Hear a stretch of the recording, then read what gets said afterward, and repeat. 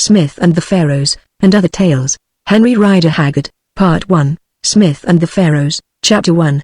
Scientists, or some scientists, for occasionally one learned person differs from other learned persons, tell us they know all that is worth knowing about man, which statement, of course, includes woman.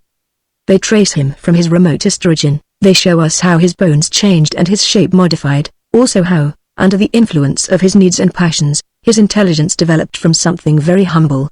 They demonstrate conclusively that there is nothing in man which the dissecting table will not explain, that his aspirations towards another life have their root in the fear of death, or, say others of them, in that of earthquake or thunder, that his affinities with the past are merely inherited from remote ancestors who lived in that past, perhaps 1,000,000 years ago, and that everything noble about him is but the fruit of expediency or of a veneer of civilization, while everything base must be attributed to the instincts of his dominant and primeval nature. Man, in short, is an animal who, like every other animal, is finely subdued by his environment and takes his color from his surroundings, as cattle do from the red soil of Devon. Such are the facts. They, or some of them, declare, all the rest is rubbish. At times we are inclined to agree with these sages, especially after it has been our privilege to attend the course of lectures by one of them. Then perhaps something comes within the range of our experience which gives us pause and causes doubts, the old divine doubts, to arise again deep in our hearts, and with them a yet diviner hope. Perchance when all is said, so we think to ourselves, man is something more than an animal. Perchance he has known the past, the far past, and will know the future, the far, far future. Perchance the dream is true, and he does indeed possess what for convenience is called an immortal soul, that may manifest itself in one shape or another, that may sleep for ages, but, waking or sleeping, still remains itself, indestructible as the matter of the universe. An incident in the career of Mr. James Ebenezer Smith might well occasion such reflections, were any acquainted with its details, which until this, its setting forth, was not the case. Mr. Smith is a person who knows when to be silent.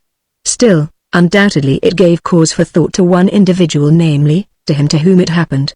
Indeed, James Ebenezer Smith is still thinking over it, thinking very hard indeed. J.E. Smith was well born and well educated. When he was a good-looking and able young man at college, but before he had taken his degree, trouble came to him, the particulars of which do not matter, and he was thrown penniless, also friendless, upon the rocky bosom of the world. No, not quite friendless, for he had a godfather, a gentleman connected with business whose Christian name was Ebenezer. To him, as a last resource, Smith went, feeling that Ebenezer owed him something in return for the awful appellation wherewith he had been endowed in baptism. To a certain extent Ebenezer recognized the obligation. He did nothing heroic, but he found his godson a clerkship in a bank of which he was one of the directors, a modest clerkship, no more.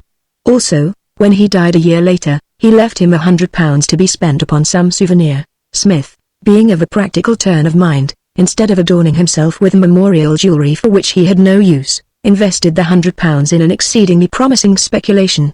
As it happened, he was not misinformed, and his talent returned to him multiplied by 10. He repeated the experiment, and, being in a position to know what he was doing, with considerable success. By the time that he was 30 he found himself possessed of a fortune of something over £25,000. Then, and this shows the wise and practical nature of the man, he stopped speculating and put out his money in such a fashion that it brought him a safe and clear 4%. By this time Smith, being an excellent man of business, was well up in the service of his bank as yet only a clerk, it is true, but one who drew his £400 a year, with prospects. In short, he was in a position to marry had he wished to do so. As it happened, he did not wish, perhaps because, being very friendless, no lady who attracted him crossed his path, perhaps for other reasons. Shy and reserved in temperament, he confided only in himself. None, not even his superiors at the bank or the board of management, knew how well off he had become. No one visited him at the flat which he was understood to occupy somewhere in the neighborhood of Putney. He belonged to no club, and possessed not a single intimate. The blow which the world had dealt him in his early days, the harsh repulses and the rough treatment he had then experienced, sank so deep into his sensitive soul that never again did he seek close converse with his kind. In fact, while still young, he fell into a condition of old bachelorhood of a refined type. Soon, however, Smith discovered it was after he had given up speculating that a man must have something to occupy his mind. He tried philanthropy, but found himself too sensitive for a business which so often resolves itself into rude inquiry as to the affairs of other people.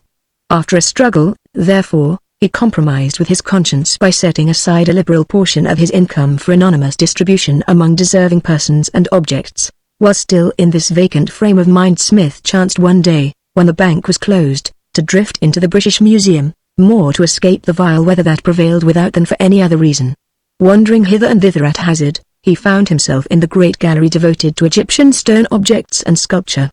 The place bewildered him somewhat, for he knew nothing of Egyptology. Indeed, there remained upon his mind only a sense of wonderment not unmixed with awe. It must have been a great people, he thought to himself, that executed these works, and with the thought came a desire to know more about them. Yet he was going away when suddenly his eye fell on the sculptured head of a woman which hung upon the wall. Smith looked at it once, twice, thrice, and at the third look he fell in love. Needless to say, he was not aware that such was his condition. He knew only that a change had come over him, and never could he forget the face which that carved mask portrayed.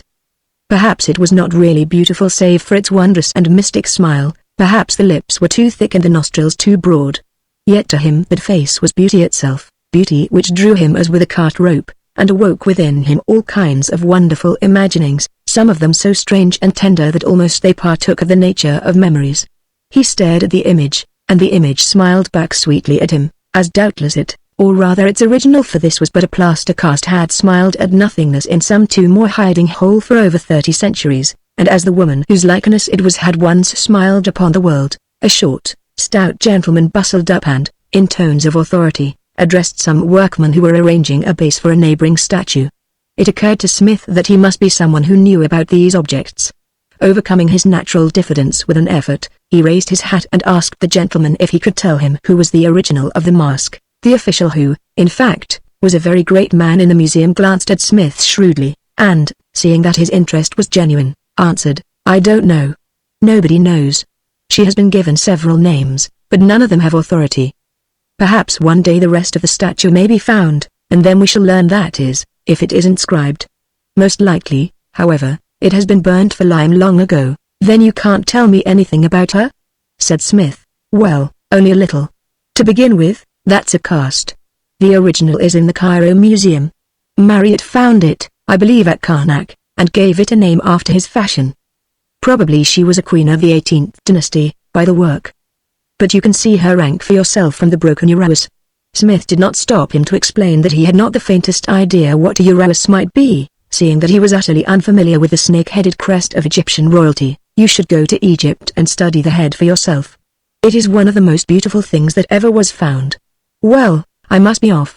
Good day," and he bustled down the long gallery. Smith found his way upstairs and looked at mummies and other things.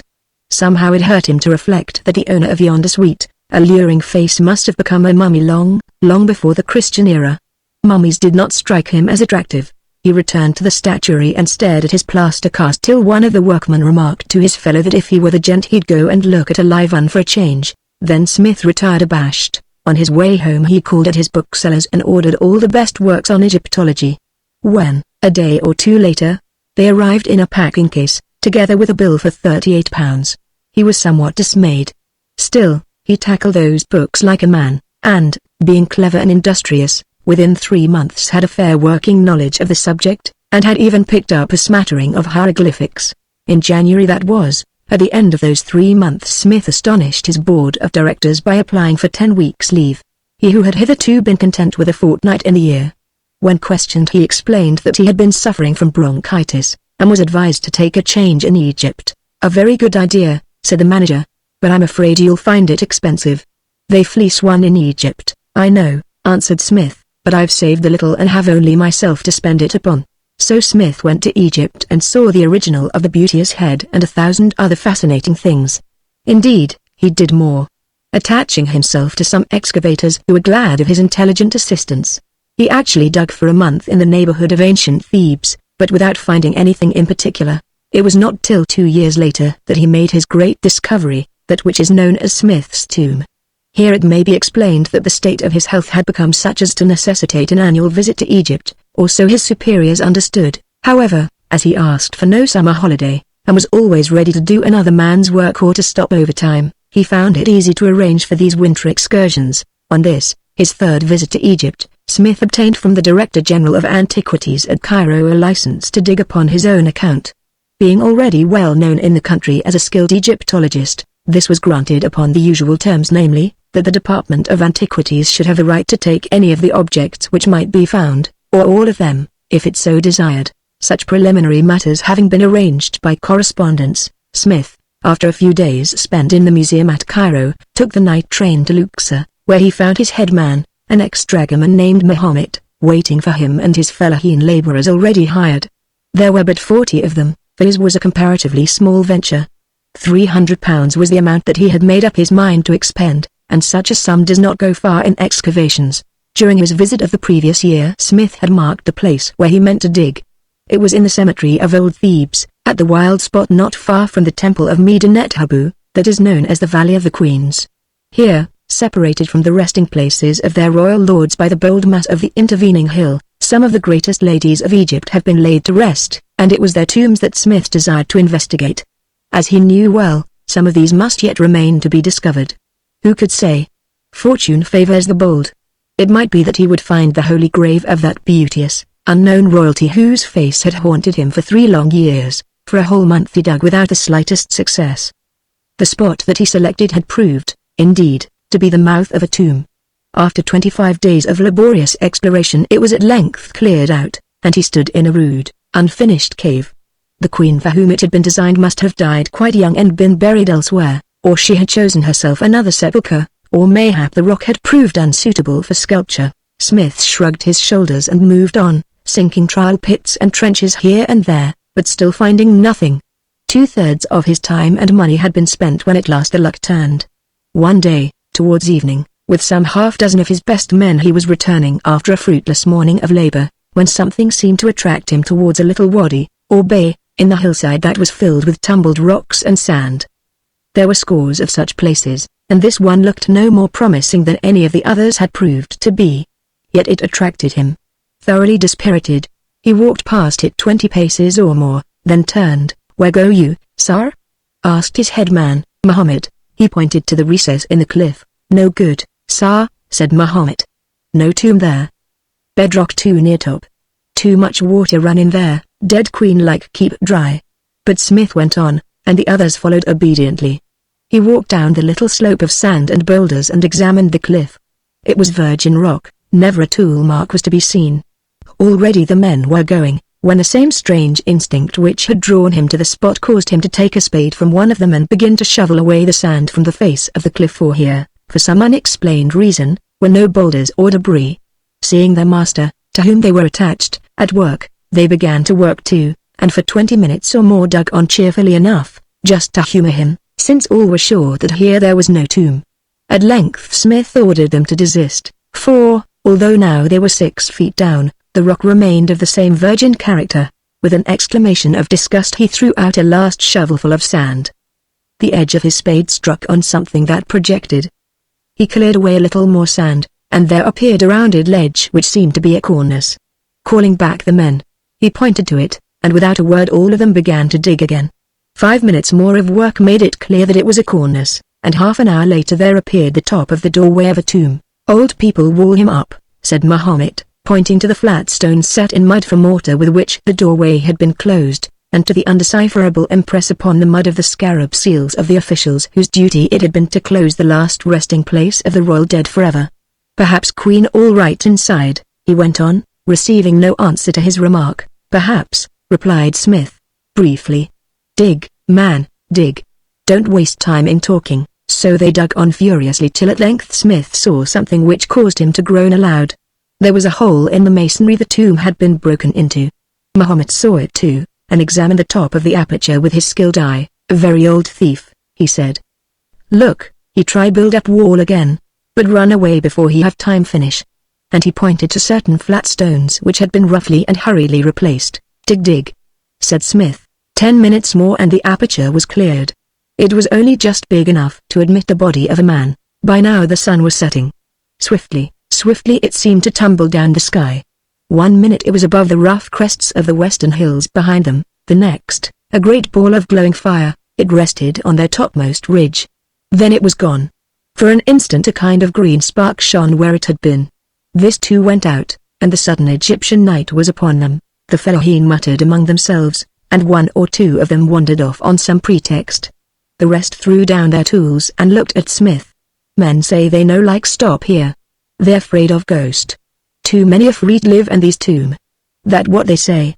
Come back finish tomorrow morning when it light. Very foolish people. These common fellahin, remarked Mahomet, in a superior tone. Quite so, replied Smith, who knew well that nothing that he could offer would tempt his men to go on with the opening of a tomb after sunset. Let them go away. You and I will stop and watch the place till morning. Sorry, sir, said Mahomet, but I not feel quite well inside, think I got fever. I go to camp and lie down and pray under plenty blanket. All right, go, said Smith, but if there is anyone who is not a coward, let him bring me my big coat, something to eat and drink, and the lantern that hangs in my tent. I will meet him there in the valley. Mahomet, though rather doubtfully, promised that this should be done, and, after begging Smith to accompany them, lest the spirit of whoever slept in the tomb should work him a mischief during the night, they departed quickly enough. Smith lit his pipe, sat down on the sand, and waited. Half an hour later he heard a sound of singing, and through the darkness, which was dense, saw lights coming up the valley. My brave men, he thought to himself, and scrambled up the slope to meet them. He was right. These were his men, no less than 20 of them, for with a fewer number they did not dare to face the ghosts which they believed haunted the valley after nightfall. Presently the light from the lantern which one of them carried, not Mahomet, whose sickness had increased too suddenly to enable him to come, fell upon the tall form of Smith, who, dressed in his white working clothes, was leaning against a rock. Down went the lantern, and with a howl of terror the brave company turned and fled. Sons of cowards! Roared Smith after them, in his most vigorous Arabic. It is I, your master, not an Afreet, they heard, and by degrees crept back again. Then he perceived that in order to account for their number each of them carried some article. Thus one had the bread, another the lantern, another a tin of sardines, another the sardine opener, another a box of matches, another a bottle of beer, and so on. As even thus there were not enough things to go round, two of them bore his big coat between them, the first holding it by the sleeves and the second by the tail as though it were a stretcher. Put them down, said Smith, and they obeyed. Now, he added, run for your lives. I thought I heard two Afrits talking up the just now of what they would do to any followers of the Prophet who mocked their gods, if perchance they should meet them in their holy place at night. This kindly counsel was accepted with much eagerness. In another minute Smith was alone with the stars and the dying desert wind, collecting his goods, or as many of them as he wanted. He thrust them into the pockets of the greatcoat and returned to the mouth of the tomb. Here he made his simple meal by the light of the lantern, and afterwards tried to go to sleep. But sleep he could not. Something always woke him. First it was a jackal howling amongst the rocks, next a sandfly bit him in the ankle so sharply that he thought he must have been stung by a scorpion. Then, notwithstanding his warm coat, the cold got hold of him, for the clothes beneath were wet through with perspiration, and it occurred to him that unless he did something he would probably contract an internal chill or perhaps fever. He rose and walked about. By now the moon was up, revealing all the sad, wild scene in its every detail. The mystery of Egypt tempted his soul and oppressed him. How much dead majesty lay in the hill upon which he stood. Were they all really dead, he wondered, or were those fellahin right? Did their spirits still come forth at night and wander through the land where once they ruled? Of course there was the Egyptian faith according to which the Ka, or double, eternally haunted the place where its earthly counterpart had been laid to rest. When one came to think of it, beneath the mass of unintelligible symbolism there was much in the Egyptian faith which it was hard for a Christian to disbelieve. Salvation through a Redeemer, for instance, and the resurrection of the body. Had he, Smith, not already written a treatise upon these points of similarity which he proposed to publish one day, not under his own name? Well, he would not think of them now. The occasion seemed scarcely fitting. They came home too pointedly to one who was engaged in violating a tomb.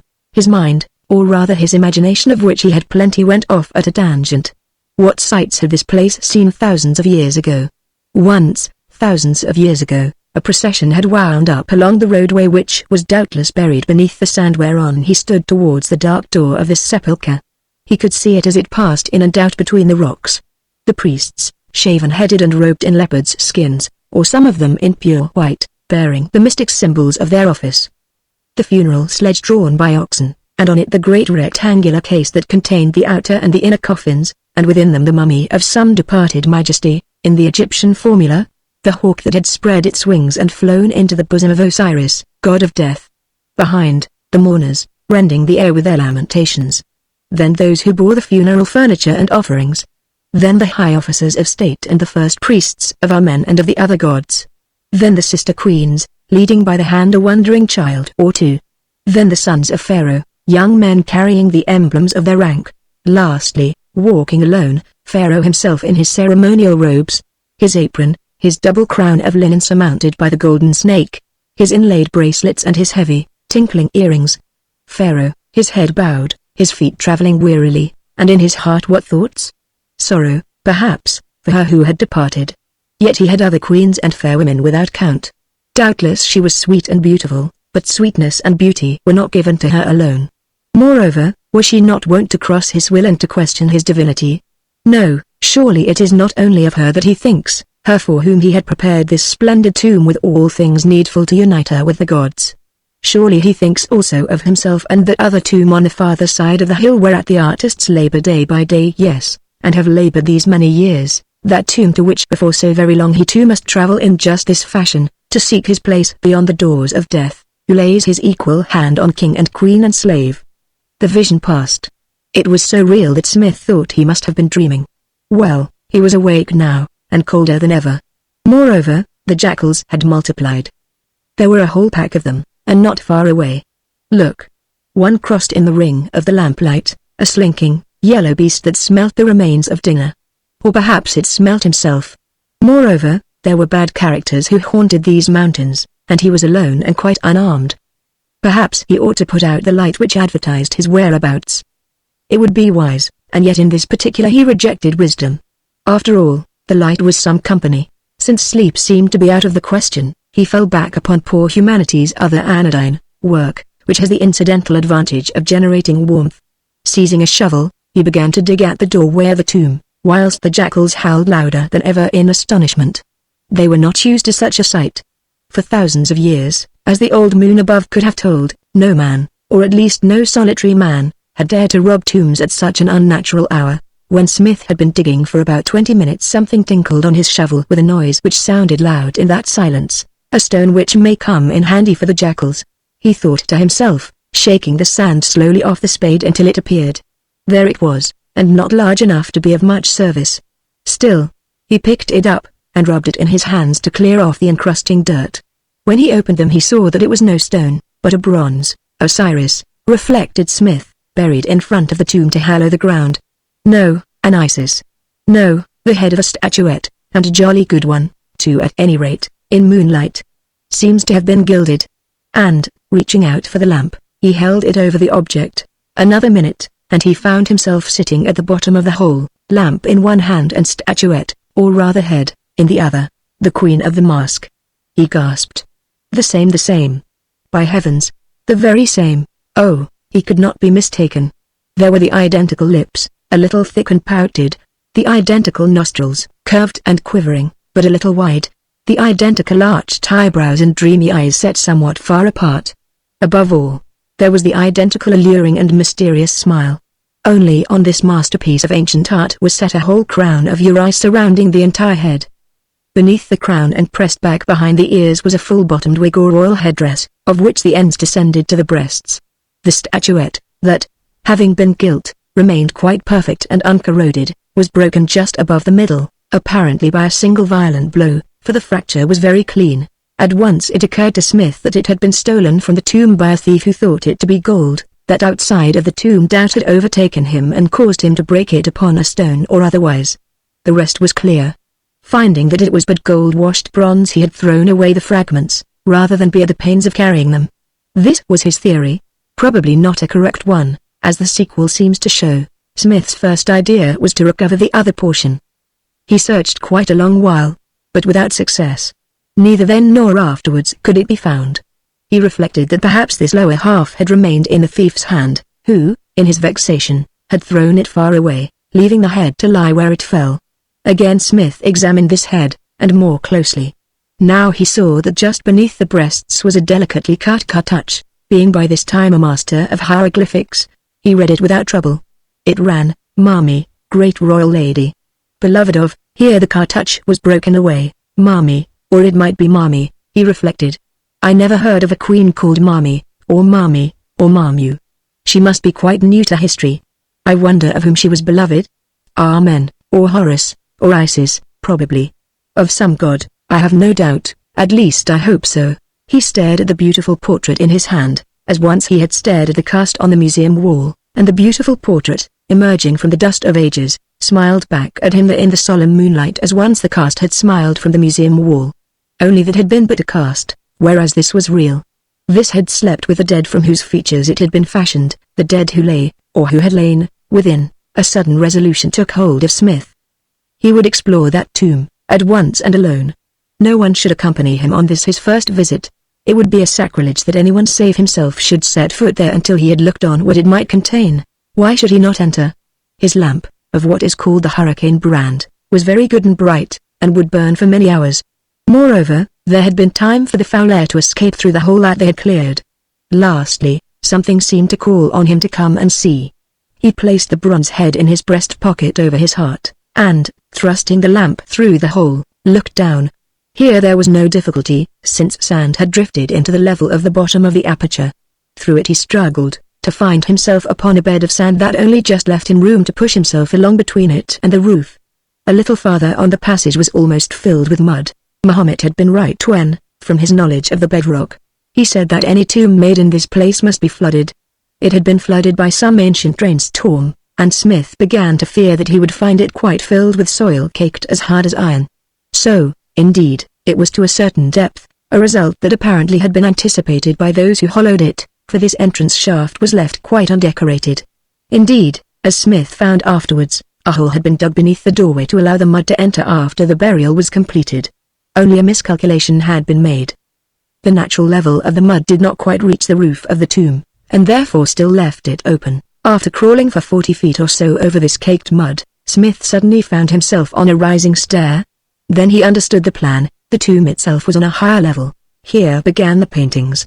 Here the Queen Mami, wearing her crowns and dressed in diaphanous garments, was presented to god after god.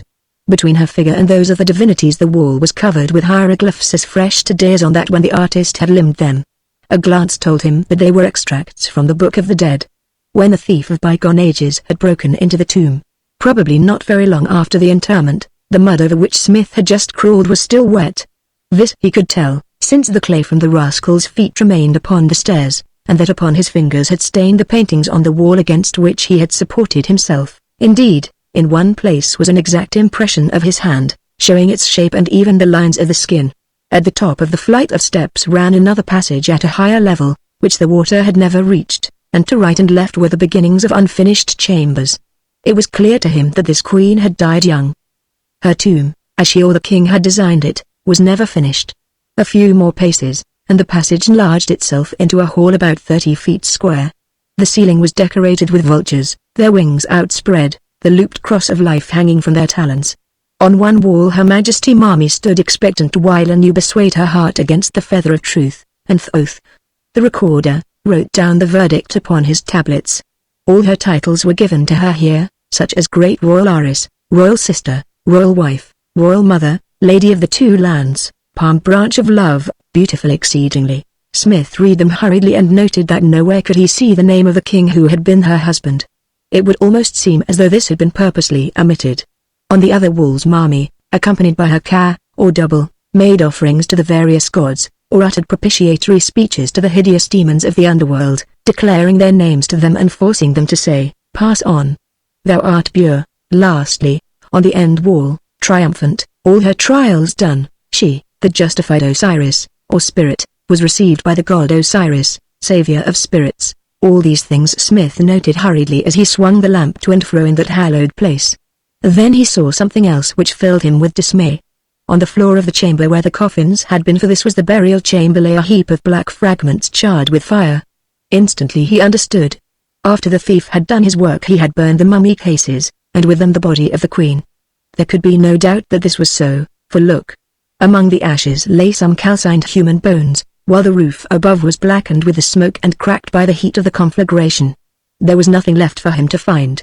Oppressed with the closeness of the atmosphere, he sat down upon a little bench or table cut in the rock that evidently had been meant to receive offerings to the dead. Indeed, on it still lay the scorched remains of some votive flowers. Here, His lamp between his feet, he rested a while, staring at those calcined bones. See, yonder was the lower jaw, and in it some teeth, small, white, regular and but little worn. Yes, she had died young.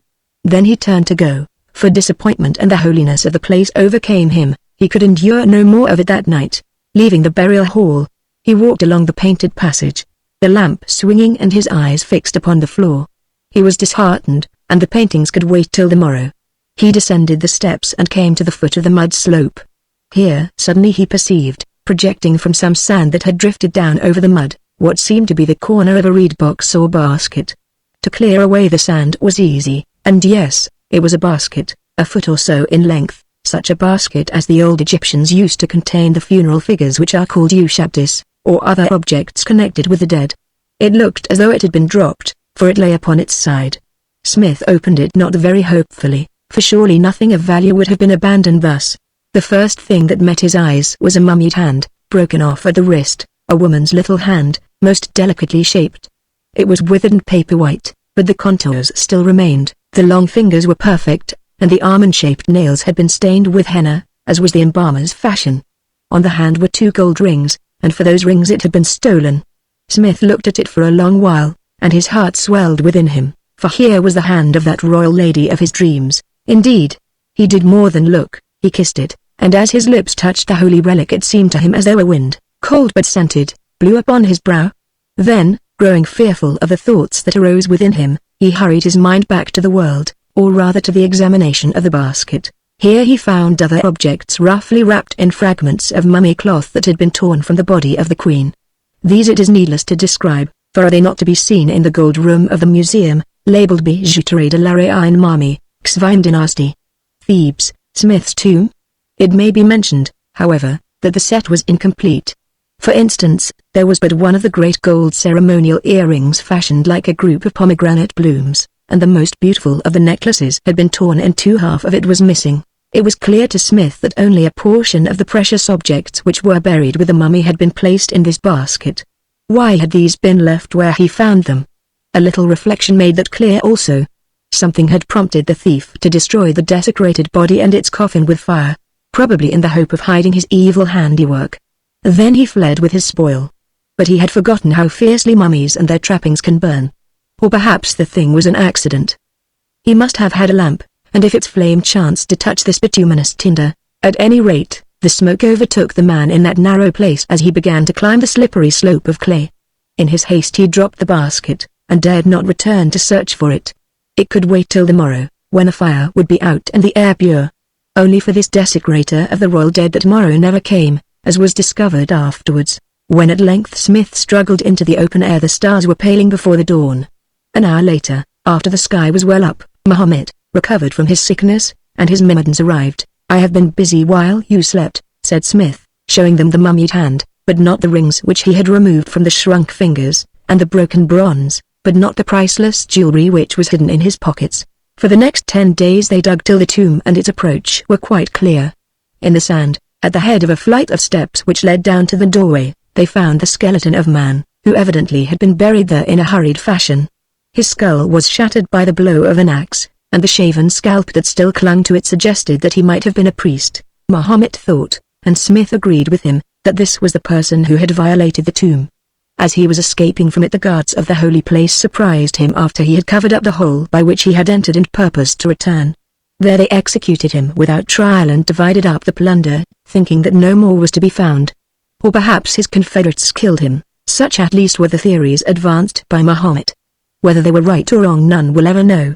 For instance, the skeleton may not have been that of the thief, though probability appears to point the other way. Nothing more was found in the tomb, not even a scarab or a mummy bead.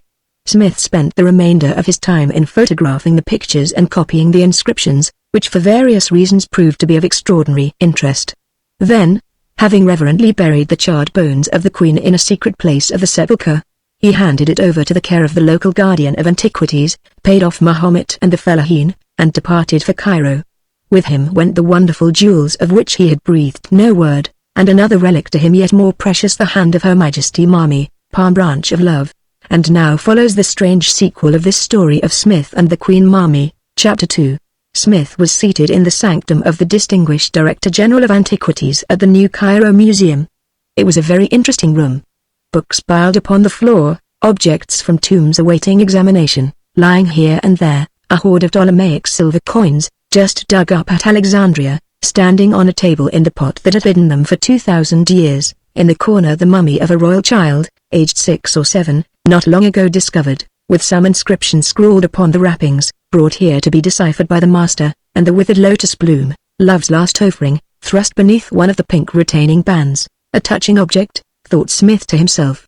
Really, they might have left the dear little girl in peace. Smith had a tender heart, but even as he reflected he became aware that some of the jewelry hidden in an inner pocket of his waistcoat, designed for bank notes, was fretting his skin. He had a tender conscience also. Just then the director, a French servant, bustled in, alert, vigorous, full of interest. "Ah, my dear Mr. Smith," he said, in his excellent English. "I am indeed glad to see you back again, especially as I understand that you are come rejoicing and bringing your sheaves with you. They tell me you have been extraordinarily successful. What do you say is the name of this queen whose tomb you have found, Marmee? A very unusual name. How do you get the extra vowel? Is it for euphony, eh? Did I not know how good a scholar you are, I should be tempted to believe that you had misread it. Mimi, Marmee. That would be pretty in French, would it not? Marmee, my darling. Well, I dare say she was somebody's me in her time. But tell me the story." Smith told him shortly and clearly. Also he produced his photographs and copies of inscriptions. "This is interesting truly," said the director, when he had glanced through them. "You must leave them with me to study. Also you will publish them, is it not so? Perhaps one of the societies would help you with the cost, for it should be done in facsimile. Look at this vignette. Most unusual. Oh, what a pity that scoundrelly priest got off with the jewelry and burned Her Majesty's body. He didn't get off with all of it." "What, Mr. Smith? Our inspector reported to me that you found nothing." "I dare say, sir, but your inspector did not know what I found." "Ah, you are a discreet man. Well, let us see." Slowly Smith unbuttoned his waistcoat. From its inner pocket and elsewhere about his person he extracted the jewels wrapped in mummy cloth as he had found them. First he produced a scepter head of gold, in the shape of a pomegranate fruit and engraved with the throne name and titles of Marmee. "What a beautiful object," said the director. "Look. The handle was of ivory, and that sake a thief of a priest smashed it out at the socket. It was fresh ivory then. The robbery must have taken place not long after the burial. See, this magnifying glass shows it. Is that all?" Smith handed him the surviving half of the marvelous necklace that had been torn in two. "I have rethreaded it," he muttered, "but every bead is in its place. Oh, heavens! How lovely! Note the cutting of those cornelian heads of Hathor and the gold lotus blooms between, yes, and the enameled flies beneath. We have nothing like it in the museum." So it went on. "Is that all?" gasped the director at last, when every object from the basket glittered before them on the table. "Yes," said Smith. "That is no. I found a broken statuette hidden in the sand outside the tomb. It is of the Queen, but I thought perhaps you would allow me to keep this." "But certainly, Mr. Smith, it is yours indeed. We are not niggards here. Still, if I might see it." From yet another pocket Smith produced the head. The director gazed at it, then he spoke with feeling. "I said just now that you were discreet, Mr. Smith, and I have been reflecting that you are honest. But now I must add that you are very clever. If you had not made me promise that this bronze should be yours before you showed it me, well, it would never have gone into that pocket again. And, in the public interest, won't you release me from the promise?" "No," said Smith. "You are perhaps not aware," went on the director, with a groan, "that this is a portrait of Marit's unknown queen whom we are thus able to identify. It seems a pity that the two should be separated. A replica we could let you have." "I am quite aware," said Smith, "and I will be sure to send you a replica, with photographs. Also I promise to leave the original to some museum by will." The director clasped the image tenderly, and, holding it to the light, read the broken cartouche beneath the breasts. "Marmee, great royal lady. Beloved of whom? Well, of Smith, for one. Take it, monsieur, and hide it away at once, lest soon there should be another mummy in this collection, a modern mummy called Smith, and, in the name of justice, let the museum which inherits it be not the British, but that of Cairo, for this queen belongs to Egypt. By the way, I have been told that you are delicate in the lungs. How is your health now? Our cold winds are very trying." "Quite good. Ah, That is excellent. I suppose that you have no more articles that you can show me? I have nothing more except a mummied hand, which I found in the basket with the jewels. The 2 rings off it lie there. Doubtless it was removed to get at that bracelet. I suppose you will not mind my keeping the hand of the beloved of Smith, interrupted the director drolly. No, I suppose not, though for my part one should prefer one that was not quite so old. Still, perhaps you will not mind my seeing it. That pocket of yours still looks a little bulky. I thought that it contained books. Smith produced a cigar box. In it was the hand wrapped in cotton wool. Ah, said the director, a pretty, well-bred hand. No doubt this Marmee was the real heiress to the throne, as she describes herself. The pharaoh was somebody of inferior birth, half-brother she is called royal sister, you remember son of one of the pharaoh's slave women, perhaps. Odd that she never mentioned him in the tomb. It looks as though they didn't get on in life, and that she was determined to have done with him in death.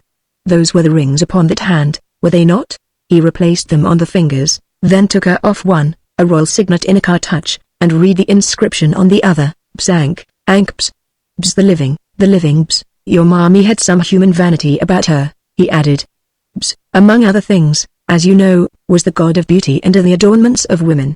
She wore that ring that she might remain beautiful, and that her dresses might always fit, and her rouge never cake when she was dancing before the gods.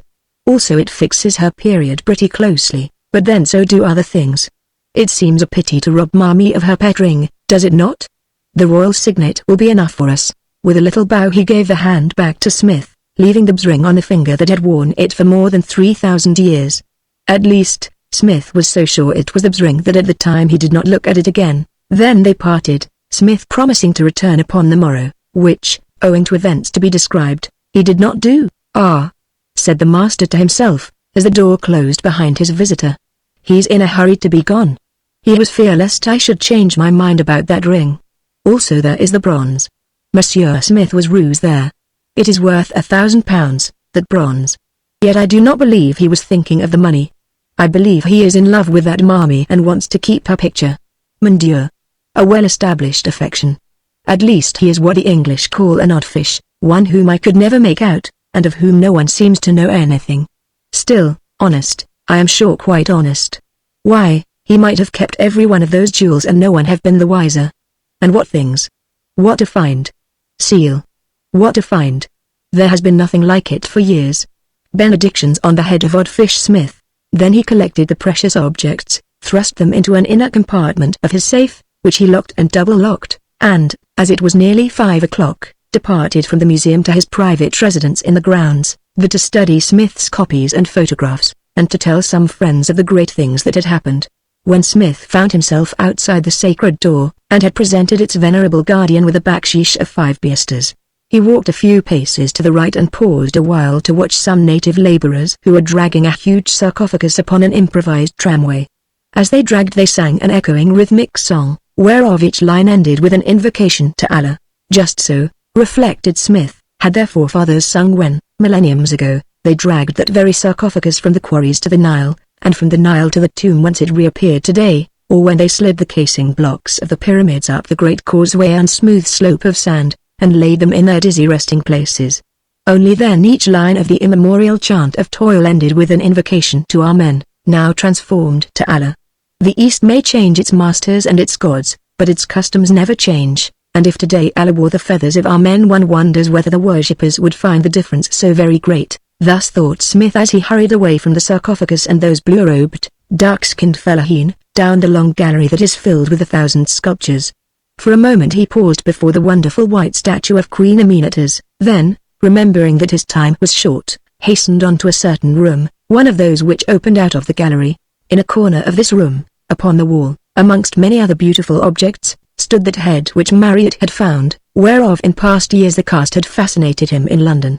Now he knew whose head it was. To him it had been given to find the tomb of her who had sat for that statue. Her very hand was in his pocket, yes, the hand that had touched yonder marble, pointing out its defects to the sculptor, or perhaps swearing that he flattered her. Smith wondered who that sculptor was. Surely he must have been a happy man. Also he wondered whether the statuette was also this master's work. He thought so, but he wished to make sure. Near to the end of the room he stopped and looked about him like a thief. He was alone in the place, not a single student or tourist could be seen, and its guardian was somewhere else. He drew out the box that contained the hand. From the hand he slipped the ring which the Director General had left there as a gift to himself. He would much have preferred the other with the signet. But how could he say so, especially after the episode of the statuette? Replacing the hand in his pocket without looking at the ring, for his eyes were watching to see whether he was observed, he set it upon his little finger, which it exactly fitted. Mommy had worn both of them upon the third finger of her left hand, the ring as a guard to the signet. He had the fancy to approach the effigy of Mommy wearing a ring which she had worn and that came straight from her finger to his own. Smith found the head in its accustomed place. Weeks had gone by since he looked upon it, and now, to his eyes, it had grown more beautiful than ever, and its smile was more mystical and living. He drew out the statuette and began to compare them point by point. Oh, no doubt was possible. Both were likenesses of the same woman, though the statuette might have been executed 2 or 3 years later than the statue. To him the face of it looked a little older and more spiritual. Perhaps illness, or some premonition of her end had then thrown its shadow on the queen. He compared and compared. He made some rough measurements and sketches in his pocketbook, and set himself to work out a canon of proportions. So hard and earnestly did he work, so lost was his mind that he never heard the accustomed warning sound which announces that the museum is about to close. Hidden behind an altar as he was, in his distant, shadowed corner, the guardian of the room never saw him as he cast a last perfunctory glance about the place before departing till the Saturday morning, for the morrow was Friday, the Mohammedan Sabbath, on which the museum remains shut, and he would not be called upon to attend. So he went. Everybody went.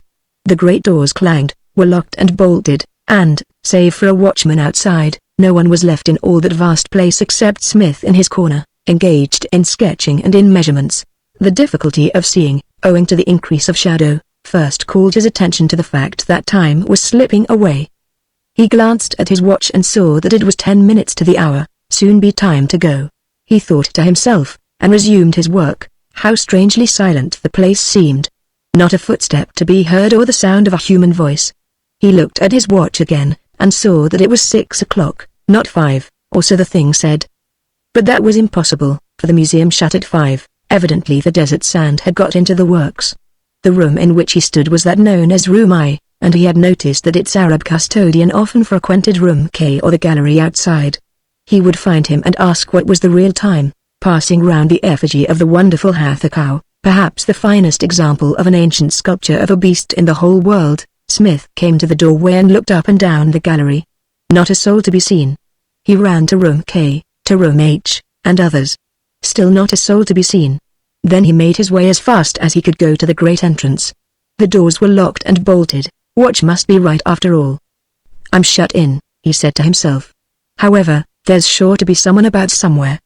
Probably the Salle des Ventes is still open. Shops don't shut till they are obliged. Thither he went, to find its door as firmly closed as a door can be. He knocked on it, but a sepulchral echo was the only answer. I know, he reflected. The director must still be in his room. It will take him a long while to examine all the jewelry and put it away, so for the room he headed, and, after losing his path twice, found it by help of the sarcophagus that the Arabs had been dragging, which now stood as deserted as it had done in the tomb, a lonesome and impressive object in the gathering shadows. The director's door was shut, and again his knockings produced nothing but an echo. He started on a tour round the museum, and, having searched the ground floors, ascended to the upper galleries by the great stairway. Presently he found himself in that devoted to the royal mummies, and, being tired, rested there a while. Opposite to him, in a glass case in the middle of the gallery, reposed Ramesses II. Near to, on shelves in a side case, were Ramesses' son, Meneptah, and above, his son, Seti II, while in other cases were the mortal remains of many more of the royalties of Egypt. He looked at the proud face of Ramesses and at the little fringe of white locks turned yellow by the embalmer's spices, also at the raised left arm. He remembered how the director had told him that when they were unrolling this mighty monarch they went away to lunch, and that presently the man who had been left in charge of the body rushed into the room with his hair on end, and said that the dead king had lifted his arm and pointed at him. Back they went, and there, true enough, was the arm lifted, nor were they ever able to get it quite into its place again. The explanation given was that the warmth of the sun had contracted the withered muscles, a very natural and correct explanation. Still, Smith wished that he had not recollected the story just at this moment, especially as the arm seemed to move while he contemplated it a very little, but still to move. He turned round and gazed at Meneptah, whose hollow eyes stared at him from between the wrappings carelessly thrown across the parchment-like and ashen face. There, probably, lay the countenance that had frowned on Moses. There was the heart which God had hardened. Well, it was hard enough now, for the doctors said he died of ossification of the arteries, and that the vessels of the heart were full of lime. Smith stood upon a chair and peeped at 32. Above. His weaker countenance was very peaceful, but it seemed to wear an air of reproach. In getting down, Smith managed to upset the heavy chair. The noise it made was terrific. He would not have thought it possible that the fall of such an article could produce so much sound. Satisfied with his inspection of these particular kings, who somehow looked quite different now from what they had ever done before, more real and imminent, so to speak, he renewed his search for a living man. On he went, mummies to his right, mummies to his left, of every style and period, till he began to feel as though he never wished to see another dried remnant of mortality. He peeped into the room where lay the relics of Auia and Tu, the father and mother of the great Queen Tyre. Cloths had been drawn over these, and really they looked worse and more suggestive thus draped than in their frigid and unadorned blackness. He came to the coffins of the priest kings of the 20th dynasty, formidable painted coffins with human faces. There seemed to be a vast number of these priest kings, but perhaps they were better than the gold masks of the great Ptolemaic ladies which glinted at him through the gathering gloom. Really, he had seen enough of the upper floors. The statues downstairs were better than all these dead, although it was true that, according to the Egyptian faith, every one of those statues was haunted eternally by the ka, or double, of the person whom it represented. He descended the great stairway. Was it fancy, or did something run across the bottom step in front of him, an animal of some kind, followed by a swift-moving and indefinite shadow? If so, it must have been the museum cat hunting a museum mouse. Only then what on earth was that very peculiar and unpleasant shadow? He called, "Puss! Puss! Puss!" For he would have been quite glad of its company. But there came no friendly meow in response. Perhaps it was only the clever cat and the shadow was never mind what. The Egyptians worshipped cats, and there were plenty of their mummies about on the shelves. But the shadow, once he shouted in the hope of attracting attention, for there were no windows to which he could climb. He did not repeat the experiment, for it seemed as though 1,000 voices were answering him from every corner and roof of the gigantic edifice. Well, he must face the thing out. He was shut in a museum, and the question was in what part of it he should camp for the night. Moreover, as it was growing rapidly dark, the problem must be solved at once. He thought with affection of the lavatory, where, before going to see the director, only that afternoon he had washed his hands with the assistance of a kindly Arab who watched the door and gracefully accepted a piastre.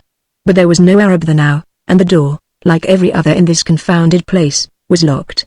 He marched on to the entrance. Here, opposite to each other, stood the red sarcophagi of the great Queen Hatshepsut and her brother and husband, Thutmose III. He looked at them.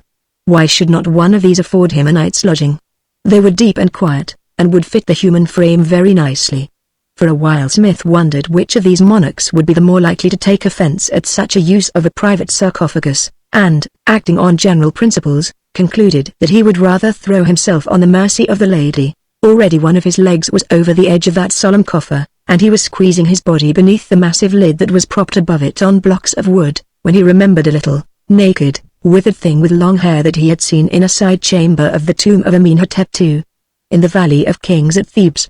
This caricature of humanity, many thought, and he agreed with them, to be the actual body of the mighty Hatshepsut as it appeared after the robbers had done with it, supposing now, that when he was lying at the bottom of that sarcophagus, sleeping the sleep of the just, this little personage should peep over its edge and ask him what he was doing there. Of course the idea was absurd, he was tired, and his nerves were a little shaken. Still, the fact remained that for centuries the hallowed dust of Queen Hatshepsut had slept where he, a modern man, was proposing to sleep. He scrambled down from the sarcophagus and looked round him in despair. Opposite to the main entrance was the huge central hall of the museum. Now the cement roof of this hall had, he knew, gone wrong, with the result that very extensive repairs had become necessary. So extensive were they, indeed, that the Director General had informed him that they would take several years to complete. Therefore this hall was boarded up, only a little doorway being left by which the workmen could enter. Certain statues, of 32, and others, too large to be moved, were also roughly boarded over, as were some great funeral boats on either side of the entrance. The rest of the place, which might be 200 feet long with a proportionate breadth, was empty save for the colossi of Amenhotep III. and his queen tower that stood beneath the gallery at its farther end. It was an appalling place in which to sleep, but better, reflected Smith, than a sarcophagus or those mummy chambers. If, for instance, he could creep behind the deal boards that enclosed one of the funeral boats, he would be quite comfortable there.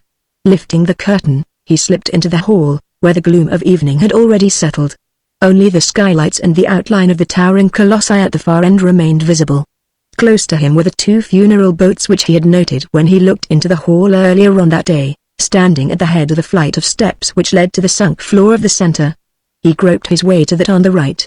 As he expected, the projecting planks were not quite joined at the bow. He crept in between them and the boat and laid himself down. Presumably, being altogether tired out, Smith did ultimately fall asleep, for how long he never knew. At any rate, it is certain that, if so, he woke up again. He could not tell the time, because his watch was not a repeater, and the place was as black as the pit. He had some matches in his pocket, and might have struck one and even have lit his pipe. To his credit be it said, however, he remembered that he was the sole tenant of one of the most valuable museums in the world, and his responsibilities with reference to fire. So he refrained from striking that match under the keel of a boat which had become very dry in the course of 5,000 years. Smith found himself very wide awake indeed. Never in all his life did he remember being more so, not even in the hour of its great catastrophe, or when his godfather, Ebenezer, after much hesitation, had promised him a clerkship in the bank of which he was a director. His nerves seemed strung tight as harp strings, and his every sense was painfully acute. Thus he could even smell the odor of mummies that floated down from the upper galleries and the earthy scent of the boat which had been buried for thousands of years in sand at the foot of the pyramid of one of the Fifth Dynasty kings. Moreover, he could hear all sorts of strange sounds, faint and far-away sounds which at first he thought must emanate from Cairo without. Soon, however, he grew sure that their origin was more local. Doubtless the cement work and the cases in the galleries were cracking audibly, as is the unpleasant habit of such things at night. Yet why should these common manifestations be so universal and affect him so strangely? Really, it seemed as though people were stirring all about him. More, he could have sworn that the great funeral boat beneath which he lay had become repeopled with the crew that once it bore. He heard them at their business above him. There were trampings and a sound as though something heavy were being laid on the deck, such, for instance, as must have been made when the mummy of Pharaoh was set for its last journey to the western bank of the Nile. Yes, and now he could have sworn again that the priestly crew were getting out the oars. Smith began to meditate flight from the neighborhood of that place when something occurred which determined him to stop where he was. The huge hall was growing light, but not, as at first he hoped, with the rays of dawn. This light was pale and ghostly, though very penetrating. Also it had a blue tinge, unlike any other he had ever seen.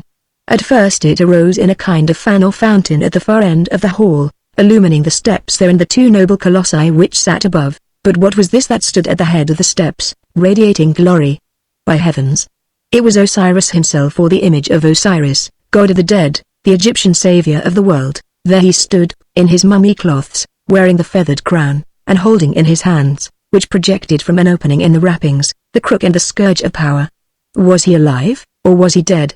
Smith could not tell, since he never moved, only stood there, splendid and fearful, his calm, benignant face staring into nothingness. Smith became aware that the darkness between him and the vision of this god was peopled, that a great congregation was gathering, or had gathered there. The blue light began to grow, long tongues of it shot forward, which joined themselves together, illumining all that huge hall. Now, too, he saw the congregation. Before him, rank upon rank of them, stood the kings and queens of Egypt. As though at a given signal, they bowed themselves to the Osiris, and ere the tinkling of their ornaments had died away, lo! Osiris was gone. But in his place stood another, Isis, the mother of mystery, her deep eyes looking forth from beneath the jeweled vulture cap.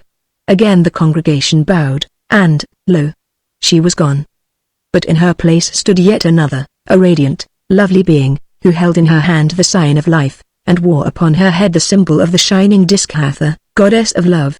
A third time the congregation bowed, and she, too, was gone, nor did any other appear in her place. The pharaohs and their queens began to move about and speak to each other. Their voices came to his ears in one low, sweet murmur. In his amaze Smith had forgotten fear. From his hiding place he watched them intently. Some of them he knew by their faces.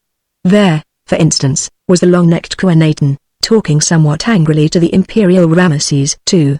Smith could understand what he said, for this power seemed to have been given to him. He was complaining in a high, weak voice that on this, the one night of the year when they might meet, the gods, or the magic images of the gods who were put up for them to worship, should not include his god, symbolized by the Aten, or the sun's disk. "I have heard of your Majesty's god," replied Ramesses. "The priests used to tell me of him, also that he did not last long after your Majesty flew to heaven. The fathers of our men gave you a bad name, they called you the heretic and hammered out your cartouches. They were quite rare in my time. Oh, do not let your Majesty be angry. So many of us have been heretics. My grandson, Sati, there," and he pointed to a mild, thoughtful-faced man for example. "I am told that he really worshipped the god of those Hebrew slaves whom I used to press to build my cities. Look at that lady with him. Beautiful, isn't she? Observe her large, violet eyes. Well, she was the one who did the mischief, a Hebrew herself. At least, they tell me so. I will talk with him," answered Akhenaten. "It is more than possible that we may agree on certain points. Meanwhile, let me explain to your Majesty." "Oh, I pray you, not now. There is my wife." "Your wife?" said Akhenaten, drawing himself up. "Which wife?" "I am told that your Majesty had many and left a large family. Indeed, I see some hundreds of them here tonight. Now, but let me introduce Nefertiti to your Majesty. I may explain that she was my only wife." "So I have understood. Your Majesty was rather an invalid, were you not?" "Of course, in those circumstances, one prefers the nurse whom one can trust."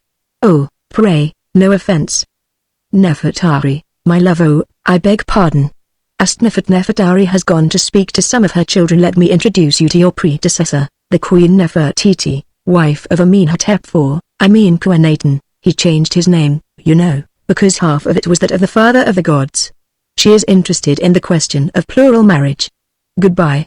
I wish to have a word with my grandfather, Ramesses I. He was fond of me as a little boy." At this moment Smith's interest in that queer conversation died away, for of a sudden he beheld none other than the queen of his dreams, Mami. Oh! There she stood, without a doubt, only 10 times more beautiful than he had ever pictured her. She was tall and somewhat fair-complexioned, with slumbrous, dark eyes, and on her face gleamed the mystic smile he loved. She wore a robe of simple white and a purple-broidered apron. A crown of golden uri with turquoise eyes was set upon her dark hair as in her statue, and on her breast and arms were the very necklace and bracelets that he had taken from her tomb. She appeared to be somewhat moody, or rather thoughtful, for she leaned by herself against a balustrade, watching the throng without much interest. Presently a pharaoh, a black-browed, vigorous man with thick lips, drew near. "I greet your Majesty," he said. She started, and answered, "Oh, it is you. I make my obeisance to your Majesty," and she curtsied to him, humbly enough, but with a suggestion of mockery in her movements. "Well, you do not seem to have been very anxious to find me, Mami, which, considering that we meet so seldom." "I saw that your Majesty was engaged with my sister queens," she interrupted, in a rich, low voice, "and with some other ladies in the gallery there, whose faces I seem to remember, but who I think were not queens. Unless, indeed, you married them after I was drawn away." "One must talk to one's relations," replied the pharaoh. "Quite so. But, you see, I have no relations, at least, none whom I know well. My parents, you will remember, died when I was young, leaving me Egypt's heiress, and they are still vexed at the marriage which I made on the advice of my counselors. But, is it not annoying? I have lost one of my rings, that which had the gods on it. Some dweller on the earth must be wearing it today, and that is why I cannot get it back from him." "Him? Why him?" "Hush, the business is about to begin." "What business, my lord?" "Oh, the question of the violation of our tombs, I believe." "Indeed. That is a large subject, and not a very profitable one, I should say. Tell me, who is that?" And she pointed to a lady who had stepped forward, a very splendid person, magnificently arrayed. "Cleopatra the Greek," he answered, "the last of Egypt's sovereigns, one of the Ptolemies. You can always know her by that Roman who walks about after her." "Which?" asked Mami. "I see several also other men. She was the wretch who rolled Egypt in the dirt and betrayed her." "Oh, if it were not for the law of peace by which we must abide when we meet thus, you mean that she would be torn to shreds, Mami, and her very soul scattered like the limbs of Osiris? Well, if it were not for that law of peace, so perhaps would many of us, for never have I heard a single king among these hundreds speak altogether well of those who went before or followed after him, especially of those who went before if they happened to have hammered out their cartouches and usurped their monuments, said the queen, dryly, and looking him in the eyes. At this home thrust the pharaoh seemed to wince. Making no answer, he pointed to the royal woman who had mounted the steps at the end of the hall. Queen Cleopatra lifted her hand and stood thus for a while. Very splendid she was, and Smith, on his hands and knees behind the boarding of the boat, thanked his stars that alone among modern men it had been his lot to look upon her rich and living loveliness. There she shone, she who had changed the fortunes of the world, she who, whatever she did amiss, at least had known how to die. Silence fell upon that glittering galaxy of kings and queens and upon all the hundreds of their offspring, their women, and their great officers who crowded the double tier of galleries around the hall.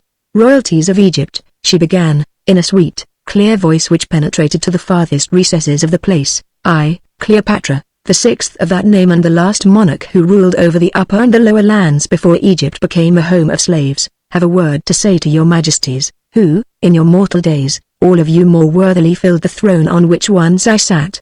I do not speak of Egypt and its fate, or of our sins whereof mine were not the least that brought her to the dust.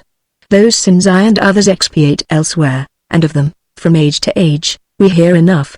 But on this one night of the year, that of the feast of him whom we call Osiris, but whom other nations have known and know by different names, it is given to us once more to be mortal for an hour, and, though we be but shadows, to renew the loves and hates of our long-perished flesh. Here for an hour we strut in our forgotten pomp, the crowns that were ours still adorn our brows, and once more we seem to listen to our people's praise. Our hopes are the hopes of mortal life, our foes are the foes we feared, our gods grow real again, and our lovers whisper in our ears. Moreover, this joy is given to us to see each other as we are, to know as the gods know, and therefore to forgive, even where we despise and hate. Now I have done, and I, the youngest of the rulers of ancient Egypt, call upon him who was the first of her kings to take my place. She bowed, and the audience bowed back to her. Then she descended the steps and was lost in the throng. Where she had been appeared an old man, simply clad, long-bearded, wise-faced, and wearing on his grey hair no crown save a plain band of gold, from the center of which rose the snake-headed Uraeus crest. Your majesties who came after me, said the old man, I am Menes, the first of the accepted pharaohs of Egypt, although many of those who went before me were more truly kings than I. Yet as the first who joined the upper and the lower lands, and took the royal style and titles, and ruled as well as I could rule, it is given to me to talk with you for a while this night whereon our spirits are permitted to gather from the uttermost parts of the uttermost worlds and see each other face to face. First, in darkness and in secret, let us speak of the mystery of the gods and of its meanings.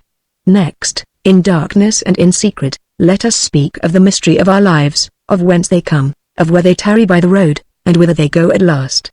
And afterwards, let us speak of other matters face to face in light and openness, as we were wont to do when we were men.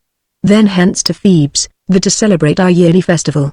Is such your will? Such is our will, they answered. It seemed to Smith that dense darkness fell upon the place, and with it a silence that was awful. For a time that he could not reckon, that might have been years or might have been moments, he sat there in the utter darkness and the utter silence. At length the light came again, first as a blue spark, then in upward pouring rays, and lastly pervading all. There stood men on the steps, and there in front of him was gathered the same royal throng. The mysteries are finished, said the old king. Now, if any have aught to say, let it be said openly. A young man dressed in the robes and ornaments of an early dynasty came forward and stood upon the steps between the pharaohs and all those who had reigned after him. His face seemed familiar to Smith, as was the side lock that hung down behind his right ear in token of his youth. Where had he seen him? He remembered. Only a few hours ago lying in one of the cases of the museum, together with the bones of the pharaoh Unas. Your majesties, he began, I am the king Metesouphis. The matter that I wish to lay before you is that of the violation of our sepulchres by those men who now live upon the earth. The mortal bodies of many who are gathered here tonight lie in this place to be stared at and mocked by the curious. I myself am one of them, jewelless, broken, hideous to behold. Yonder, day by day, must my caste sit watching my desecrated flesh, torn from the pyramid that, with cost and labor, I raised up to be an eternal house wherein I might hide till the hour of resurrection. Others of us lie in far lands. Thus, as he can tell you, my predecessor, Menkaure, he who built the third of the great pyramids, the pyramid of Her, sleeps, or rather wakes in a dark city, called London, across the seas, a place of murk where no sun shines. Others have been burnt with fire, others are scattered in small dust. The ornaments that were ours are stole away and sold to the greedy, our sacred writings and our symbols are their jest. Soon there will not be one holy grave in Egypt that remains undefiled. That is so, said a voice from the company. But 4 months gone the deep pit was opened that I had dug in the shadow of the pyramid of Sephron, who begat me in the world. There in my chamber I slept alone, 2 handfuls of white bones, since when I died they did not preserve the body with wrappings and with spices.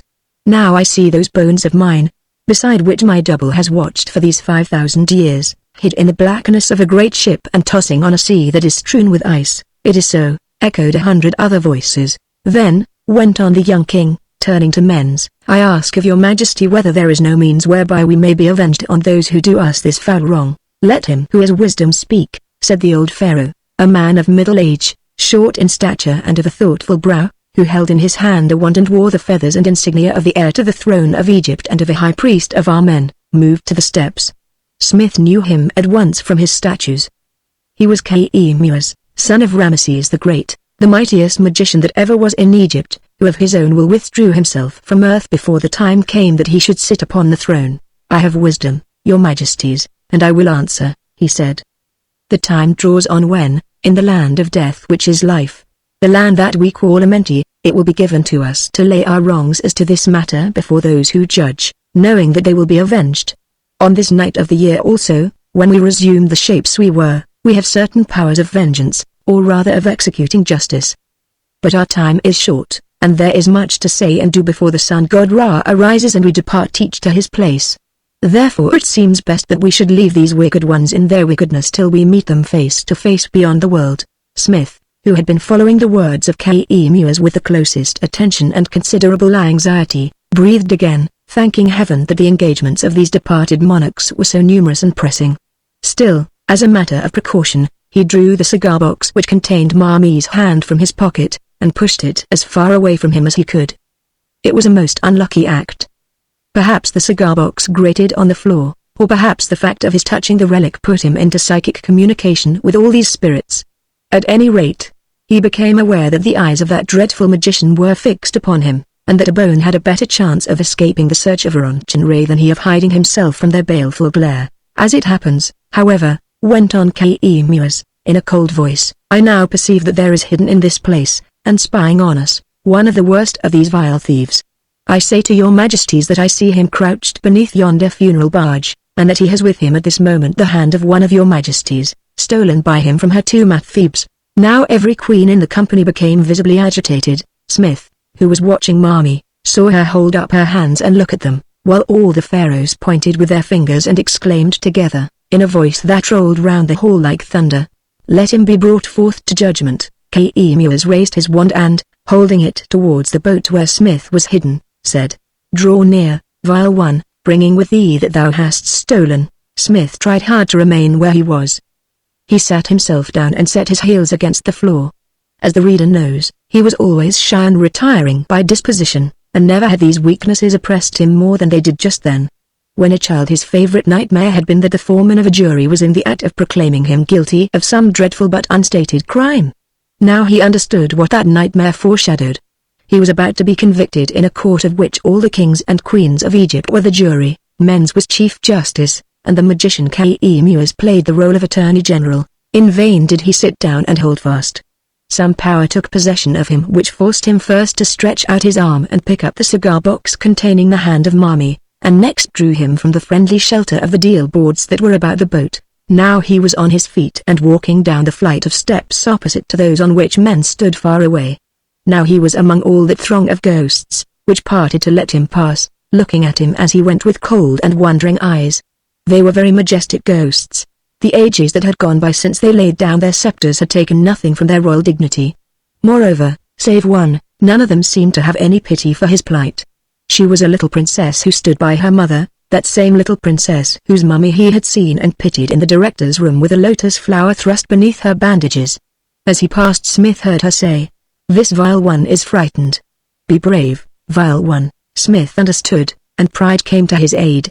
He, a gentleman of the modern world, would not show the white feather before a crowd of ancient Egyptian ghosts.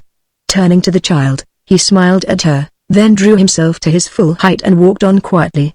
Here it may be stated that Smith was a tall man, still comparatively young, and very good-looking, straight and spare in frame, with dark, pleasant eyes and a little black beard. "At least he is a well-favored thief," said one of the queens to another. "Yes," answered she who had been addressed.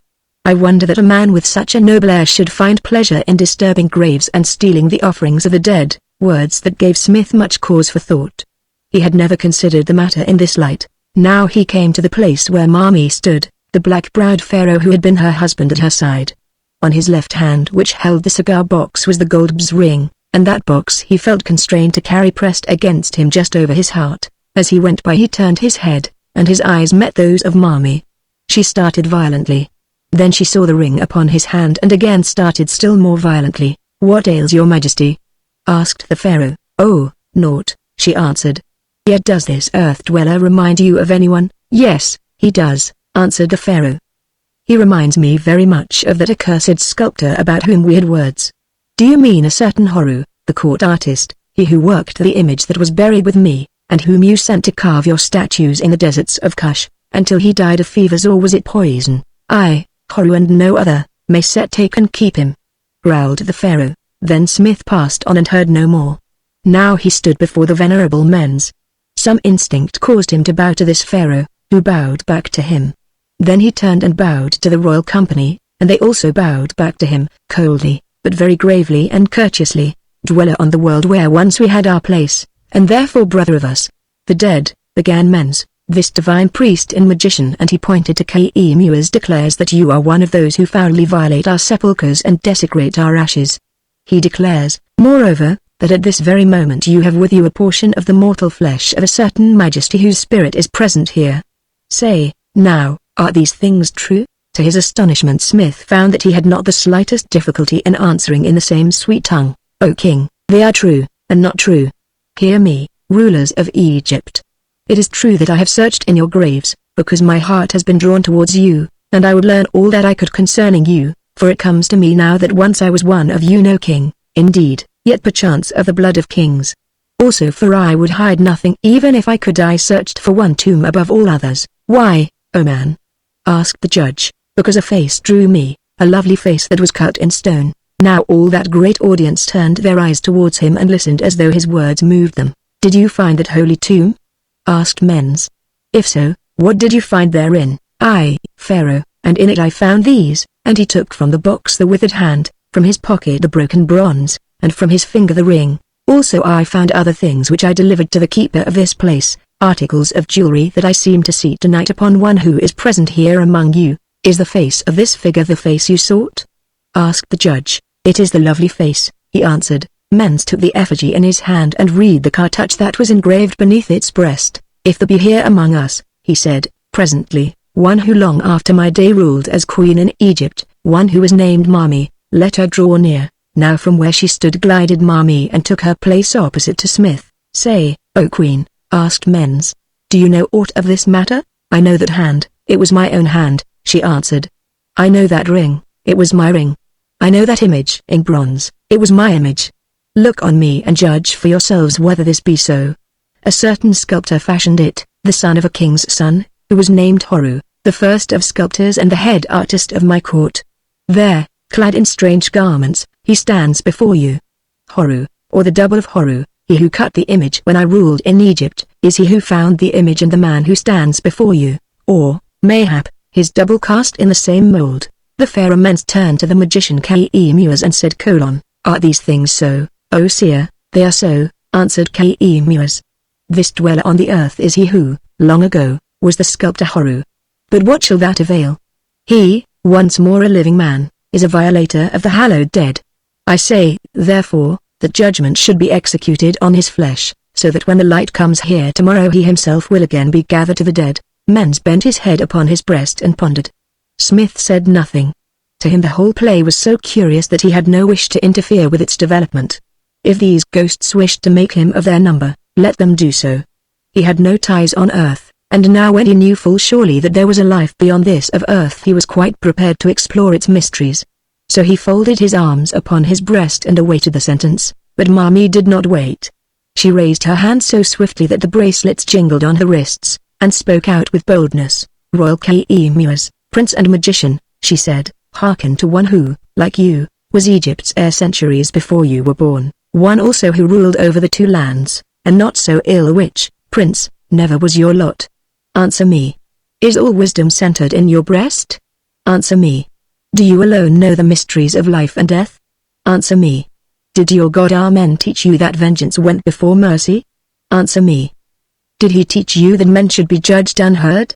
That they should be hurried by violence to Osiris ere their time, and thereby separated from the dead ones whom they loved and forced to return to live again upon this evil earth? Listen, when the last moon was near her full my spirit sat in my tomb in the burying place of queens. My spirit saw this man enter into my tomb, and what he did there. With bowed head he looked upon my bones that a thief of the priesthood had robbed and burned within 20 years of their burial, in which he himself had taken part. And what did this man with those bones, he who was once Horu? I tell you that he hid them away there in the tomb where he thought they could not be found again. Who, then, was the thief and the violator? He who robbed and burned my bones, or he who buried them with reverence? Again, he found the jewels that the priest of your brotherhood had dropped in his flight, when the smoke of the burning flesh and spices overpowered him, and with them the hand which that wicked one had broken off from the body of my majesty. What did this man then? He took the jewels.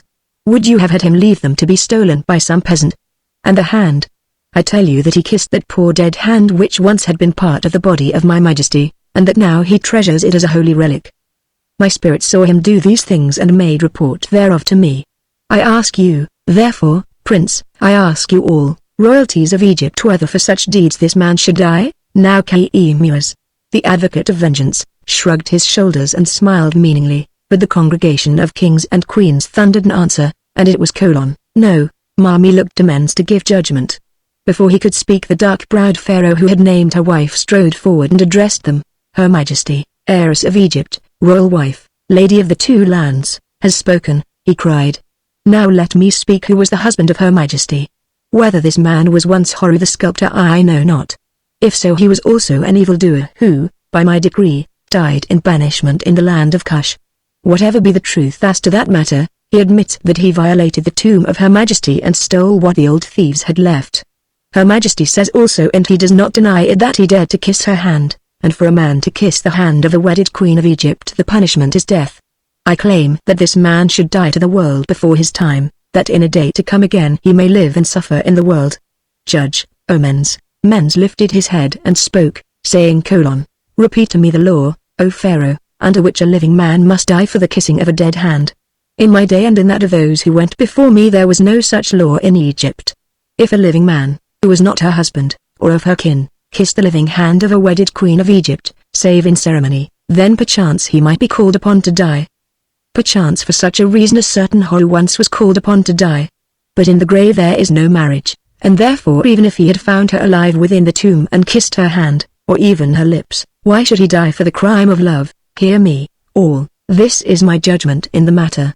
Let the soul of that priest who first violated the tomb of the royal Mami be hunted down and given to the jaws of the destroyer, that he may know the last depths of death, if so the gods declare. But let this man go from among us unharmed, since what he did in reverent ignorance, and because Hathor, goddess of love, guided him from of old. Love rules this world wherein we meet tonight, with all the worlds whence we have gathered or whither we still must go. Who can defy its power? Who can refuse its rights? Now hence to Thebes. There was a rushing sound as of 1,000 wings, and all were gone. No, not all, since Smith yet stood before the draped colossi and the empty steps, and beside him, glorious, unearthly, gleamed the vision of Mami.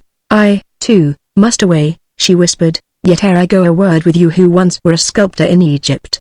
You loved me then, and that love cost you your life, you who once dared to kiss this hand of mine that again you kissed in yonder tomb. For I was Pharaoh's wife in name only, understand me well, in name only, since that title of royal mother which they gave me is but a graven lie. Horu, I never was a wife, and when you died, swiftly I followed you to the grave. Oh, you forget, but I remember. I remember many things. You think that the priestly thief broke this figure of me which you found in the sand outside my tomb. Not so. I broke it, because, daring greatly, you had written thereon, beloved, not of Horus the god, as you should have done, but of Horu the man. So when I came to be buried, Pharaoh, knowing all, took the image from my wrappings and hurled it away. I remember, too, the casting of that image, and how you threw a gold chain I had given you into the crucible with the bronze, saying that gold alone was fit to fashion me. And this signet that I bear, it was you who cut it. Take it, Horu, and in its place give me back that which is on your hand, the ring that I also wore. Take it and wear it ever till you die again, and let it go to the grave with you as once it went to the grave with me. Now hearken. When the great sun arises again and you awake, you will think that you have dreamed a dream. You will think that in this dream you saw and spoke with a lady of Egypt who died more than 3,000 years ago, but whose beauty, carved in stone and bronze, has charmed your heart today. So let it be. Yet know, O man, who once was named Horu, that such dreams are ofttimes a shadow of the truth. Know that this glory which shines before you is mine indeed in the land that is both far and near, the land wherein I dwell eternally, and that what is mine has been, is, and shall be yours forever. Gods may change their kingdoms and their names, men may live and die, and live again once more to die, empires may fall and those who ruled them be turned to forgotten dust. Yet true love endures immortal as the souls in which it was conceived, and from it for you and me, the night of woe and separation done, at the daybreak which draws on, there shall be born the splendor and the peace of union. Till that hour foredoomed seek me no more, though I be ever near you, as I have ever been. Till that most blessed hour, Horu, farewell. She bent towards him. Her sweet lips touched his brow. The perfume from her breath and hair beat upon him. The light of her wondrous eyes searched out his very soul, reading the answer that was written there. He stretched out his arms to clasp her, and lo! She was gone.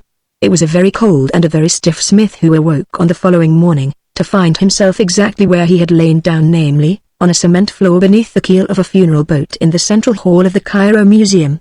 He crept from his shelter shivering, and looked at this hall, to find it quite as empty as it had been on the previous evening. Not a sign or a token was there of Pharaohs and all those kings and queens of whom he had dreamed so vividly, reflecting on the strange fantasies that weariness and excited nerves can summon to the mind in sleep. Smith made his way to the great doors and waited in the shadow, praying earnestly that, although it was the Mohammedan Sabbath, someone might visit the museum to see that all was well. As a matter of fact, someone did, and before he had been there a minute a watchman going about his business.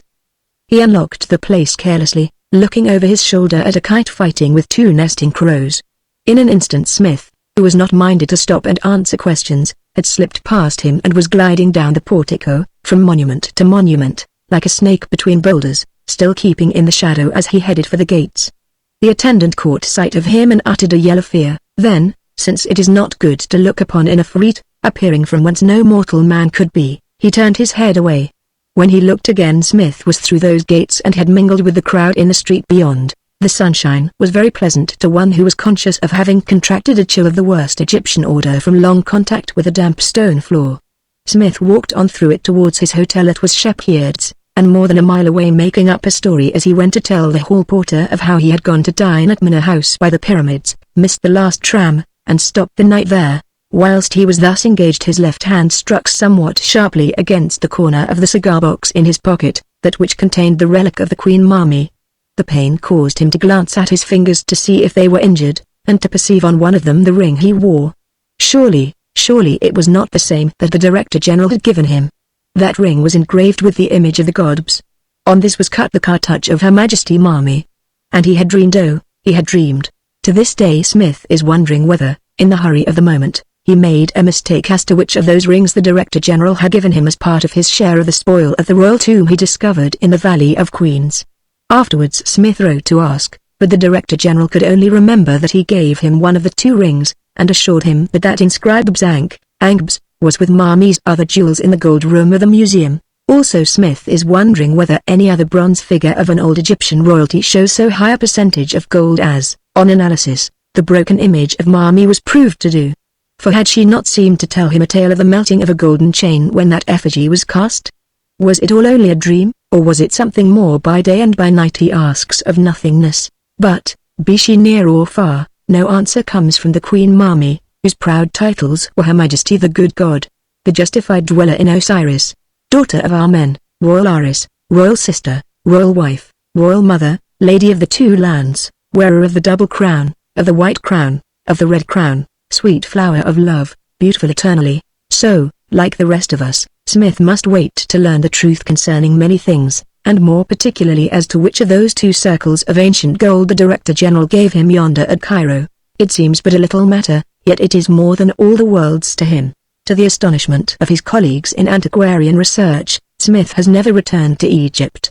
He explains to them that his health is quite restored, and that he no longer needs this annual change to a more temperate clime.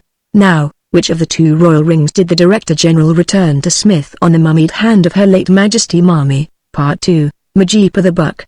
In a preface to a story of the early life of the late Alan Quatermain, known in Africa as Macumazahn, which has been published under the name of Marie, Mr. Curtis, the brother of Sir Henry Curtis, tells of how he found a number of manuscripts that were left by Mr. Quatermain in his house in Yorkshire. Of these Marie was one, but in addition to it and sundry other completed records the editor to whom it was directed that these manuscripts should be handed for publication, have found a quantity of unclassified notes and papers. Some of these deal with matters that have to do with sport and game, or with historical events, and some are memoranda of incidents connected with the career of the writer, or with remarkable occurrences that he had witnessed of which he does not speak elsewhere. One of these notes, it is contained in a book much soiled and worn that evidently its owner had carried about with him for years, reminds me of a conversation that I had with Mr. Quatermain long ago when I was his guest in Yorkshire. The note itself is short. I think that he must have jotted it down within an hour or 2 of the event to which it refers. It runs thus: I wonder whether in the land beyond any recognition is granted for acts of great courage and unselfish devotion a kind of spiritual Victoria Cross. If so, I think it ought to be accorded to that poor old savage, Majipa, as it would be if I had any voice in the matter. Upon my word, he has made me feel proud of humanity. And yet he was nothing but a nigger, as so many call the Kaffirs. For a while I, the editor, wondered to what this entry could allude. Then of a sudden it all came back to me. I saw myself, as a young man, seated in the hall of Quatermain's house one evening after dinner. With me were Sir Henry Curtis and Captain Good. We were smoking, and the conversation had turned upon deeds of heroism. Each of us detailed such acts as he could remember which has made the most impression on him. When we had finished, old Alan said: With your leave, I'll tell you a story of what I think was one of the bravest things I ever saw. It happened at the beginning of the Zulu War, when the troops were marching into Zululand. Now at that time, as you know, I was turning an honest penny transport riding for the government, or rather for the military authorities. I hired them 3 wagons with the necessary voorloopers and drivers, 16 good salted oxen to each wagon, and myself in charge of the lot. They paid me, well, never mind how much. I am rather ashamed to mention the amount. The truth is that the imperial officers bought in a dear market during the Zulu War. Moreover, things were not always straight. I could tell you stories of folk, not all of them colonials, who got rich quicker than they ought, commissions and that kind of thing. But perhaps these are better forgotten. As for me, I asked a good price for my wagons, or rather for the hire of them, of a very well satisfied young gentleman in uniform who had been exactly 3 weeks in the country, and to my surprise, got it. But when I went to those in command and warned them what would happen if they persisted in their way of advance, then in their pride they would not listen to the old hunter and transport rider, but politely bowed me out. If they had, there would have been no Isandlwana disaster. He brooded a while, for, as I knew, this was a sore subject with him, one on which he would rarely talk. Although he escaped himself, Quatermain had lost friends on that fatal field. He went on: to return to old Majipa. I had known him for many years. The first time we met was in the Battle of the Tugla. I was fighting for the king's son, Umbalazi the Handsome, in the ranks of the Talawana regiment. I mean to write all that story, for it should not be lost. Well, as I have told you before, the Talawana were wiped out. Of the 3,000 or so of them, I think only about 50 remained alive after they had annihilated the 3 of Setu Ao's regiments that set upon them. But as it chanced, Majipa was one who survived. I met him afterwards at old King Panda's kraal and recognized him as having fought by my side. Whilst I was talking to him, the Prince Setu Ao came by. To me he was civil enough, for he knew how I chanced to be in the battle, but he glared at Majipa, and said, "Why, Macumazahn, is not this man one of the dogs with which you tried to bite me by the Tugla not long ago? He must be a cunning dog also, one who can run fast, for how comes it that he lives to snarl when so many will never bark again? Ow! If I had my way I would find a strip of hide to fit his neck." "Not so," I answered, "he has the king's peace and he is a brave man, braver than I am. Anyway, Prince, seeing that I ran from the ranks of the Tawana, while he stood where he was. "You mean that your horse ran, Macneon? Well, since you like this dog, I will not hurt him," and with a shrug he went his way. "Yet soon or late he will hurt me," said Majipa, when the prince had gone. Asatuao has a memory long as the shadow thrown by a tree at sunset. Moreover, as he knows well, it is true that I ran, Macneon, though not till all was finished and I could do no more by standing still. You remember how, after we had eaten up the first of Satuao's regiments, the second charged us and we ate that up also. Well, in that fight I got a tap on the head from a kerry. It struck me on my man's ring which I had just put on, for I think I was the youngest soldier in that regiment of veterans. The ring saved me. Still, for a while I lost my mind and lay like one dead. When I found it again the fight was over and Satuao's people were searching for our wounded that they might kill them. Presently they found me and saw that there was no hurt on me. "Here is one who shams dead like a stink cat," said a big fellow, lifting his spear. Then it was that I sprang up and ran, who was but just married and desired to live. He struck at me, but I jumped over the spear, and the others that they threw missed me. Then they began to hunt me, but, Macneon, I who am named the Buck, because I am swifter of foot than any man in Zululand, outpaced them all and got away safe. "Well done, Majipa," I said. "Still, remember the saying of your people, at last the strong swimmers goes with the stream and the swift runner is run down." "I know it, Macneon," he answered, with a nod, "and perhaps in a day to come I shall know it better." I took little heed of his words at the time, but more than 30 years afterwards I remembered them. Such was my first acquaintance with Majipa. Now, friends, I will tell you how it was renewed at the time of the Zulu War. As you know, I was attached to the center column that advanced into Zululand by Rorke's Drift on the Buffalo River. Before war was declared, or at any rate before the advance began, while it might have been and many thought it would be averted, I was employed transport riding goods to the little Rorke's Drift station, that which became so famous afterwards, and incidentally in collecting what information I could of Satuao's intentions. Hearing that there was a kraal a mile or so the other side of the river, of which the people were said to be very friendly to the English, I determined to visit it. You may think this was rash, but I was so well known in Zululand, where for many years, by special leave of the king, I was allowed to go whither I would quite unmolested and, indeed, under the royal protection, that I felt no fear for myself so long as I went alone. Accordingly one evening I crossed the drift and headed for a kloof in which I was told the kraal stood. 10 minutes' ride brought me in sight of it. It was not a large kraal, there may have been 6 or 8 huts and a cattle enclosure surrounded by the usual fence. The situation, however, was very pretty, a knoll of rising ground backed by the wooded slopes of the kloof. As I approached, I saw women and children running to the kraal to hide, and when I reached the gateway for some time no one would come out to meet me. At length a small boy appeared who informed me that the kraal was empty as a gourd. "Quite so," I answered. "Still, go and tell the headman that Macneon wishes to speak with him." The boy departed, and presently I saw a face that seemed familiar to me peeping round the edge of the gateway. After a careful inspection its owner emerged. He was a tall, thin man of indefinite age, perhaps between 60 and 70, with a finely cut face, a little grey beard, kind eyes and very well-shaped hands and feet, the fingers, which twitched incessantly, being remarkably long. "Greeting, Macneon," he said. "I see you do not remember me. Well, think of the Battle of the Tugela, and of the last stand of the Tawana, and of a certain talk at the kraal of our father who is dead, that is King Panda, and of how he who sits in his place, he meant Satuao, told you that if he had his way he would find a hide rope to fit the neck of a certain one." "Ah," I said, "I know you now, you are Majipa the Buck. So the runner has not yet been run down." "No, Macneon, not yet, but there is still time. I think that many swift feet will be at work ere long." "How have you prospered?" I asked him. "Well enough, Macneon, in all ways except one. I have 3 wives, but my children have been few and are dead, except one daughter, who is married and lives with me, for her husband, too, is dead. He was killed by a buffalo, and she has not yet married again. But enter and see." So I went in and saw Majipa's wives, old women all of them. Also, at his bidding, his daughter, whose name was Geeta, brought me some mas, or curdled milk, to drink. She was a well-formed woman, very like her father, but sad-faced, perhaps with a prescience of evil to come.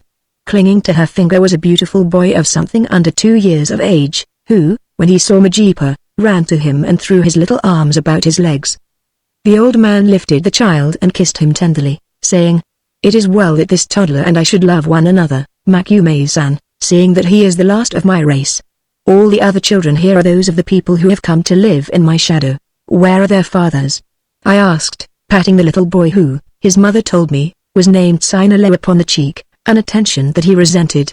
They have been called away on duty, answered Majipa shortly, and I changed the subject. Then we began to talk about old times, and I asked him if he had any oxen to sell, saying that this was my reason for visiting the kraal. Nay, Makume-san, he answered in a meaning voice. This year all the cattle are the king's. I nodded and replied that, as it was so, I had better be going, whereon, as I half expected, Majipa announced that he would see me safe to the drift. So I bade farewell to the wives and the widowed daughter, and we started. As soon as we were clear of the kraal, Majipa began to open his heart to me. Makume-san, he said, looking up at me earnestly, for I was mounted, and he walked beside my horse. There is to be war. Satuyo will not consent to the demands of the great white chief from the Cape, he meant Sir Bartle Frere. He will fight with the English, only he will let them begin the fighting. He will draw them on into Zululand and then overwhelm them with his impice and stamp them flat, and eat them up, and I, who love the English, am very sorry. Yes, it makes my heart bleed.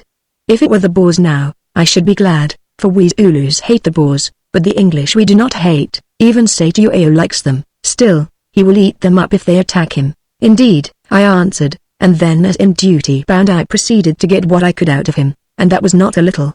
Of course, however, I did not swallow it all, since that I suspected that Majipa was feeding me with news that he had been ordered to disseminate. Presently we came to the mouth of the kloof in which the kraal stood, and here, for greater convenience of conversation, we halted, for I thought it as well that we should not be seen in close talk on the open plain beyond.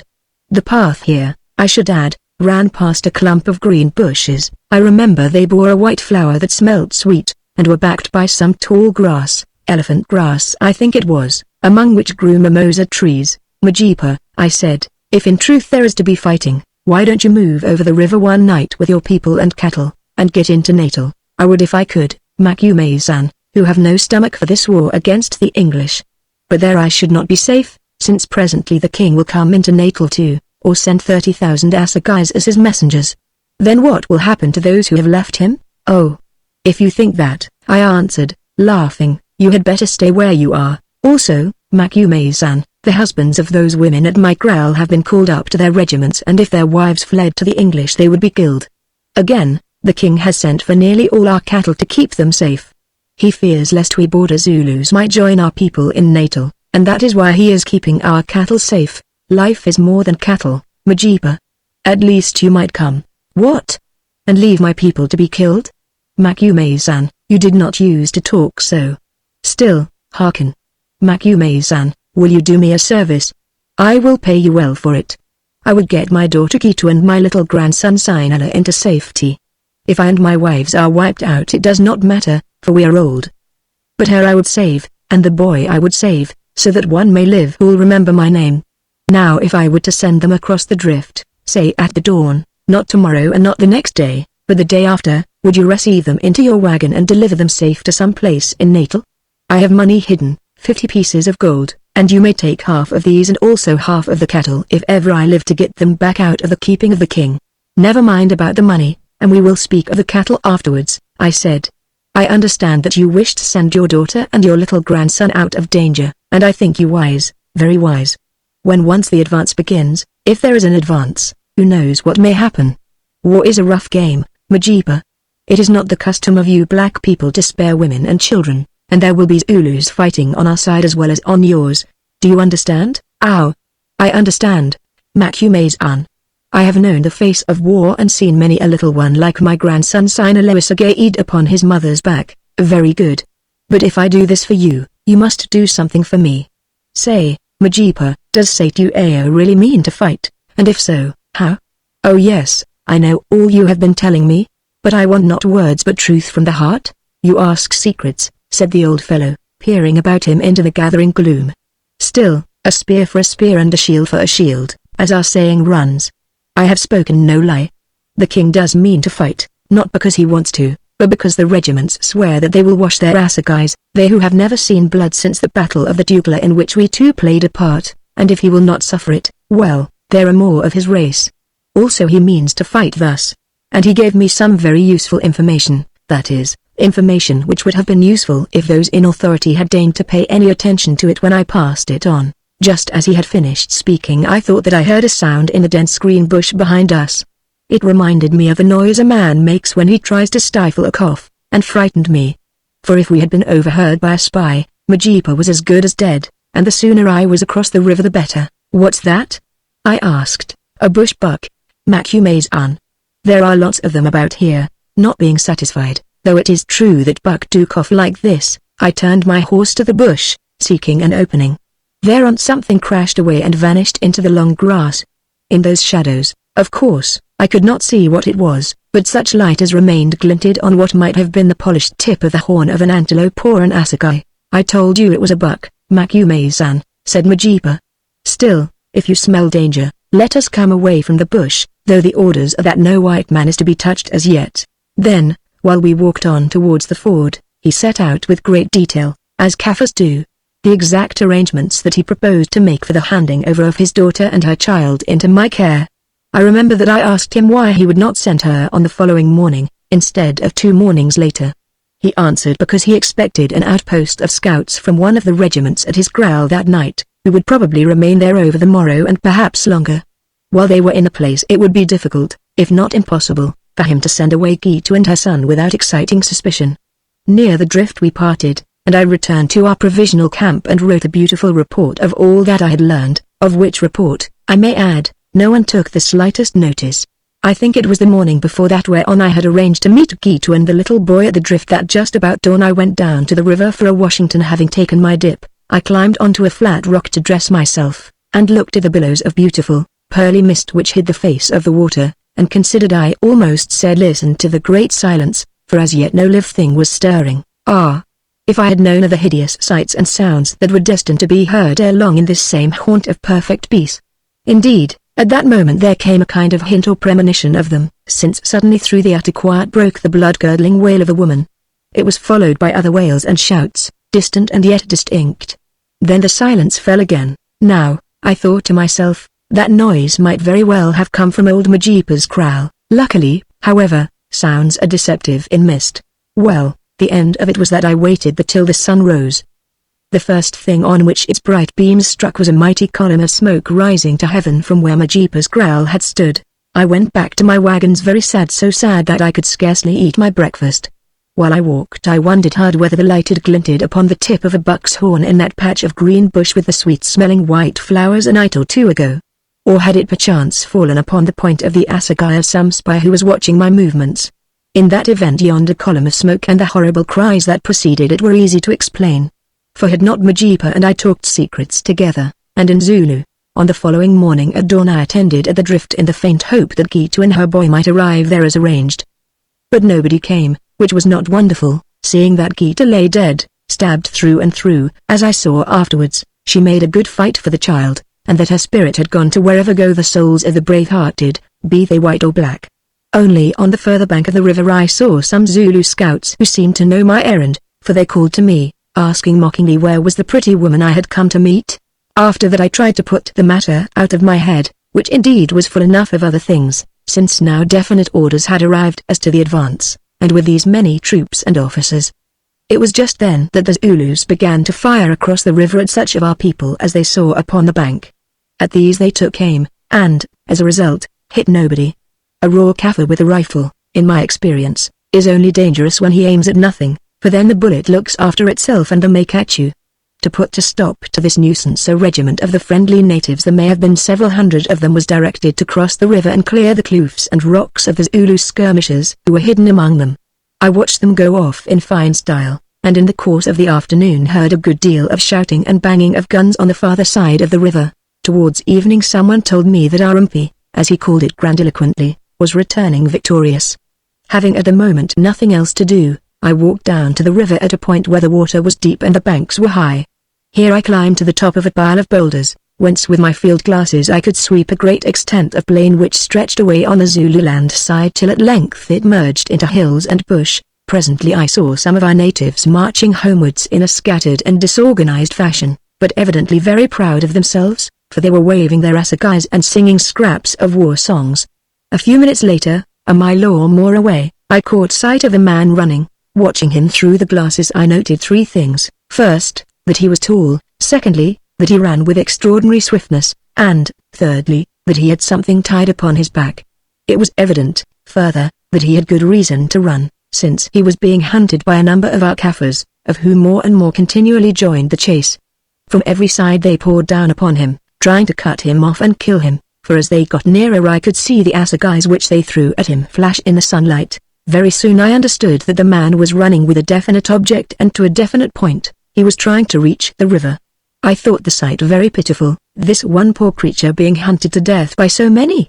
Also I wondered why he did not free himself from the bundle on his back, and came to the conclusion that he must be a witch doctor, and that the bundle contained his precious charms or medicines. This was while he was yet a long way off, but when he came nearer, within 300 or 400 yards, of a sudden I caught the outline of his face against a good background, and knew it for that of Majipa. My God!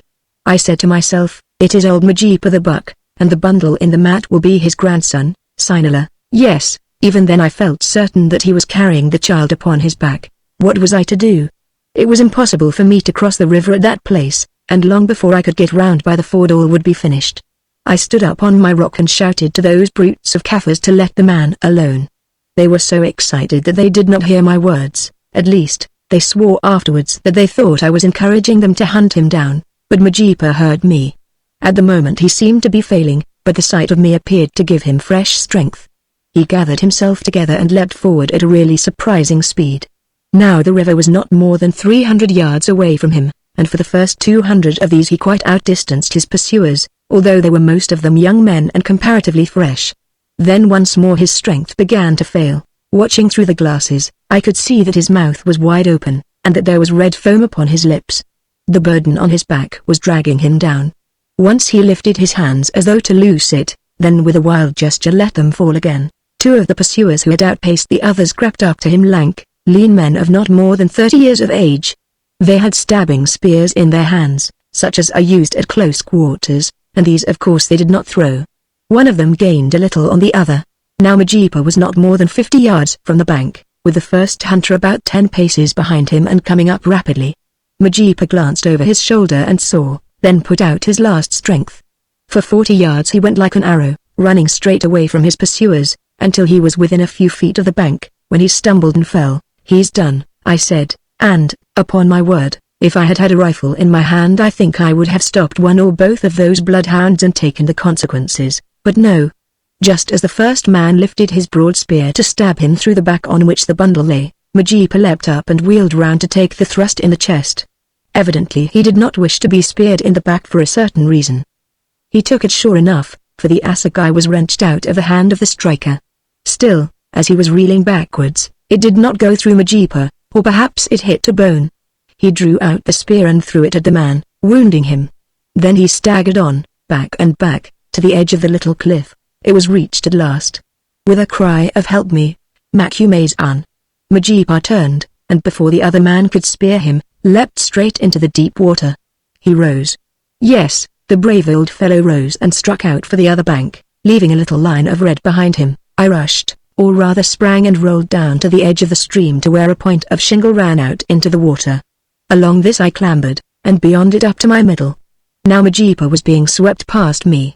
I caught his outstretched hand and pulled him ashore. "The boy!" he gasped. "The boy! Is he dead?" I severed the lashings of the mat that had cut right into the old fellow's shoulders. Inside of it was little Sinala, spluttering out water, but very evidently alive and unhurt, for presently he set up a yell. "No," I said. "He lives, and will live, then all is well. Macumazan." A pause. It was a spy in the bush, not a buck. He overheard our talk. The king's slayers came. Gita held the door of the hut while I took the child, cut a hole through the straw with my assegai, and crept out at the back. She was full of spears before she died, but I got away with the boy. Till your Kaffirs found me I lay hid in the bush, hoping to escape to Natal. Then I ran for the river, and saw you on the farther bank. I might have got away, but that child is heavy. A pause. "Give him food, Macumazan, he must be hungry." A pause. "Farewell." That was a good saying of yours. The swift runner is outrun at last. Ah! Yet I did not run in vain. Another pause. "The last, Then he lifted himself upon one arm and with the other saluted, first the boy Sinala and next me, muttering, "Remember your promise. Macumazan." That is how Majipa the buck died. I never saw anyone carrying weight who could run quite so well as he, and Quatermain turned his head away as though the memory of this incident affected him somewhat. What became of the child Sinala? I asked presently. Oh. I sent him to an institution in Natal, and afterwards was able to get some of his property back for him. I believe that he is being trained as an interpreter. Part 3, The Blue Curtains, Chapter 1. In his regiment familiarly they called him Bottles. Nobody quite knew why. It was, however, rumored that he had been called Bottles at Harrow on account of the shape of his nose. Not that his nose was particularly like a bottle, but at the end of it was round and large and thick. In reality, however, the sobriquet was more ancient than that, for it had belonged to the hero of this story from babyhood. Now, when a man has a nickname, it generally implies two things: first, that he is good-tempered, and, secondly, that he is a good fellow. Bottles, alias John George Barrett, of a regiment it is unnecessary to name, amply justified both these definitions, for a kindlier-tempered or better fellow never breathed. But unless a thick round nose, a pair of small light-colored eyes, set under bushy brows, and a large but not badly shaped mouth can be said to constitute beauty, he was not beautiful. On the other hand, however, he was big and well-formed, and a pleasant-mannered if a rather silent companion. Many years ago Bottles was in love. All the regiment knew it. He was so very palpably and completely in love. Over his bed in his tidy quarters hung the photograph of a young lady who was known to be the young lady, which, when the regiment, individually and collectively, happened to see it, left no doubt in its mind as to their comrade's taste. It was evident even from that badly coloured photograph that Miss Madeline Spencer had the makings of a lovely figure and a pair of wonderful eyes. It was said, however, that she had not a sixpence, and as our hero had but very few, the married ladies of the battalion used frequently to speculate how Mr. Perrott would manage when it came to matrimony. At this date the regiment was quartered in Maritzburg, Natal, but its term of foreign service had expired, and it expected to be ordered home immediately. One morning Bottles had been out buck hunting with the scratch pack kept in those days by the garrison at Maritzburg. The run had been a good one, and after a 7 or 8 mile gallop over the open country they had actually killed their buck, a beautiful oribe. This was a thing that did not often happen, and Bottles returned filled with joy and pride with the buck fastened behind his saddle, for he was whipped to the pack. The hounds has met at dawn, and it was 9 o'clock or so, when, as he was riding hot and tired up the shadier side of broad and dusty Church Street, a gun fired at the fort beyond Government House announced the arrival of the English mail. With a beaming smile, for to him the English mail meant 1 if not 2 letters from Madeline, and possibly the glad news of sailing orders. He pushed on to his quarters, tubbed and dressed, and then went down to the mess house for breakfast, expecting to find the letters delivered. But the mail was a heavy one, and he had ample time to eat his breakfast, also to sit and smoke a pipe upon the pleasant veranda under the shade of the bamboos and camellia bushes before the orderly arrived with a bag. Bottles went at once into the room that opened onto the veranda and stood by calmly, not being given to betraying his emotions, while slowly and clumsily the mess sergeant sorted the letters. At last he got his packet. It only consisted of some newspapers and a single letter, and went away back to his seat on the veranda, feeling rather disappointed, for he had expected to hear from his only brother as well as from his lady love. Having relit his pipe, for he was of a slow and deliberate mind, and it rather enhances a pleasure to defer it a little, and settled himself in the big chair opposite the camellia bush just now covered with sealing wax like blooms. He opened his letter and read: "My dear George, good heavens," he thought to himself, "what can be the matter? She always calls me darling Bottles." "My dear George," he began again, "I hardly know how to begin this letter. I can scarcely see the paper for crying, and when I think of you reading it out in that horrid country it makes me cry more than ever. There. I may as well get it out at once, for it does not improve by keeping it. Is all over between you and me, my dear, dear old Bottles, all over." He gasped to himself. "I hardly know how to tell the miserable story," went on the letter, "but as it must be told I suppose I had better begin from the beginning.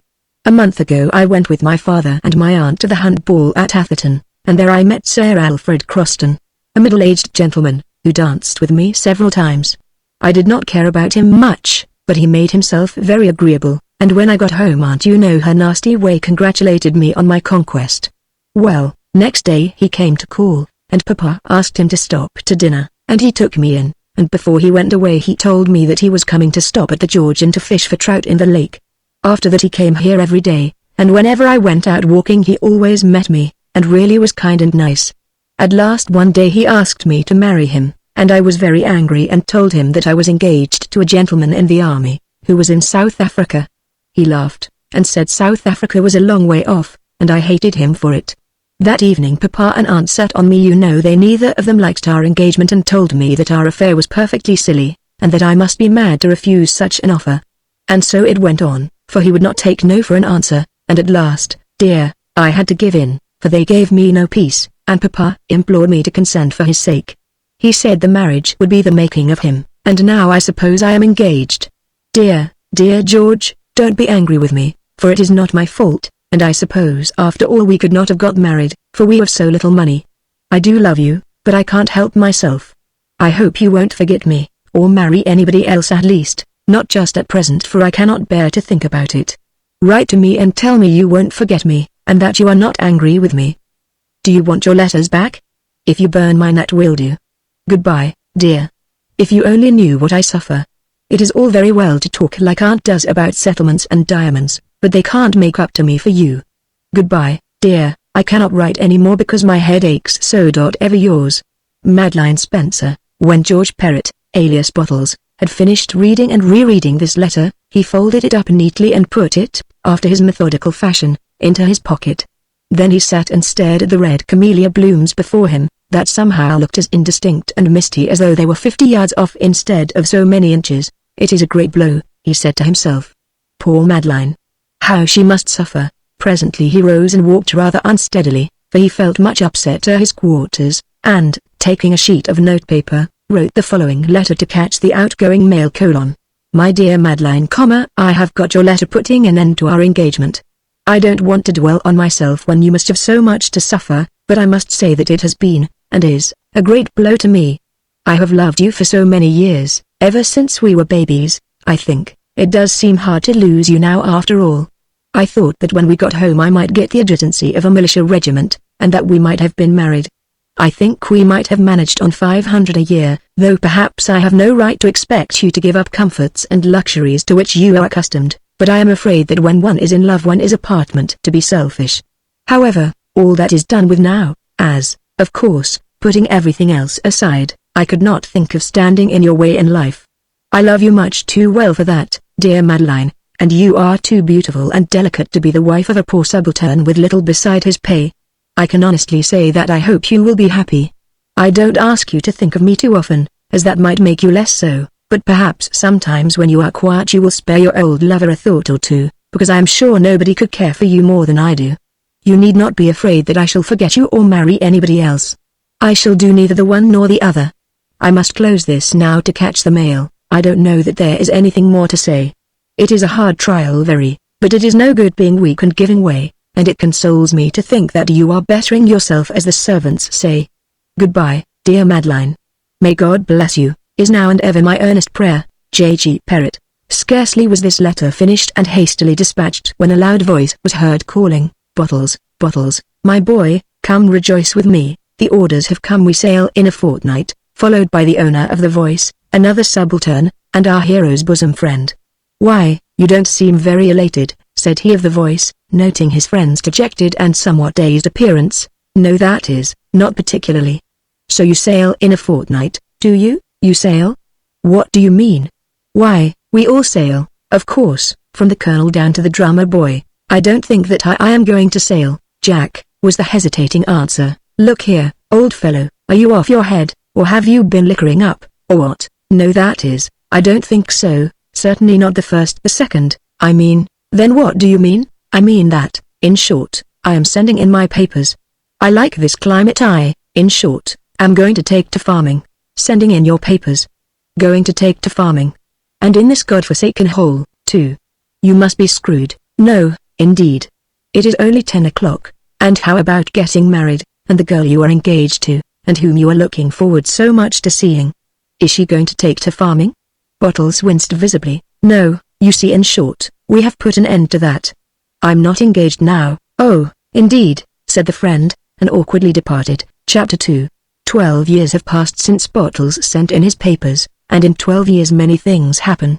Amongst them recently it had happened that our hero's only and elder brother had, owing to an unexpected development of consumption among the expectant heirs, tumbled into a baronetcy and 8,000 a year, and bottles himself into a modest but to him most ample fortune of as many hundred. When the news reached him, he was the captain of a volunteer corps engaged in one of the numerous Barsato wars in the Cape Colony. He served the campaign out, and then, in obedience to his brother's entreaties and a natural craving to see his native land, after an absence of nearly 14 years, resigned his commission and returned to England. Thus it came to pass that the next scene of this little history opens, not upon the South African veldt, or in a whitewashed house in some half-grown, hobble-de-hoy colonial town, but in a set of the most comfortable chambers in the Albany, the local and appropriate habitation of the bachelor brother aforesaid, Sir Eustace Perrott. In a very comfortable armchair in front of a warm fire, for the month is November, sits the Bottles of old days, bigger, uglier, shyer than ever, and in addition, disfigured by an assegai wound through the cheek.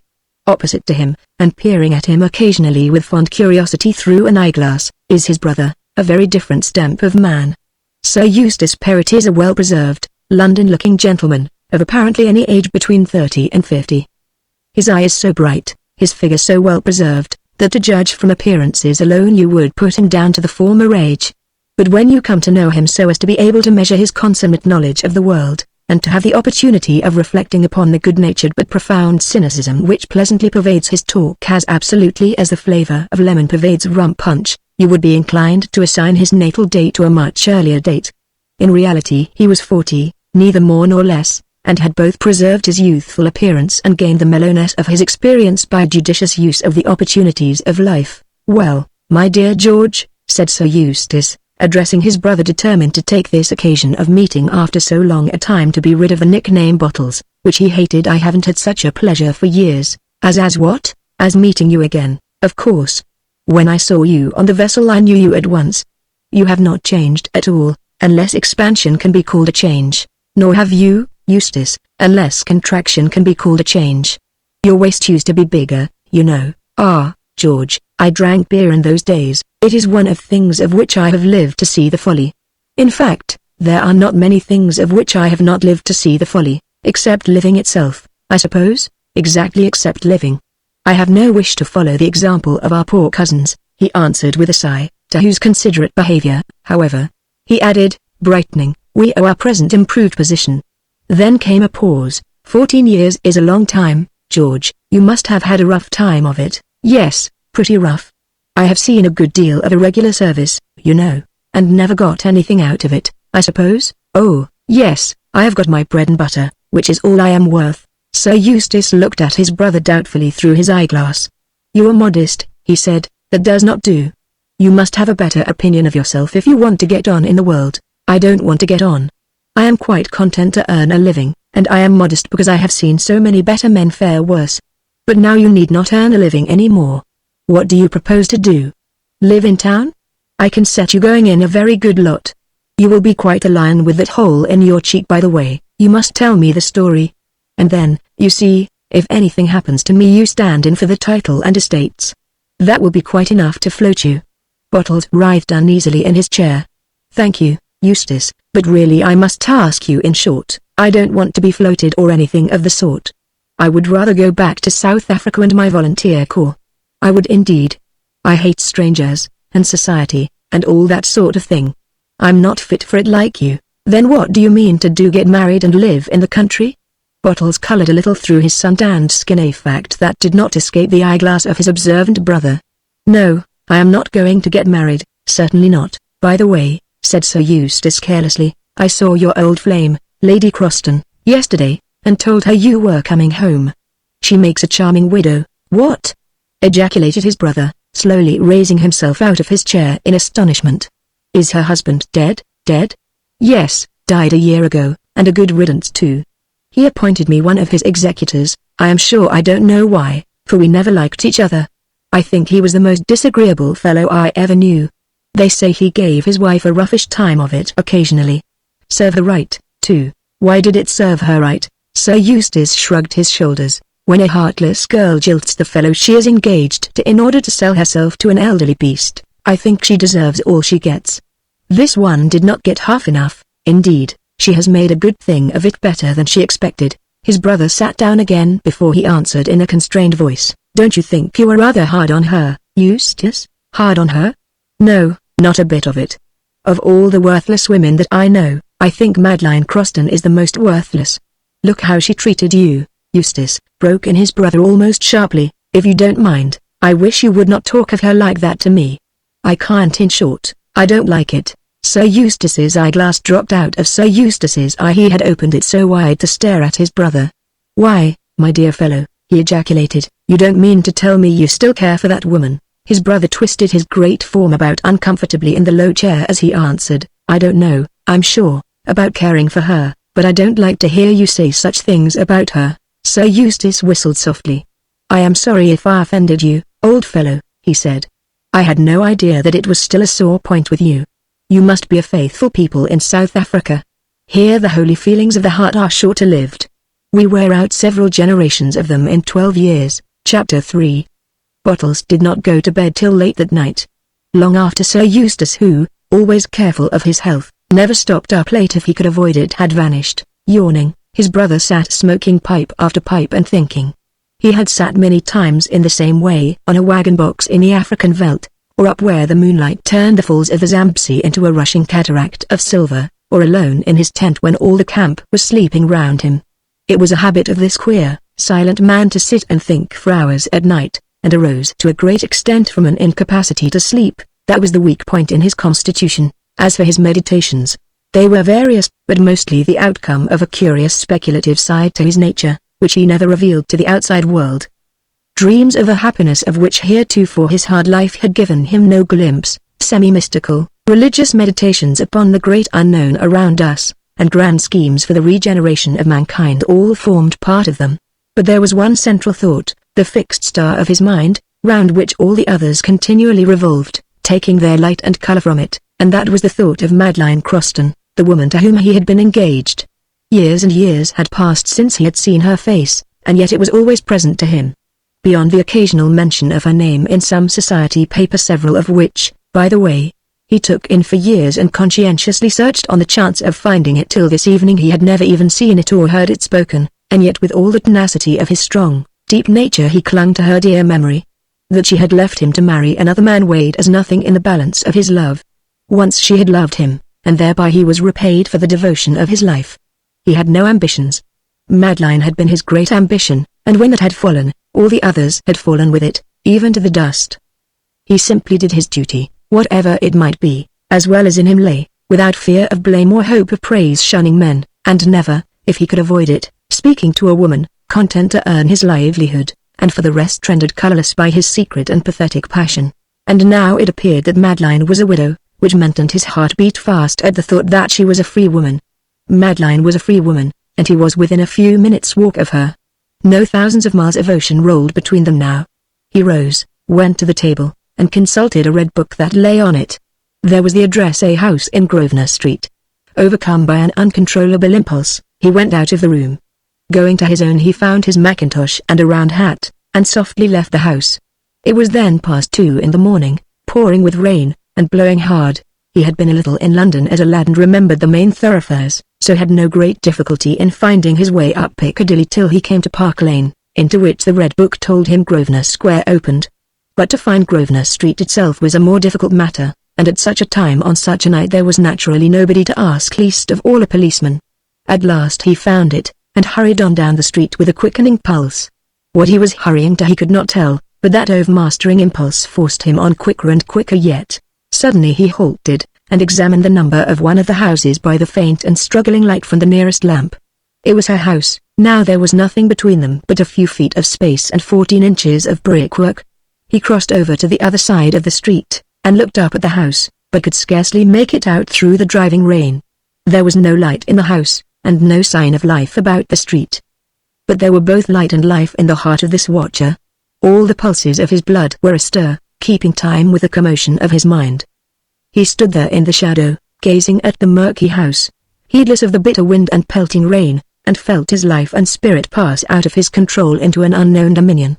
The storm that raged around him was nothing to the convulsion of his inner self in that hour of madness, which was yet happiness.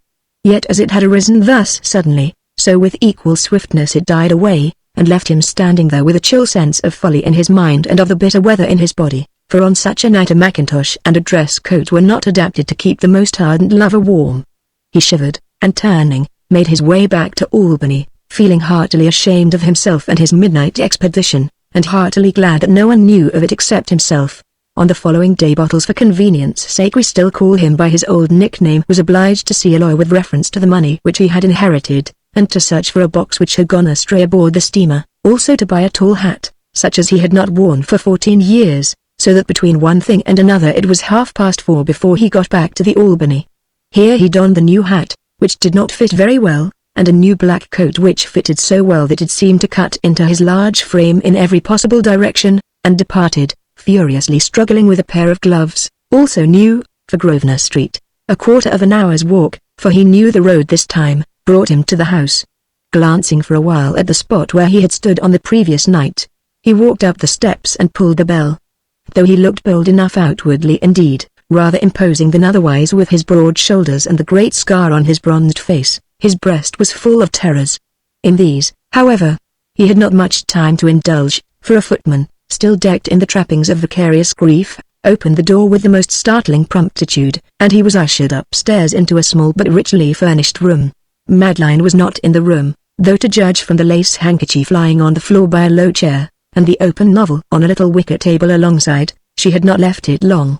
The footman departed, saying, in a magnificent undertone, that her ladyship should be informed, and left our hero to enjoy his sensations.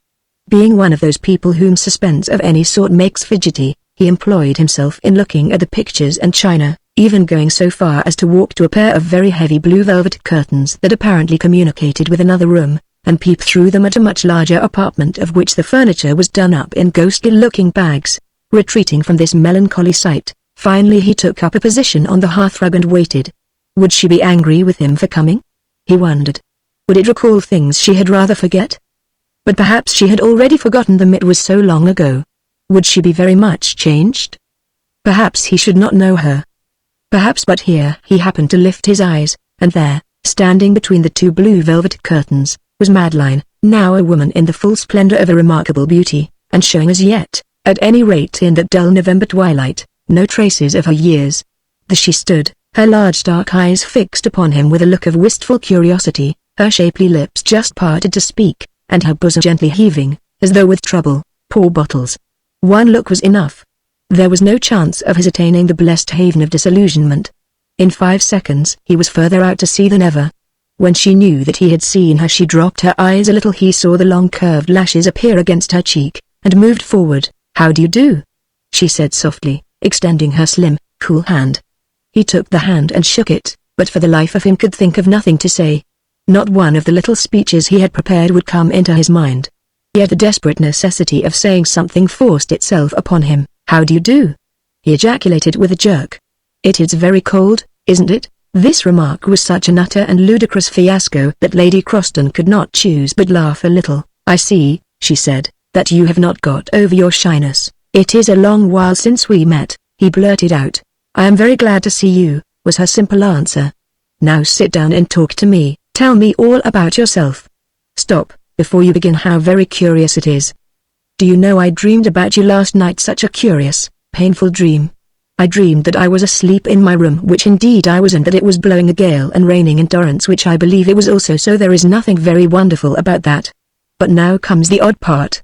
I dreamed that you were standing out in the rain and wind and yet looking at me as though you saw me. I could not see your face because you were in the dark, but I knew it was you. Then I woke up with a start. It was a most vivid dream.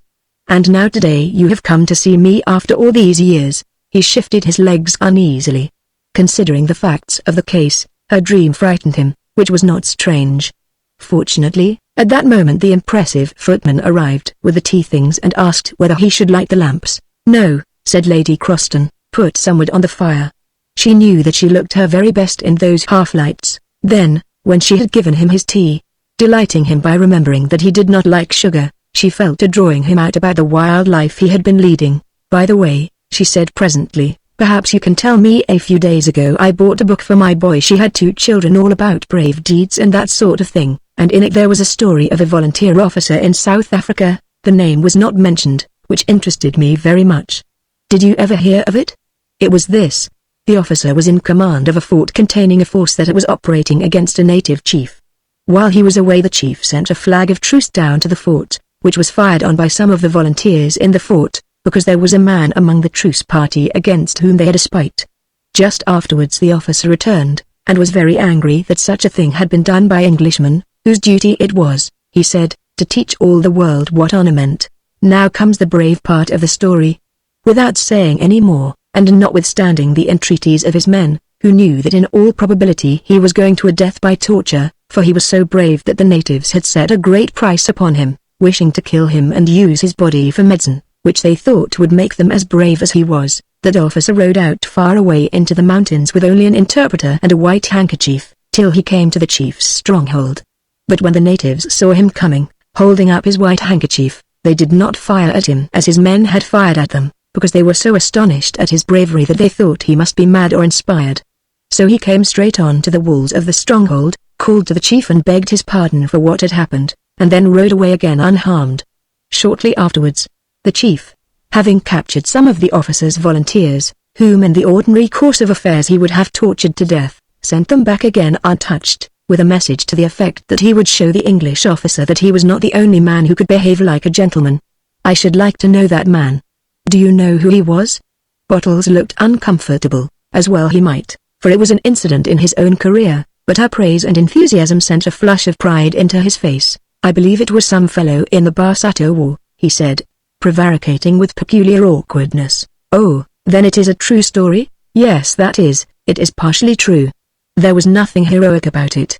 It was a necessary act if our honor as fair opponents was to continue to be worth anything. But who was the man? She asked, fixing her dark eyes on him suspiciously. The man. He stammered. Oh, the man, well, in short, and he stopped. In short, George, she put in, for the first time calling him by his Christian name, that man was you, and I am so proud of you, George. It was very hateful to him in a way, for he loathed that kind of personal adulation, even from her. He was so intensely modest he had never even reported the incident in question. It had come out in some roundabout way. Yet he could not but feel happy that she had found him out. It was a great deal to him to have moved her, and her sparkling eyes and heaving bosom showed that she was somewhat moved. He looked up and his eyes caught hers. The room was nearly dark now, but the bright flame from the wood the servant had put on the fire played upon her face. His eyes caught hers, and there was a look in them from which he could not escape, even if he had wished to do so. She had thrown her head back so that the coronet of her glossy hair rested upon the back of her low seat, and thus, without strain, could look straight up into his face. He had risen, and was standing by the mantelpiece. A slow, sweet smile grew upon the perfect face, and the dark eyes became soft and luminous as though they shone through tears. In another second it had ended, as she thought that it would end and had intended that it should end. The great strong man was down, yes, down on his knees before her, one trembling hand catching at the arm of her chair, and the other clasping her tape-ringed fingers. There was no hesitation or awkwardness about him now. The greatness of his long-pent passion inspired him, and he told her all without let or stop, all that he had suffered for her sake throughout those lonely years, all his wretched hopelessness, keeping nothing back. Much she did not understand. Such a passion as this was too deep to be fathomed by her shallow lines, too soaring for her to net in her world-straitened imagination. Once or twice even his exalted notions made her smile. It seemed ridiculous, knowing the world as she did, that any man should think thus of any woman. Nor, when at length he had finished, did she attempt an answer, feeling that her strength lay in silence, for she had a poor case. At least, the only argument that she used was a purely feminine one, but perfectly effective. She bent her beautiful face towards him, and he kissed it again and again. Chapter 4. The revulsion of feeling experienced by Bottles as he hurried back to the Albany to dress for dinner, for he was to dine with his brother at one of his clubs that night, was so extraordinary and overwhelming that it took him, figuratively speaking, off his legs. As yet his mind, so long accustomed to perpetual misfortune in this, the ruling passion of his life, could not quite grasp his luck. That he should, after all, have won back his lost Madeline seemed altogether too good to be true. As it happened, Sir Eustace had asked one or two men to meet him, amongst them an under-secretary for the colonies, who, having to prepare for a severe cross-examination in the House upon South African affairs, had jumped at the opportunity of sucking the brains of a man thoroughly acquainted with the subject. But the expectant under-secretary was destined to meet with a grievous disappointment, for out of Bottles came no good thing. For the most part of the dinner he sat silent, only speaking when directly addressed, and then answering so much at random that the Undersecretary quickly came to the conclusion that Sir Eustace's brother was either a fool or that he had drunk too much. Sir Eustace himself saw that his brother's taciturnity had spoiled his little dinner, and his temper was not improved thereby.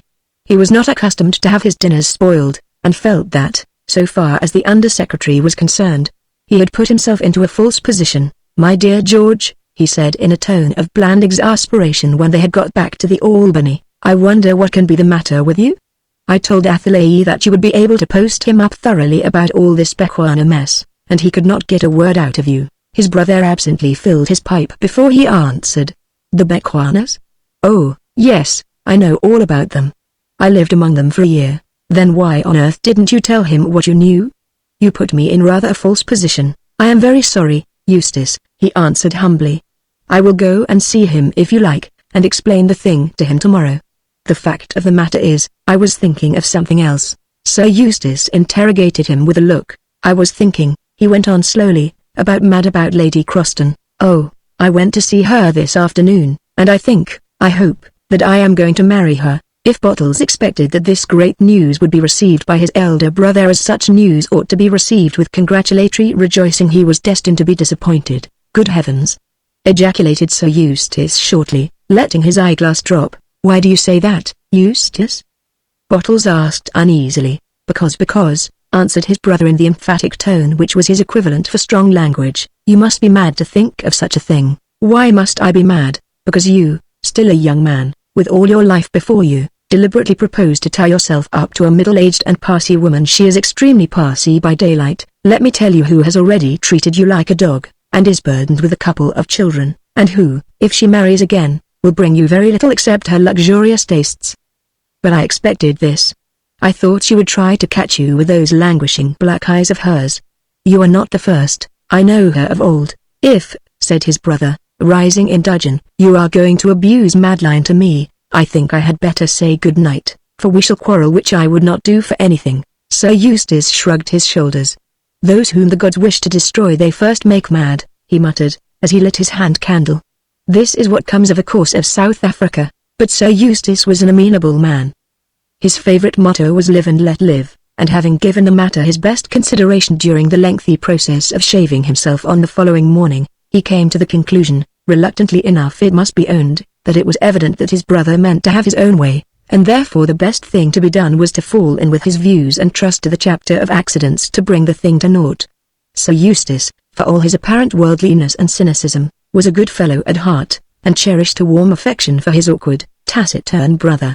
He also cherished a great dislike for Lady Croston, whose character he thoroughly understood. He saw a good deal of her, it is true, because he happened to be one of the executors of her husband's will, and since he had come into the baronetcy it had struck him that she had developed a considerable partiality for his society. The idea of a marriage between his brother and his brother's old flame was in every way distasteful to him. In the first place, under her husband's will, Madeline would bring, comparatively speaking, relatively little with her should she marry again. That was one objection. Another, and still more forcible one from Sir Eustace's point of view, was that at her time of life she was not likely to present the house of Perrott with an heir. Now, Sir Eustace had not the slightest intention of marrying. Matrimony was, he considered, an excellent institution, and necessary to the carrying on of the world in a respectable manner, but it was not one with which he was anxious to identify himself. Therefore, if his brother married at all, it was his earnest desire that the union should bring children to inherit the title and estates. Prominent above both these excellent reasons, stood his intense distrust and dislike of the lady. Needs must, however, when the devil, by whom he understood Madeline, drives. He was not going to quarrel with his only brother and presumptive heir because he chose to marry a woman who was not to his taste. So he shrugged his shoulders, having finished his shaving and his reflections together, and determined to put the best possible face on his disappointment. "Well, George," he said to his brother at breakfast, "so you are going to marry Lady Croston?" Bottles looked up surprised. "Yes, Eustace," he answered, "if she will marry me." Sir Eustace glanced at him. "I thought the affair was settled," he said. Bottles rubbed his big nose reflectively as he answered, "Well, no. I don't think that marriage was mentioned. But I suppose she means to marry me. In short, I don't see how she could mean anything else." Sir Eustace breathed more freely, guessing what had taken place. so there was as yet no actual engagement. When are you going to see her again? Tomorrow. She is engaged all today. His brother took out a pocketbook and consulted it. Then I am more fortunate than you are, he said. I have an appointment with Lady Croston this evening after dinner. Don't look jealous, old fellow, it is only about some executor's business.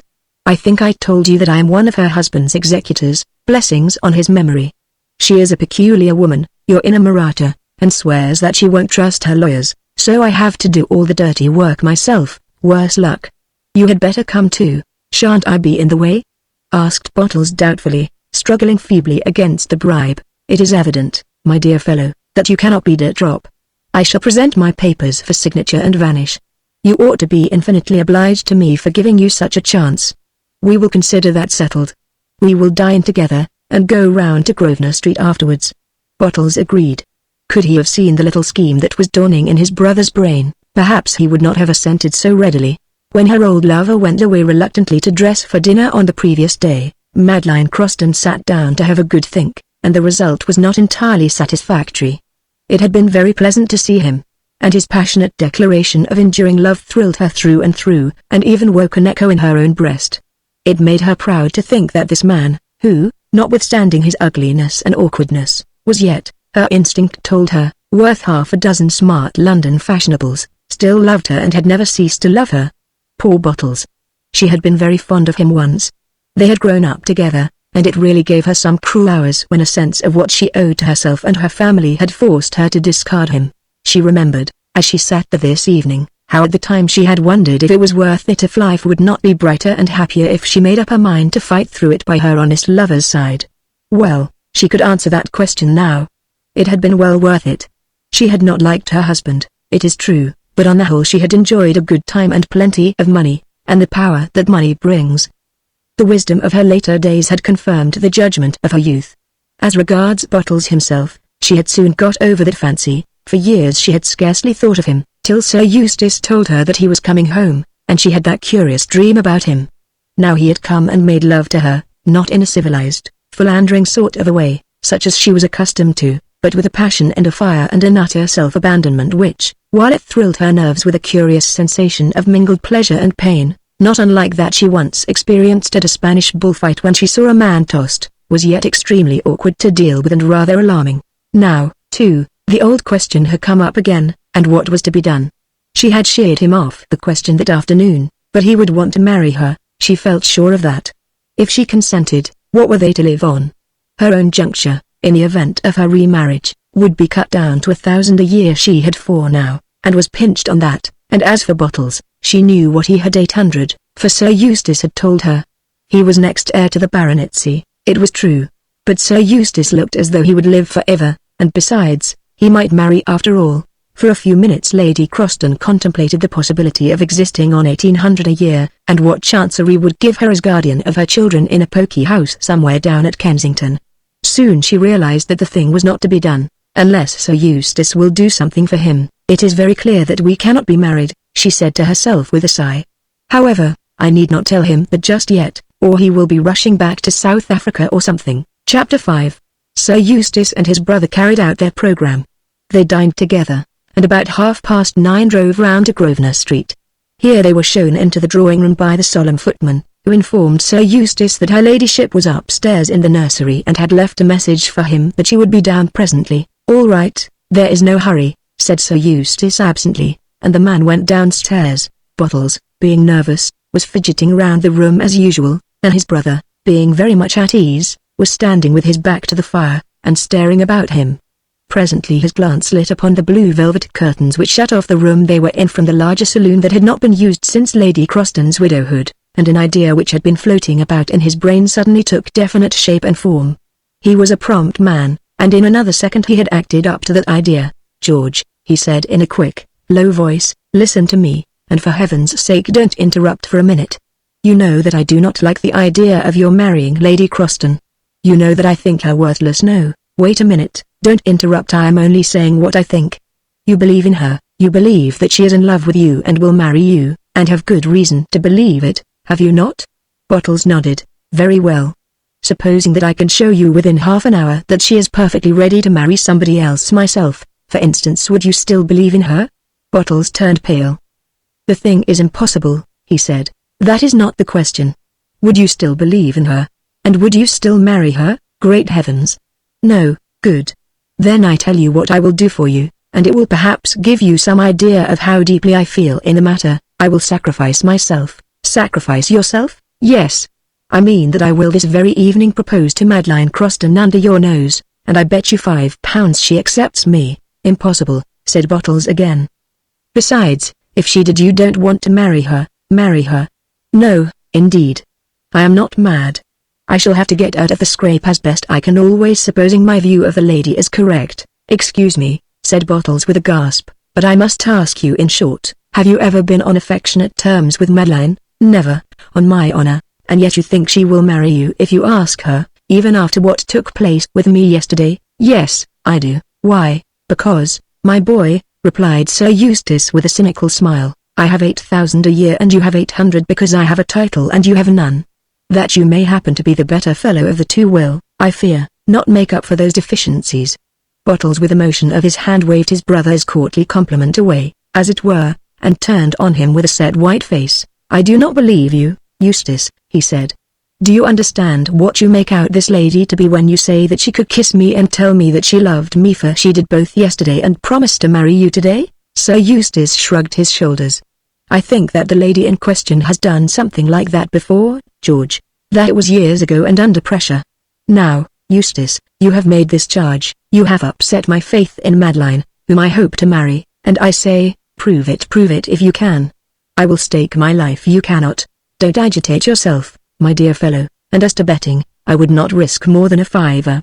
Now oblige me by stepping behind those velvet curtains à la school for scandal and listening in perfect silence to my conversation with Lady Croston. She does not know that you are here, so she will not miss you. You can escape when you have had enough of it, for there is a door through onto the landing, and as we came up I noticed that it was ajar. Or if you like you can appear from between the curtains like an infuriated husband on the stage and play whatever role occasion may demand. Really the situation has a laughable side. I should enjoy it immensely if I were behind the curtain too. Come, in you go." Bottles hesitated. "I can't hide," he said. "Nonsense, remember how much depends on it. All is fair in love or war. Quick, here she comes." Bottles grew flurried and yielded, scarcely knowing what he did. In another second he was in the darkened room behind the curtains, through the crack in which he could command the lighted scene before him, and Sir Eustace was back at his place before the fire, reflecting that in his ardor to extricate his brother from what he considered a suicidal engagement he had let himself in for a very pretty undertaking. Suppose she accepted him, his brother would be furious, and he would probably have to go abroad to get out of the lady's way, and suppose she refused him. He would look a fool. Meanwhile the sweep of Madeline's dress as she passed down the stairs was drawing nearer, and in another instant she was in the room. She was beautifully dressed in silver grey silk, plentifully trimmed with black lace, and cut square back and front so as to show her rounded shoulders. She wore no ornaments, being one of the few women who are able to dispense with them, unless indeed a red camellia pinned in the front of her dress can be called an ornament. Bottles, shivering with shame and doubt behind his curtain, marked that red camellia, and wondered of what it reminded him. Then in a flash it all came back, the scene of years and years ago, the veranda in far-away Natal, with himself sitting on it, an open letter in his hand and staring with all his eyes at the camellia bush covered with bloom before him. It seemed a bad omen to him, that camellia in Madeline's bosom. Next second she was speaking. "Oh, Sir Eustace, I owe you 1,000 apologies. You must have been here for quite 10 minutes, for I heard the front door bang when you came. But my poor little girl Effie is ill with a sore throat which has made her feverish, and she absolutely refused to go to sleep unless she had my hand to hold." "Lucky Effie," said Sir Eustace, with his politest bow. "I am sure I can understand her fancy."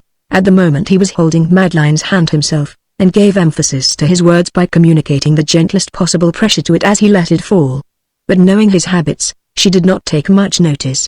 Comparative strangers, when Sir Eustace shook hands with them, were sometimes in doubt whether he was about to propose to them or to make a remark upon the weather. Alas! It had always been the weather. "I come as a man of business besides, and men of business are accustomed to being kept waiting," he went on. "You are really very good, Sir Eustace, to take so much trouble about my affairs." "It is a pleasure, Lady Croston." "Ah, Sir Eustace, you do not expect me to believe that," laughed the radiant creature at his side. "But if you only knew how I detest lawyers, and what you spare me by the trouble you take, I am sure you would not grudge me your time. Do not talk of it, Lady Croston.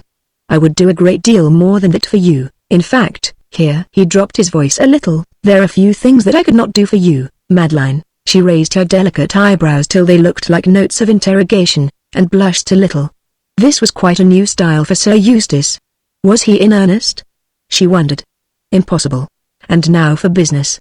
He continued, not that there is much business, as I understand it. You have only to sign this document, which I have already witnessed, and the stock can be transferred. She signed the paper which he had brought in a big envelope almost without looking at it, for she was thinking of Sir Eustace's remark, and he put it back in the envelope. Is that all the business, Sir Eustace?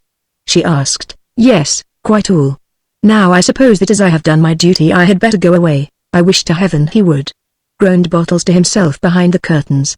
He did not like his brother's affectionate little ways or Madeline's tolerance of them. Indeed, no, you had better sit down and talk to me, that is, if you have got nothing pleasanter to do. We can guess Sir Eustace's prompt reply and Madeline's smiling reception of the compliment, as she seated herself in a low chair, that same low chair she had occupied the day before. Now for it, said Sir Eustace to himself.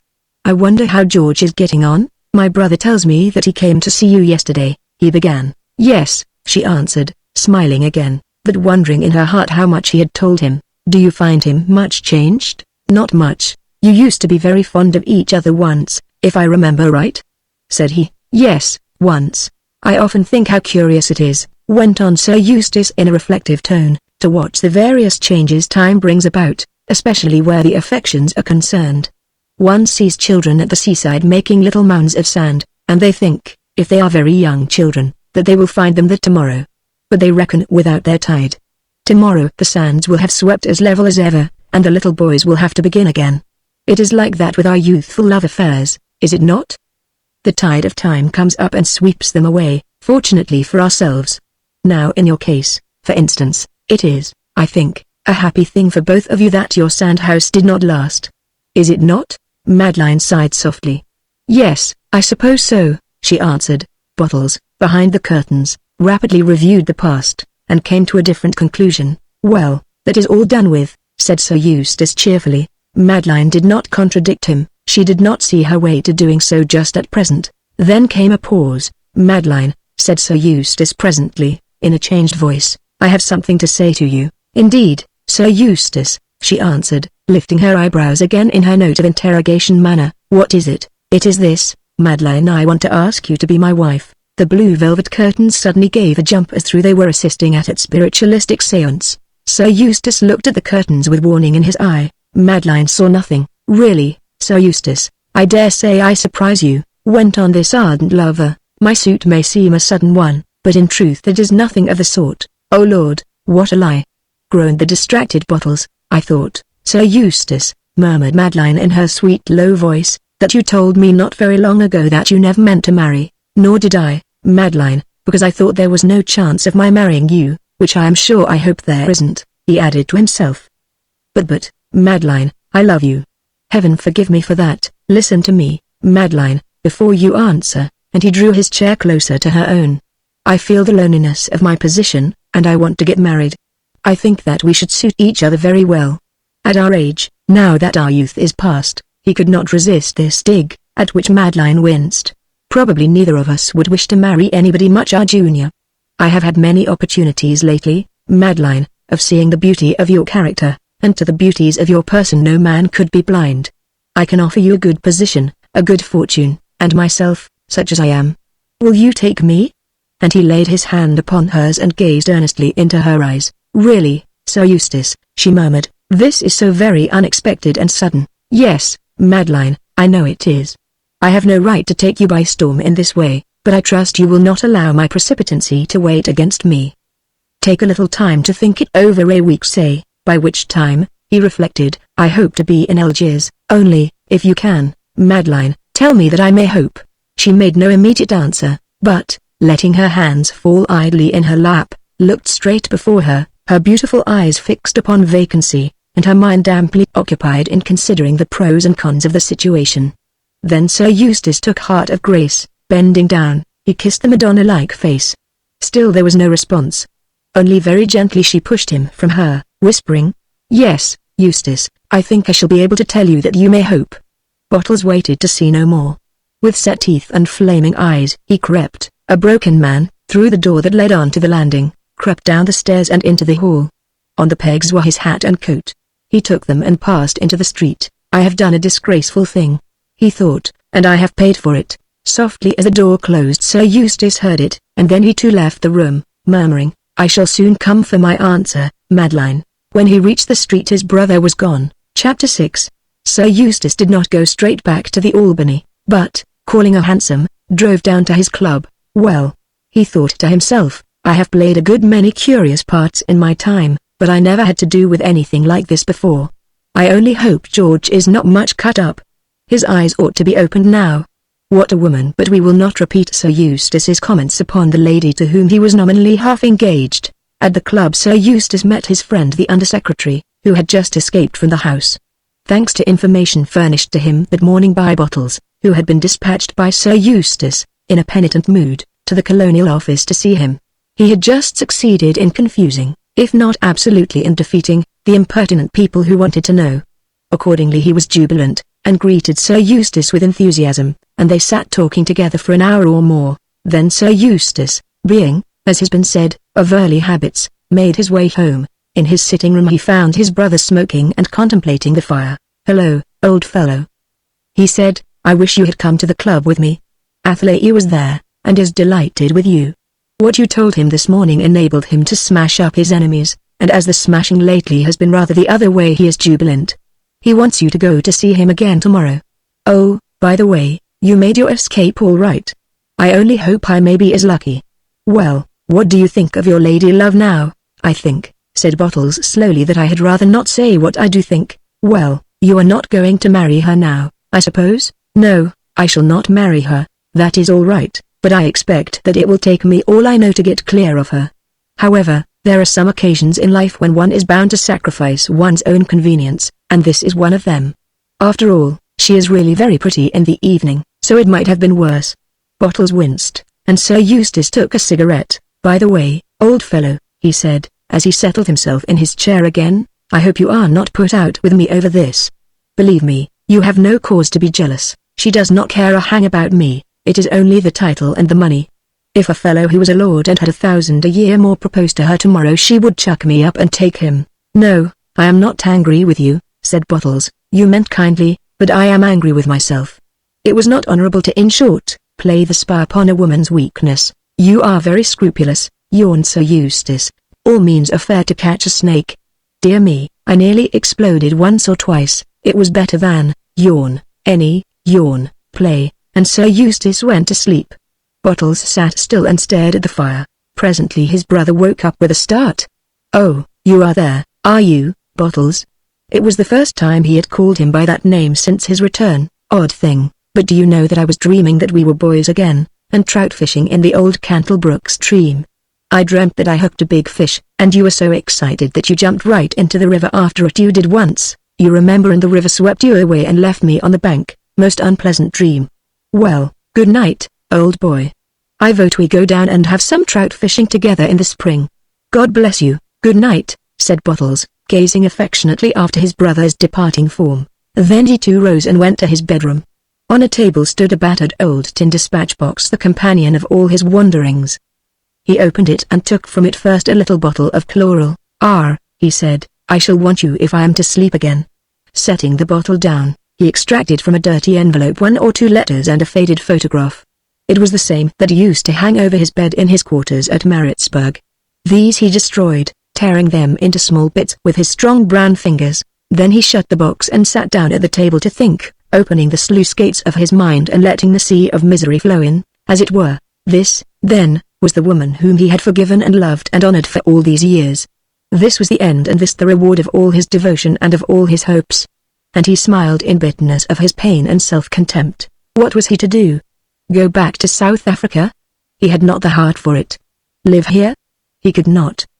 His existence had been wasted. He had lost his delusion, the beautiful delusion of his life, and he felt as though it would drive him mad, as the man whose shadow left him went mad. He rose from the chair, opened the window, and looked out. It was a clear frosty night, and the stars shone brightly. for some while he stood looking at them, then he undressed himself. Generally, for he was different to most men, he said his prayers. For years, indeed, he had not missed doing so, any more than he had missed praying Providence in them to watch over and bless his beloved Madeline. But tonight he said no prayers. He could not pray. The three angels, faith, hope, and love, whose whisperings heretofore had been ever in his ears, had taken wing, and left him as he played the eavesdropper behind those blue velvet curtains, so he swallowed his sleeping draught and laid himself down to rest. When Madeline Croston heard the news at a dinner party on the following evening, she was much shocked, and made up her mind to go home early. To this day she tells the story as a frightful warning against the careless use of chloral. Part 4, Little Flower, Chapter 1. The Reverend Thomas Bull was a man of rock-like character with no more imagination than a rock. Of good birth, good abilities, good principles and good repute, really he ought to have been named not Thomas but John Bull, being as he was a typical representative of the British middle class. By nature a really religious man and, owing to the balance of his mind, not subject to most of the weaknesses which often afflict others, very early in his career he determined that things spiritual were of far greater importance than things temporal, and that as eternity is much longer than time, it was wise to devote himself to the spiritual and leave the temporal to look after itself. There are quite a number of good people, earnest believers in the doctrine of rewards and punishments, who take the practical view. With such, repaid 1,000-fold shall be, is a favorite line of a favorite hymn. It is true that his idea of the spiritual was limited. Perhaps it would be more accurate to say that it was unlimited, since he accepted without doubt or question everything that was to be found within the four corners of what he had been taught. As a boy he had been noted for his prowess in swallowing the largest pills. Don't think, he would say to his weaker brothers and sisters, especially one of the latter whose throat seemed to be so constituted that she was obliged to cut up these baluses with a pair of scissors. Don't think, but gulp them down. So it was with everything else in life. Thomas did not think, he gulped it down. Thus in these matters of faith, if other young folk ventured to talk of allegory or even to cast unhallowed doubts upon such points as those of the exact method of the appearance on this earth of their mother Eve, or whether the sun actually did stand still at the bidding of Joshua, or the ark, filled with countless pairs of living creatures, floated to the top of Ararat, or Jonah, defying digestive juices, in fact abode 3 days in the interior of a whale, Thomas looked on them with a pitying smile and remarked that what had been written by Moses and other accepted prophets was enough for him. Indeed, a story was told of him when he was a boy at school which well exemplified this attitude. By way of lightening their labors, a very noted geologist who had the art of interesting youthful audiences and making the rocks of the earth tell their own secular story, was brought to lecture to his house. This eminent man lectured extremely well. He showed how beyond a doubt the globe we inhabit, one speck of matter, floating in the sea of space, had existed for millions upon millions of years, and how by the evolutionary changes of countless ages it had at length become fitted to be the habitation of men, who probably themselves had lived and moved and had their being there for at least 1,000,000 of years, perhaps much longer. At the conclusion of the entrancing story the boys were invited to ask questions. Thomas Bull, a large, beetle-browed youth, rose at once and inquired of their titled and aged visitor, a man of worldwide reputation, why he thought it funny to tell them fairy tales. The old gentleman, greatly interested, put on his spectacles, and while the rest of the school gasped and the headmaster and other pedagogues stared amazed, studied this strange lad, then said, "I am outspoken myself, and I like those who speak out when they do so from conviction, but, my young friend, why do you consider that I exaggerate? Because the Bible says so," replied Thomas unabashed.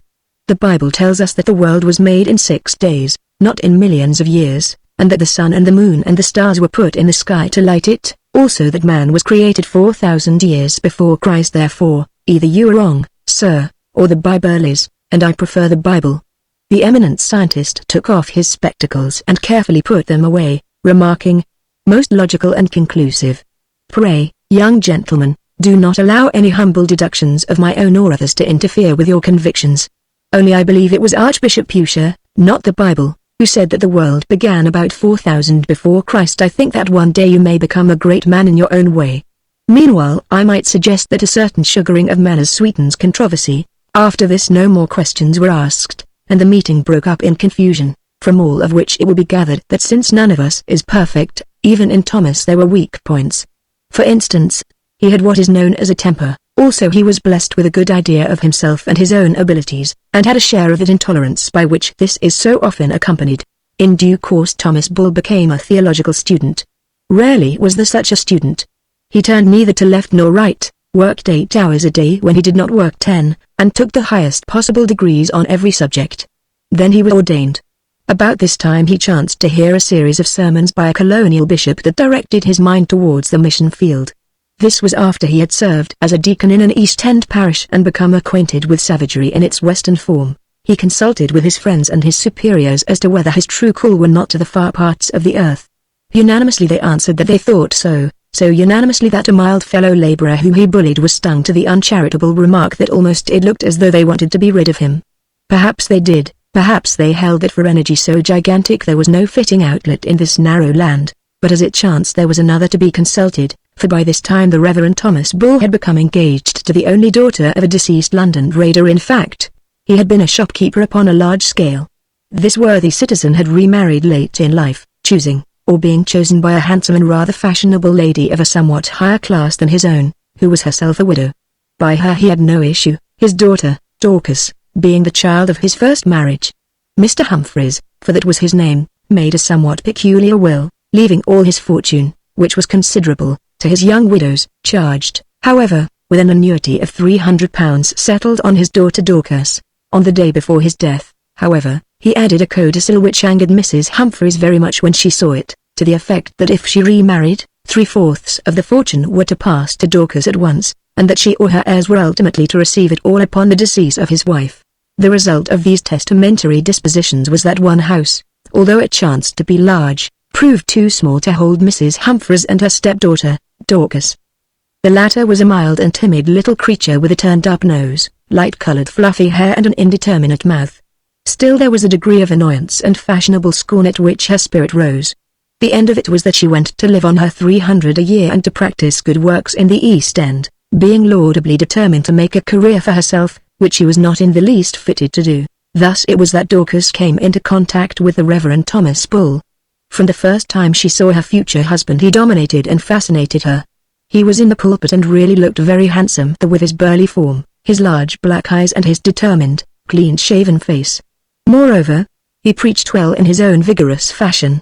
On this occasion he was engaged in denouncing the vices and pettiness of modern woman, upper-class modern woman of whom he knew nothing at all, a topic that appealed to an East End congregation. He showed how worthless was this luxurious stamp of females, what a deal they thought of dress and of other more evil delights. He compared them to the Florentines whom Savonarola. In his heart Thomas saw resemblances between himself and that great if narrow man, scourged till they wept in repentance and piled up their jewels and fripperies to be burned. What do they do with their lives? He asked.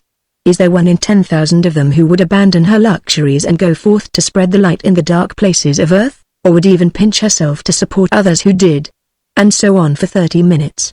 Dorcas, listening and, reflecting on her stepmother, thought how marvelously true it all was. Had he known her personally, which so far as she was aware was not the case, the preacher could not have described her better. Also it was certain that Mrs. Humphreys and her friends had not the slightest intention of spreading any kind of light, unless it were that of their own eyes and jewels, or of going anywhere to do so, except perhaps to Monte Carlo in the spring. How noble too was the picture he painted of the life of self-sacrifice and high endeavor that lay open to her sex. She would like to lead that higher life, being in truth a good-hearted little thing full of righteous impulses, only unfortunately she did not know how, for her present mild and tentative efforts had been somewhat disappointing in their fruits. Then an inspiration seized her. She would consult Mr. Bull. She did so, with results that might have been anticipated. Within 3 months she and her mentor were engaged and within 6 married. It was during those fervid weeks of engagement that the pair agreed, not without a little hesitation upon the part of Dorcas, that in due course he would become a missionary and set forth to convert the heathen in what he called Blackest Africa. First, however, there was much to be done. He must go through a long course of training. He must acquaint himself with various savage languages, such as Swahili and Zulu, and so must she. Oh, how poor Dorcas, who was not very clever and had no gift of tongues, came to loathe those barbaric dialects. Still she worked away at them like a heroine, confining herself ultimately, with a wise and practical prescience, to learning words and sentences that dealt with domestic affairs, as light the fire. Put the kettle on to boil. Sister, have you chopped the wood? Cease making so much noise in the kitchen hut. Wake me if you hear the lion eating our cow. And so forth, For more than a year after their marriage these preliminaries continued while Thomas worked like a horse, though it is true that Dorcas slackened her attention to Swahili and Zulu grammar in the pressure of more immediate affairs. Especially was this so after the baby was born, a girl, flaxen-haired like her mother, whom Thomas christened by the name of Tabitha, and who in after years became the little flower of this history. Then as the time of departure drew near another thing happened. Her stepmother, Mrs. Humphreys, insisted upon going to a ball in Lent, where she caught a chill that developed into inflammation of the lungs and killed her. The result of this visitation of Providence, as Thomas called it, was that Dorcas suddenly found herself a rich woman with an income of quite £2,000 a year, for her father had been wealthier than she knew. Now temptation took hold of her. Why, she asked herself, should Thomas depart to Africa to teach black people, when with his gifts and her means he could stop at home comfortably and before very long become a bishop, or at the least a dean? Greatly daring, she propounded this matter to her husband, only to find that she might better have tried to knock down a stone wall with her head than induce him to change his plans. He listened to her patiently unless over-irritated. A perfectly exasperating patience was one of his gifts. Then said in a cold voice that he was astonished at her. When you were poor, he went on, you vowed yourself to this service, and now because we are rich you wish to turn traitor and become a seeker after the fleshpots of Egypt. Never let me hear you mention the matter again. But there is the baby, she exclaimed. Africa is hot and might not agree with her. Heaven will look after the baby, he answered. That's just what I am afraid of, wailed Dorcas. Then they had their first quarrel, in the course of which, be it admitted, she said one or two spiteful things. For instance, she suggested that the real reason he wished to go abroad was because he was so unpopular with his brother clergymen at home, and especially with his superiors, to whom he was fond of administering lectures and reproofs. It ended, of course, in her being crushed as flat as is a broken-winged butterfly that comes in the path of a garden roller. He stood up and towered over her. Dorcas, he said, do what you will. Stay here if you wish, and enjoy your money and your luxuries. I sail on the 1st of next month for Africa. Because you are weak, do I cease to be strong? I think not, she replied, sobbing, and gave in. So they sailed, first class. This was a concession, for he had intended to go third but without a nurse. On that point he stood firm. You must learn to look after your own children, he said, a remark at which she made a little face that meant more than he knew. Chapter 2. The career of Mr. and Mrs. Bull during the next 8 years calls for but little comment. Partly because Tabitha was delicate at first and must be within reach of doctors, they lived for the most part at various coast cities in Africa, where Thomas worked with his usual fervor and earnestness, acquiring languages which he learned to speak with considerable perfection, though Dorcas never did, and acquainting himself thoroughly with the local conditions in so far as they affected missionary enterprise.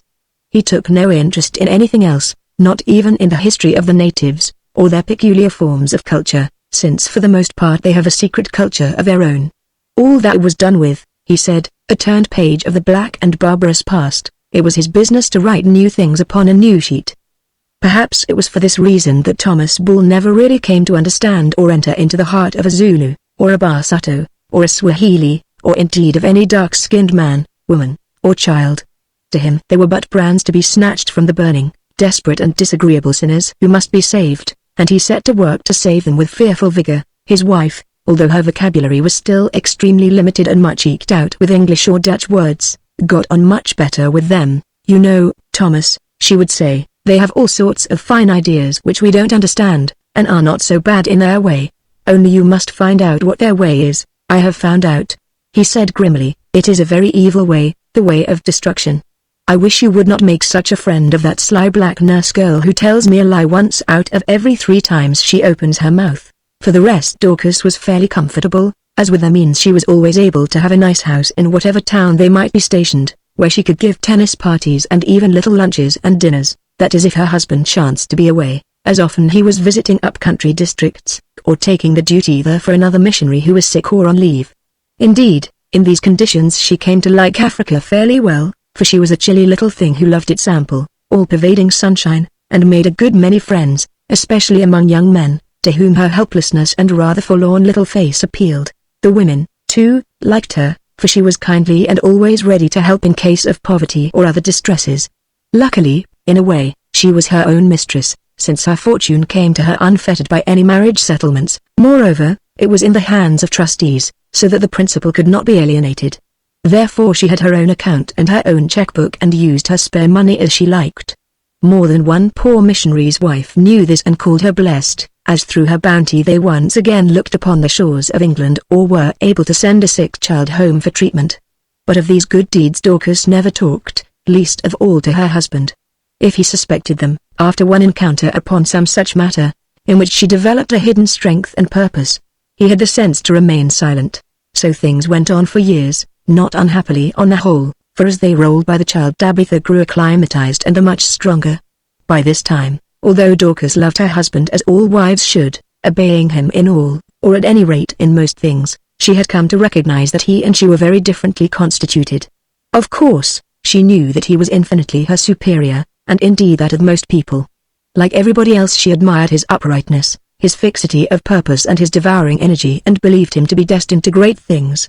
Still, to tell the truth, which she often confessed with penitence upon her knees, on the whole she felt happier, or at any rate more comfortable, during his occasional absences to which allusion has been made, when she could have her friends to tea and indulge in human gossip without being called worldly. It only remains to add that her little girl Tabitha, a name she shortened into Tabby, was her constant joy, especially as she had no other children. Tabby was a bright, fair-haired little thing, clever, too, with resource and a will of her own, an improved edition of herself, but in every way utterly unlike her father, a fact that secretly annoyed him. Everybody loved Tabitha, and Tabitha loved everybody, not excepting the natives, who adored her. Between the Kaffirs and Tabitha there was some strong natural bond of sympathy. They understood one another. At length came the blow. It happened thus. Not far from the borders of Zululand but in the country that is vaguely known as Portuguese territory, was a certain tribe of mixed Zulu and Barsato blood who were called the Amasisa, that is, the people of the Sisa. Now Sisa in the Zulu tongue has a peculiar meaning which may be translated as sent away. It is said that they acquired this name because the Zulu kings when they exercised dominion over all that district were in the habit of dispatching large herds of the royal cattle to be looked after by these people, or in their own idiom to be seated, that is adjusted, as we say in English of stock that are entrusted to another to graze at a distance from the owner's home. Some, however, gave another reason. In the territory of this tribe was a certain spot of which we shall hear more later, where these same Zulu kings were in the habit of causing offenders against their law or customs to be executed. Such also, like the cattle, were sent away, and from one of these two causes, whichever it may have been, or perhaps from both, the tribe originally derived its name. It was not a large tribe, perhaps there were 350 heads of families in it, or say something under 2,000 souls in all, descendants, probably, of a mild, peace-loving, industrious Barsato stock onto which had been grafted a certain number of the dominant, warlike Zulus who perhaps had killed out the men and possessed themselves of the Barsato women and their cattle. The result was that among this small people there were two strains, one of the bellicose type, who practically remained Zulus, and the other of the milder and more progressive Barsato stamp, who were in the majority. Among these Sisas missionaries had been at work for a number of years, with results that on the whole were satisfactory. More than half of them had been baptized and were Christians of a sort, a church had been built, a more or less modern system of agriculture had been introduced, and the most of the population wore trousers or skirts, according to sex. Recently, however, trouble had arisen over the old question of polygamy.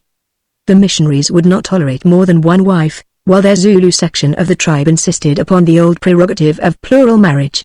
The dispute had ended in something like actual fighting, in the course of which the church and the school were burnt, also the missionary's house.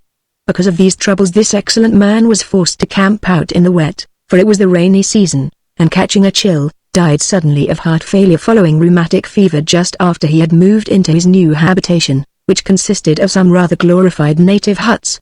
Subsequently to these events there came a petition from the chief of the tribe, a man called Koza, whose name probably derived from the Zulu word Kuz, which means chief or captain, addressed to the church authorities and asking that a new teacher might be sent to take the place of him who had died, also to rebuild the church and the school.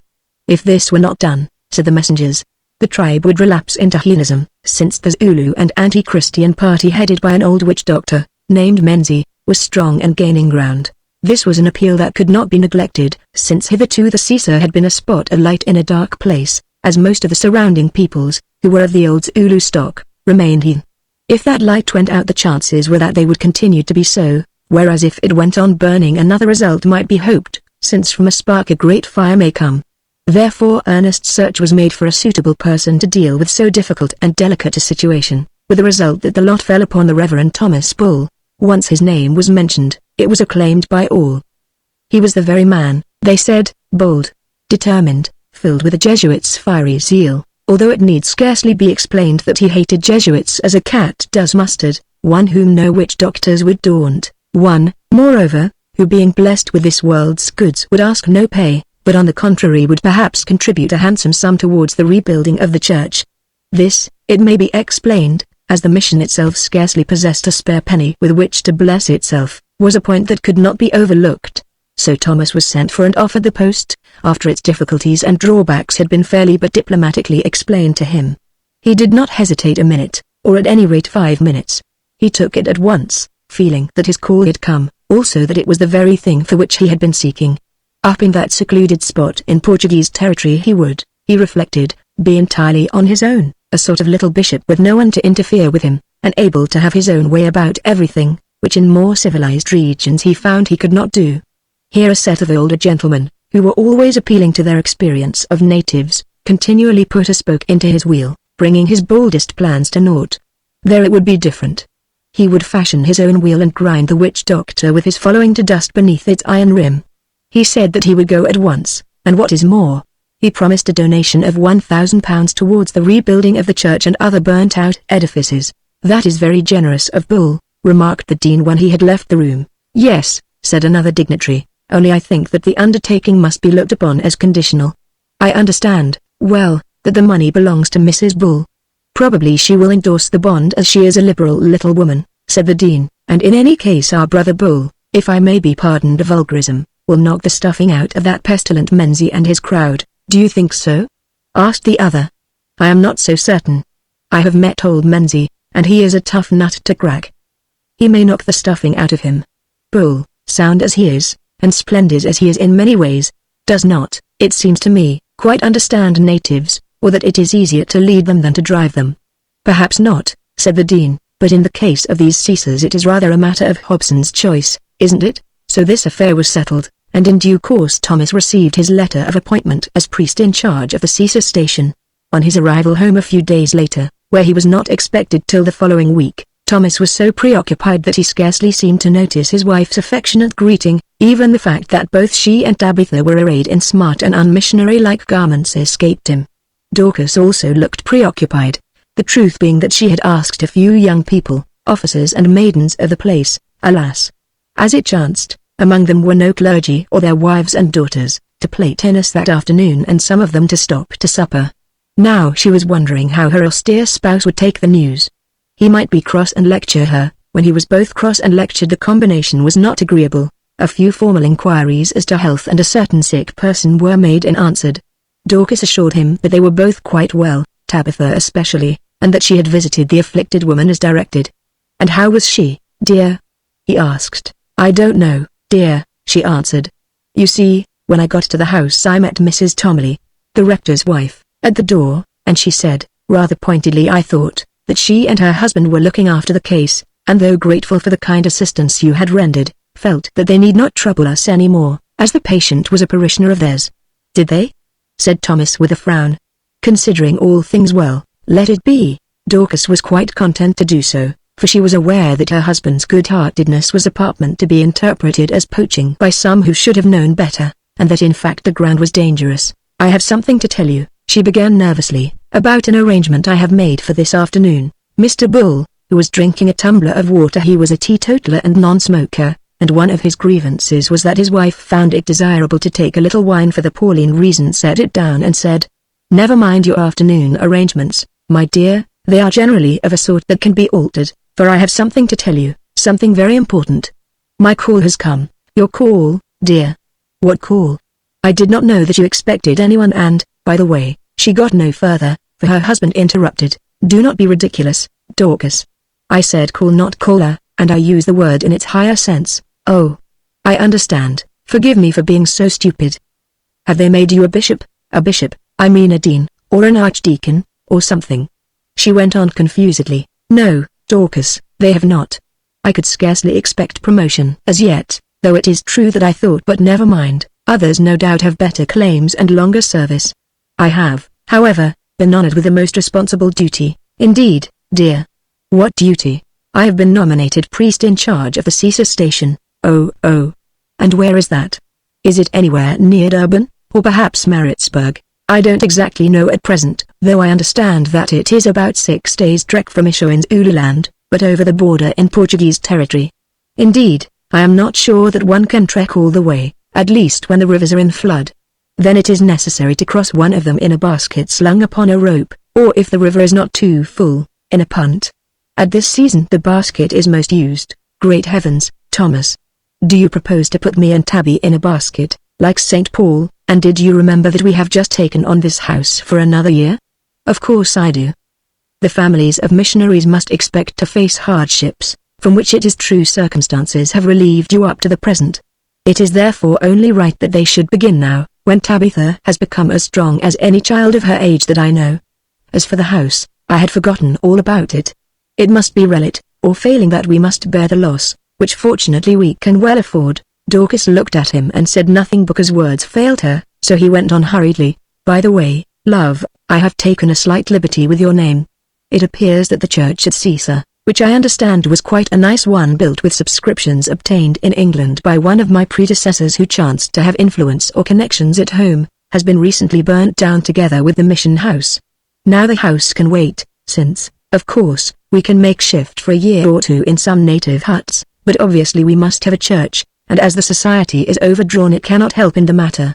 Under these circumstances I ventured to promise a gift of £1,000, which it is estimated will cover the re-erection of both church and house. He paused awaiting a reply, but as Dorcas still said nothing, continued. You will remember that you told me quite recently that you found you had £1,500 to your credit. Therefore I felt quite sure that you would not grudge £1,000 of it to enable me to fulfill this duty, this semi-divine duty. Oh, said Dorcas. As a matter of fact I intended to spend that £1,000, or much of it, otherwise. There are some people here whom I wanted to help. But fortunately I had not mentioned this to them, so they will have to do without the money and their holiday. Also the children cannot be sent to school. And, by the way, how is Tabby to be educated in this far-away place? I am sorry, dear, but after all private luxuries, including that of benevolence, must give way to sacred needs, so I will write to the dean that the money will be forthcoming when it is needed. As for Tabitha's education, of course we will undertake it between us, at any rate for the next few years. Yes, Thomas, since you have passed your word, or rather my word, the money will be forthcoming. But meanwhile, if you can spare me the odd £500, I suggest that I should stay here with Tabby, who could continue to attend the college as a day scholar, while you get us some place ready to live in among these savages, the sneezers, or whatever they are called. My dear, answered Thomas, consider what you ask. You are in perfect health and so is our child. Would it not, then, be a downright scandal that you should stop here in luxury while your husband went out to confront grave difficulties among the Caesars, not the sneezers, for I may tell you at once that the difficulties are very grave? There is a noted witch doctor amongst this people named Menzies, who, I understand, is suspected of having burned down the mission house, and probably the church also, because he said that it was ridiculous that an unmarried man like the late priest should have so large a dwelling to live alone. This, of course, was but a cunning excuse for his savage malevolence, but if another apparent celibate arrives, he might repeat the argument and its application. Also often these barbarians consider that a man who is not married must be insane. Therefore it is absolutely necessary that you and the child should be present with me from the first. Oh, is it? Said Dorcas, turning very pink. Well, I am sorry to say that just now it is absolutely necessary that I should be absent from you, since I have a tennis party this afternoon. The officers of the garrison are coming and about half a dozen girls, and I must go to arrange about the tea. A tennis party? A tennis party to those godless officers and probably equally godless girls, exclaimed her husband. I am ashamed of you, Dorcas, you should be occupied with higher things. Then at last the worm turned. Do you know, Thomas, she answered, springing up, that I am inclined to be ashamed of you too, who I think should be occupied in keeping your temper. You have accepted some strange mission without consulting me, you have promised £1,000 of my money without consulting me, and now you scold me because I have a few young people to play tennis and stop to supper. It is unchristian, it is uncharitable, it is too bad. And sitting down again she burst into tears. The Reverend Thomas, who by now was in a really regal rage, not knowing what to say or do, glared about him. By ill luck his eye fell upon a box of cigarettes that stood upon the mantelpiece. "What are those things doing here?" he asked. "I do not smoke, so they cannot be for me. Is our money, I beg pardon, your money, which is so much needed in other directions, to be wasted in providing such unnecessaries for officers and idle girls? Oh, bless it all," and seizing the offending cigarettes he hurled them through the open window, a scattered shower of white tubes which some Kaffirs outside instantly proceeded to collect. Then he rushed from the house, and Dorcas went to get ready for her party.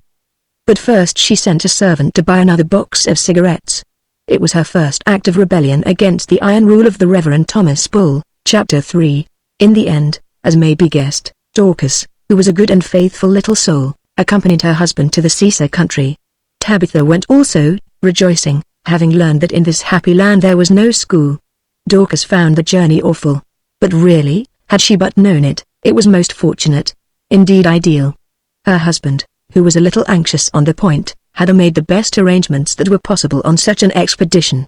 The wagon in which they trekked was good and comfortable, and although it was still the rainy season, fortune favored them in the matter of weather, so that when they came to the formidable river, they were actually able to trek across it with the help of some oxen borrowed from a missionary in that neighborhood, without having recourse to the dreaded rope-slung basket, or even to the punt.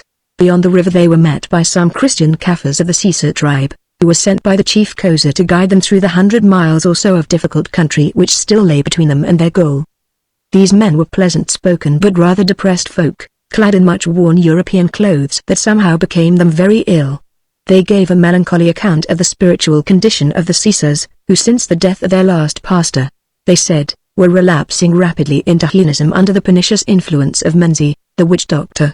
Therefore Kosa sent his greetings and prayed the new teacher to hurry to their aid and put a stop to this state of things. "Fear nothing," said Thomas in a loud voice, speaking in Zulu, which by now he knew very well. "I will put a stop to it." Then they asked him his name. He replied that it was Thomas Bull, which after the native fashion, having found out what Bull meant in English, they translated into a long appellation which, strictly rendered, meant roaring leader of the holy herd. When he found this out, Thomas flatly declined any such unchristian title, with the result that, anxious to oblige, they christened him Tom Bull, and as Tom Bull thenceforward he was known. Dorcas objected to this name, but Tabitha remarked sagely that at any rate it was better than Tom Fool. This was to his face, that behind his back they called him Minkunzi, which means bull, and in order to keep up the idea, designated poor Dorcas's Idanda, that being interpreted signified a gentle-natured cow.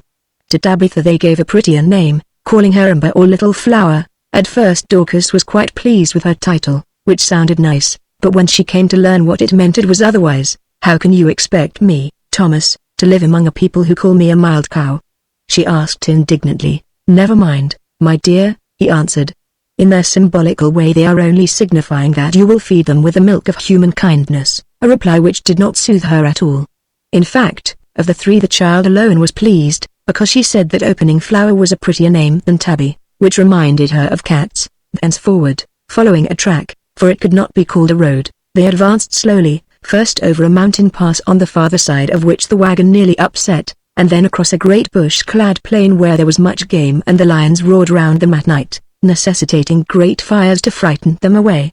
These lions terrified Dorcas, a town-bred woman who had never seen one of them except in the zoo, so much that she could scarcely sleep, but oddly enough Tabitha was not disturbed by them. "God will not let us be eaten by a lion, will he, father?"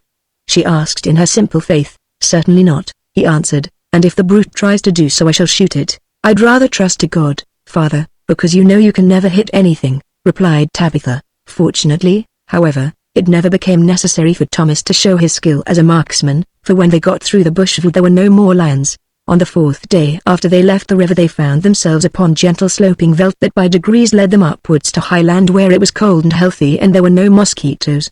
For 2 days they trekked over these highlands, which seemed to be quite uninhabited save by herds of feeding buck, till at length they attained their crest, and below them saw a beautiful mimosa-clad plain which the guides told them was the Caesar country, the promised land at last.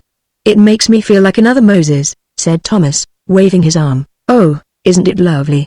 exclaimed Tabitha. "Yes, dear," answered her mother, but I don't see any town." This indeed was the case because there was none. The Caesar kraal, for it could not be dignified by any other name, being round a projecting ridge and out of sight. For the rest the prospect was very fair, being park-like in character, with dotted clumps of trees among which ran, or rather wound, a silver stream that seemed to issue from between two rocky kopjes in the distance. These kopjes, the guides told them, were the gates of Sisa town. They neglected to add that it lay in a hot and unhealthy hill-ringed hollow beyond them, the site having originally been chosen because it was difficult to attack, being only approachable through certain passes. Therefore it was a very suitable place in which to corral the cattle of the Zulu kings in times of danger. That day they travelled down the declivity into the plain, where they camped. By the following afternoon they came to the kopjes through which the river ran, and asked its name. The answer was Ukufa. Ukufa? Said Thomas. Why, that means death. Yes, was the reply, because in the old days this river was the river of death where evildoers were sent to be slain. How horrible! Said Dorcas, for unfortunately she had overheard and understood this conversation. By the side of the river was a kind of shelf of rock that was used as a road, and over this they bumped in their wagon, till presently they were past the kopjes and could see their future home beyond. It was a plain some miles across, and entirely surrounded by precipitous hills, the river entering it through a gorge to the north. In the center of this plain was another large kopje of which the river Ukufa, or Death, washed one side. Around this kopje, amid a certain area of cultivated land, stood the town of the Christian branch of the Sisa. It consisted of groups of huts, 10 or a dozen groups in all, set on low ground near the river, which suggested that the population might number anything between 700 and 1,000 souls.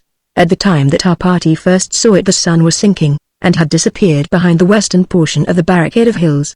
Therefore the valley, if it may be so called, was plunged in a gloom that seemed almost unnatural when compared with the brilliant sky above, across which the radiant lights of an African sunset already sped like arrows, or rather like red and ominous spears of flame. "What a dreadful place!" exclaimed Dorcas. "Is our home to be here?" "I suppose so," answered Thomas, who to tell the truth for once was himself somewhat dismayed. "It does look a little gloomy, but after all it is very sheltered, and home is what one makes it," he added sententiously. Here the conversation was interrupted by the arrival of the chief and some of the Christian portion of the Sisa tribe, who having been warned of its approach by messenger, to the number of 150 or so had advanced to meet the party. They were a motley crowd clad in every kind of garment, ranging from a moth-eaten general's tunic to practically nothing at all. Indeed, one tall, thin fellow sported only a battered helmet of rusty steel that had drifted here from some European army, a mucha or waist belt of catskins, and a pair of decayed tennis shoes through which his toes appeared. With them came what were evidently the remains of the church choir, when there was a church, for they wore dirty fragments of surplices and sang what seemed to be a hymn tune to the strains of a decadent accordion. The tune was long and ended in a kind of howl like to that of a disappointed jackal. When at length it was finished the chief Kozu appeared. He was a middle-aged man, become prematurely old because he had lived too fast in his pre-Christian days, or so report said. Now he had a somewhat imbecile appearance, for his fingers twitched and when he spoke his mouth jerked up at the corners. Also he kept looking over his shoulder as though he were afraid of something behind him. Altogether he inspired Thomas with no confidence. Whatever else he might be, clearly he was not a staff for a crusader to lean upon. Still he came forward and made a very nice speech, as a high-bred native noble, such as he was, can almost invariably do. With many pious expressions he welcomed the new teacher, saying that he and his people, that is those of them who were Christians, would do their best to make him happy. Thomas thanked him in appropriate language, adding that he on his part would do his best to promote their welfare and to save their souls. Koz replied that he was glad to hear it, because these needed saving, since most of the Sisa people were now servants of the devil. Since the last Mfundazi, or teacher died, they had been walking the road to hell at a very great pace, marrying many wives, drinking gin and practicing all kinds of witchcraft under the guidance of the Azanusi or Dr. Manzi. This man, he added, had burned down the church and the mission house by his magic, though these had seemed to be destroyed by lightning. With a proud gesture Thomas announced that he would soon settle Menzi and all his works, and that meanwhile, as the darkness was coming on, he would be glad if Koza would lead them to the place where they were to sleep. So they started, the accordion man, playing execrably, leading the way, and trekked for about a mile and a half till they came to the kopje in the center of the plain, reaching it by following the left bank of the river that washed its western face, passing between a number of tumbled walls built of loose stones, that once in bygone generations had sheltered the cattle of Chaka and other Zulu kings. They reached a bay in the side of the kopje that may have covered 4 acres of ground. Here by the edge of the river, but standing a little above it, were the burnt-out ruins of a building that by its shape had evidently been a church, and near to it other ruins of a school and of a house which once was the mission station. As they approached they heard swelling from within those cracked and melancholy walls the sound of a fierce, defiant chant which Thomas guessed must be some ancient Zulu war song, as indeed it was. It was a very impressive song, chanted by many people, which informed the listeners that those who sang it were the king's oxen, born to kill the king's enemies, and to be killed for the king, and so forth, a deep-noted, savage song that thrilled the blood, at the first sound of which the accordion gave a feeble wail and metaphorically expired. "Isn't that beautiful music, father? I never heard anything like that before," exclaimed Tabitha. Before Thomas could answer, out from the ruined doorway of the church issued a band of men. There might have been 100 of them, clad in all the magnificent panoply of old-time Zulu warriors, with tall plumes upon their heads, large shields upon their arms, kilts about their middles, and fringes of oxtails hanging from their knees and elbows. They formed into a double line and advanced, waving broad-bladed assegais. Then at a signal they halted by the wagon and uttered a deep-throated salute. In front of their lines was a little withered old fellow who carried neither shield nor spear, but only a black rod to which was bound the tail of a wild beast. Except for his moocher he was almost naked, and into his grey hair was woven a polished ring of black gum, from which hung several little bladders. Upon his scraggy neck was a necklace of baboon's teeth and amulets, whilst above the moocher was twisted a snake that might have been either alive or stuffed. His face, though aged and shrunken, was fine-featured and full of breeding, while his hands and feet were very small. His eyes were brooding, the eyes of a mystic, but when his interest was excited their glance was as sharp as a bread-awl. Just now it was fixed on Thomas, who felt as if it were piercing him through and through. The owner of the eyes, as Thomas guessed at once, was Menzie, a witch doctor very famous in those parts. "Why are these men armed with spears?" "It is against the law for Kaffirs to carry spears," he said to the chief. "This is Portuguese territory." "There is no law in Portuguese territory," answered Koza with a vacant stare. "Then we might be all murdered here and no notice taken," exclaimed Thomas. "Yes, teacher. Many people have been murdered here. My father was murdered, and I dare say I shall be." "Who by?" Koza made no answer, but his vacant eyes rested for a little while on Menzie. "Good God! What a country," said Thomas to himself, looking at Dorcas who was frightened. Then he turned to meet Menzie, who was advancing towards them, casting a glance of contempt at Koza, of whom he took no further notice. Menzie saluted the newcomers by lifting his hand above his head. Then with the utmost politeness he drew a snuff-box fashioned from the tip of a buffalo horn out of a slit in the lobe of his left ear, extracted the wooden stopper and offered Thomas some snuff. "Thank you, but I do not take that nastiness," said Thomas. Menzie sighed as though in disappointment, and having helped himself to a little, restoppered the horn and thrust it back into the lobe of his ear. Next he said, speaking in a gentle and refined voice, "Greeting, teacher. Who, the messengers tell us, are called Tombul in your own language and in ours Inkanzi. A good name, for in truth you look like a bull. I am glad to see that you are made much more robust than was the last teacher, and therefore will live longer in this place than he did. Though as for the lady teacher," and he glanced at the delicate-looking Dorcas, Thomas stared at this man, to whom already he had taken a strong dislike. Then moved thereto either by a very natural outburst of temper, or perchance by a flash of inspiration, he replied, "Yes, I shall live longer than did my brother, who died here and has gone to heaven, and longer I think than you will." This personal remark seemed to take Menzie aback. Indeed for a moment he looked frightened. Recovering himself, however, he said, "I perceive, Teacher Tombul, that like myself you are a witch doctor and a prophet.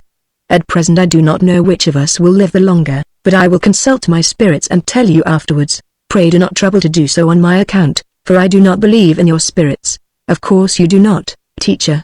No doctor believes in another doctor's spirits, since each has his own, and there are more spirits than there are doctors. Teacher Tombul, I greet you and tell you at once that we are at war over this matter of spirits. This tribe, teacher, is a cleft log. Yes, it is split into two. The chief there, Koza, sits on one half of the log with his Christians. I sit on the other half with the rest, who are as our fathers were. So if you wish to fight I shall fight with such weapons as I have. No, do not look at the spears, not with spears. But, if you leave me and my following alone, we shall leave you alone. If you are wise I think that you will do well to walk your own road and suffer us to walk ours." "On the contrary," answered Thomas, I intend that all the Caesar people shall walk one road, the road that leads to heaven. Is it so, teacher? Menzies replied with a mysterious smile. Then he turned his head and looked at the darkling river that just here, where it ran beneath an overhanging ledge of the copy, was very deep and still. Thomas felt that there was a world of meaning in his look, though what it might be he did not know. Suddenly he remembered that this river was named Death. After Menzies had looked quite a long while, once more he saluted as though in farewell, searching the faces of the three white people, especially Tabitha's, with his dreamy eyes and, letting them fall, searching the ground also. Near to where he stood grew a number of veldt flowers, such as appear in their glory after the rains in Africa. Among these was a rare and beautiful white lily. This lily Menzies plucked, and stepping forward, presented it to Tabitha, saying, "A flower for the flower. A gift to a child from one who is childless." Her father saw and meditated interference. But he was too late. Tabitha had already taken the lily and was thanking Menzies in his own tongue, which he knew well enough, having been brought up by Zulu nurses. He smiled at her, saying, "All spirits, black or white, love flowers." Then for a third time he saluted, not the others, but Tabitha, with more heartiness than before, and turning, departed, followed by his spearmen, who also saluted Tabitha as they filed in front of her. It was a strange sight to see these great plumed men lifting their broad spears to the beautiful bright-haired child who stood there holding the tall white lily in her hand as though it were a scepter. Chapter 4. When Menzies and his company had departed, vanishing round the corner of the copy, Thomas again asked the chief where they were to sleep, an urgent matter as darkness was now approaching. Koza answered with his usual vagueness that he supposed in the hut where the late teacher had died after the mission house was burnt down.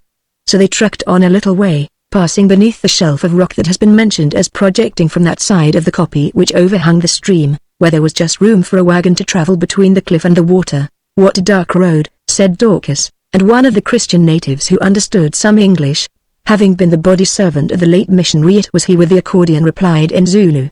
"Yes, lady, this rock is called the Rock of Evildoers, because once those accused of witchcraft and others were thrown from it by the order of the king, to be eaten by the crocodiles in that pool. But," he added, brightening up, "do not be afraid, for there are no more Zulu kings and we have hunted away the crocodiles, though it is true that there are still plenty of wizards who ought to be thrown from the rock." And he looked over his shoulder in the direction Menzies had taken, adding in a low voice, "You have just seen the greatest of them, lady." "How horrible," said Dorcas for the second time. A few yards farther on they emerged from this tunnel-like roadway and found themselves traveling along the northern face of the copy. Here, surrounded by a fence, stood the chief's kraal, and just outside of it a large, thatched hut with one or two smaller huts at its back. It was a good hut of its sort, being built after the Basotho fashion with a projecting roof and a doorway, and having a kind of veranda floored with beaten lime. "This was the teacher's house," said Koza as the wagon halted. "I should like to look inside it at once," remarked Dorcas doubtfully, adding, "Why, what's that?" And she pointed to a suspicious-looking, oblong mound that was covered with weeds, over which she had almost stumbled. "That is the grave of the late teacher, lady. We buried him here because Menzies' people took up the bones of those who were in the churchyard and threw them into the river," explained Koza. Dorcas looked as though she were going to faint, but Thomas, rising to the occasion, remarked, "Come on, dear. The dead are always with us, and what better company could we have than the dust of our sainted predecessor?" "I would rather have his room," murmured Dorcas, and gathering herself together, proceeded to the hut. Somebody opened the door with difficulty, and as it seemed to be very dark within, Thomas struck a match, by the light of which Dorcas peered into the interior. Next second she fell back into his arms with a little scream. "Take me away," she said. "The place is full of rats." He stared. It was quite true. There, sitting up upon the dead missionary's bed, was a singularly large rat that did not seem in the least frightened by their appearance, whilst other creatures of the same tribe scuttled about the floor and up the walls. Dorcas slept, or did not sleep, that night in the wagon with Tabitha, while Thomas took his rest beneath it as well as a drizzling rain that was falling would allow. Such was the beginning of the life of the Bull family in Caesarland, not an encouraging beginning, it will be admitted, though no worse and perhaps much better than that which many missionaries and their families are called upon to face in various regions of the earth. What horror is there that missionaries have not been called upon to endure? St. Paul tells us of his trials, but they are paralleled, if not surpassed, even in the present day. Missionaries, however good, may not always be wise folk. The reader might even think the Reverend Thomas Bull to be no perfect embodiment of wisdom, sympathy or perhaps manners, but taking them as a class they are certainly heroic folks, who endure many things for small reward, as we reckon reward. In nothing perhaps do they show their heroism and faith more greatly than in their persistent habit of conveying women and young children into the most impossible places of the earth, that to suffer many things, not exclusive, occasionally, of martyrdom. At least the Protestant section of their calling does this. The Roman Catholics are wiser. In renouncing marriage these save themselves from many agonies, and having only their own lives and health at stake, are perhaps better fitted to face rough work in rough places. Even Thomas Bull, not a particularly sensitive person, was tempted more than once to arrive at similar conclusions during his period of service in Caesarland, although neither he nor his wife or child was called upon to face the awful extremities that have confronted others of his cloth. For instance, another Thomas, one Owen, who was a missionary in Zululand at the time when Dingaan, the king, massacred Retief and his boars beneath his eyes. On the following morning Thomas crept out from beneath his wagon, not refreshed, it is true, but filled with a renewed and even more fiery zeal. During those damp hours of unrest he had reflected much and brought the whole position into perspective, a clear if a narrow perspective. The chief with whom he had to deal evidently was a fool, if not an imbecile, and the Christians who remained after a generation of teaching were for the most part poor creatures. The weak-kneed amongst this mixed blood tribe, probably those of the milder Barsato origin, such strength as remained in the people, who were, after all, but a dwindling handful marooned in a distant spot, was to be found among those of the old Zulu stock.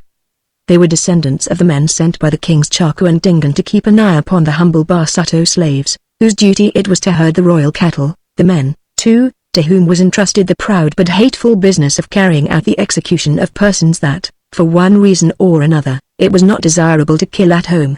The individuals detailed for these duties were for the most part of high blood, inconvenient persons, perhaps, whom it was desired to move to a distance. Thus, as Thomas Bull soon learned, Menzie was said to be no less a man than the grandson of the King Dingaan himself, one whose father had developed troublesome ambitions, but whose life had been spared because his mother was a favorite with the king. Hence some of the grandson's pride, which was enhanced by the fact that in his youth he had been trained in medicine and magic by a certain Zykli, alias Opener of Roads, who was said to have been the greatest witch doctor that ever lived in Zululand, and through him had acquired, or perhaps developed inherent psychic gifts, that were in any case considerable. In the end, however, he had returned to his petty tribe, neglecting larger opportunities, as Thomas learned, because of some woman to whom he was attached at home. It seemed, however, that he might as well have stayed away, since on his arrival he found that this woman had become one of the chief's wives, for which reason he afterwards killed that chief, Koza's father, and possessed himself of the woman, who died immediately afterwards, as Menzie suspected by poisoning. It was principally for this reason that he hated Koza, his enemy's son, and all who clung to him, and partly because of that hatred and the fear that it engendered. Koza and his people had turned Christian, hoping to protect themselves thus against Menzie and his wizardries. Also for this dead woman's sake, Menzie had never married again. Thomas did not learn all these details, and others that need not be mentioned, at once, but by the time he crept out from under that wagon he had guessed enough to show that he was face to face with a very tough proposition, and being the man he was, he girded his loins to meet it, vowing that he would conquer Menzie or die in the attempt. That very morning he called a council of the Christians and set to work with a will. The first thing to do was to make the late missionaries' huts habitable, which did not take long, and the next to commence the rebuilding of the church. Thomas, true to his principles, insisted on beginning with the church and letting the mission house stand over, although Dorcas, small blame to her, complained at being obliged to live for an indefinite time in a hut like a Kaffir woman. However, as usual, she was obliged to give way. As it chanced, here there was little difficulty about building operations, for stone and wooden tambuki grass for thatching were all at hand in plenty. Also the Barsato section of the Caesar, as is common among that race, were clever masons and carpenters, some of them having followed those trades in Natal and the more settled places in Zululand, where dwellings had to be erected. Moreover, they possessed wagons, and now that the dry season was approaching were able to fetch stores of every kind from the borders of Natal. Lastly, thanks to Dorcas's banking account, money was by comparison no object, an unusual circumstance where missionaries are concerned. So all the week Thomas labored at these matters and at making himself acquainted with his congregation, and all Sunday he held open-air services or taught in the ruins of the old church. Thus in the midst of so many new interests matters went on not uncomfortably, and Dorcas became more or less reconciled to her life. Still she could never get over her loathing of the place which she believed to be Lomond, perhaps because of its gloomy aspect, coupled with the name of the river and the uses to which it had been put, after all not so very long ago. Naturally, also, this distaste was accentuated by the unlucky circumstances of their arrival. Tabitha, too, was really happy, since she loved this wild free life, and having been brought up amongst Kaffirs and talking their language almost as well as she did her own, soon she made many friends. Perhaps it was a sense that the information would not be well received by her father that prevented her from mentioning that the greatest of those friends was the old witch doctor, Menzie, whom she often met when she was rambling about the place. Or it may have been pure accident, since Thomas was too busy to bother about such trifles, while her mother, who of course knew, kept her own counsel.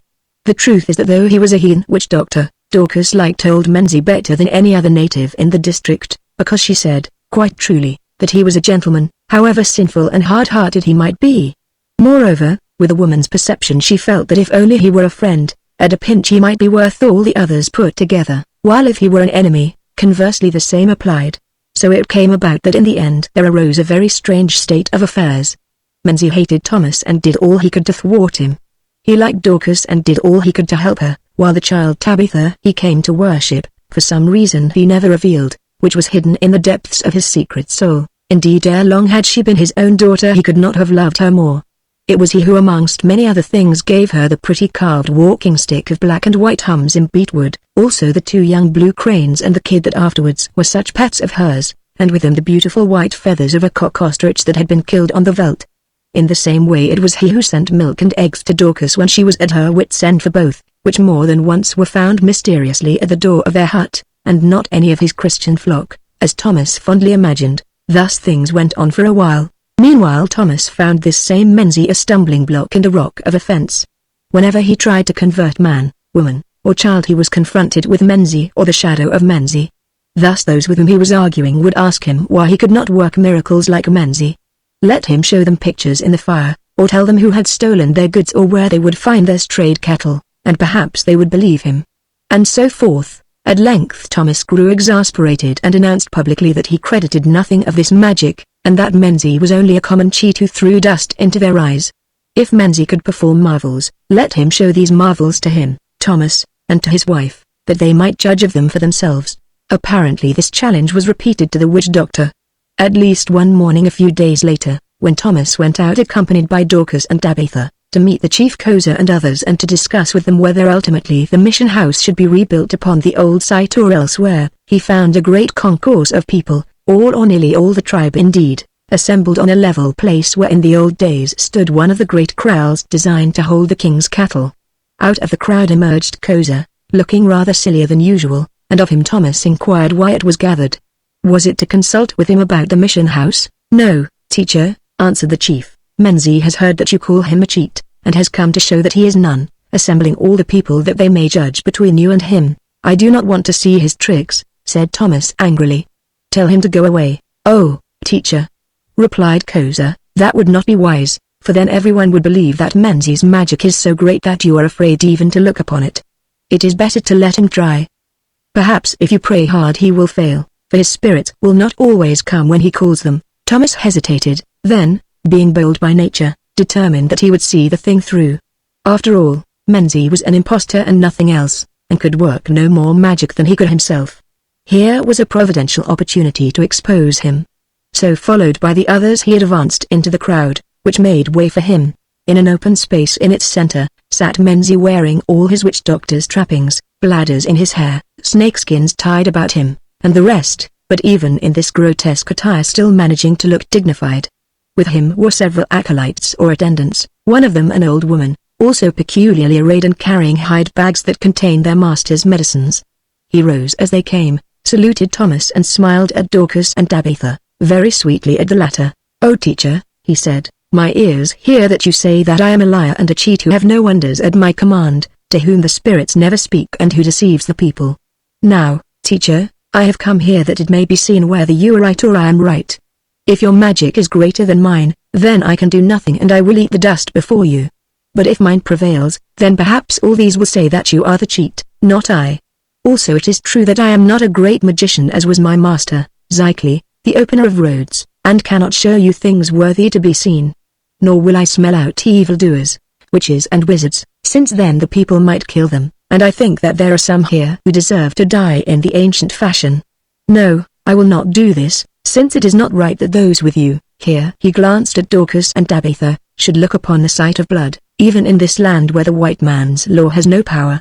Still there are little things that may serve to amuse you for an hour and hurt no one. Have any of you lost anything, for instance?" "Yes, I have," said Tabitha with a laugh. "Is it so, little flower? Then be silent and do not say what you have lost." "Have you told any what you have lost?" "No," answered Tabitha, "because I was afraid I should be scolded." "There, Imber, there, little flower, even that is too much, because you see the old cheat might guess something from your words." "Yes, he might guess that it is something of value that you have lost, such as a bracelet of gold, or the thing that ticks, on which you white people read the time." "Nay, be silent and do not let your face move lest I should read it. Now let us see what it is that you have lost." Then he turned to his confederates, as Thomas called them, and began to ask them questions which need not be set out in detail. Was it an animal that the little flower had lost? No, it was not an animal, the spirits told him that it was not. Was it an article of dress?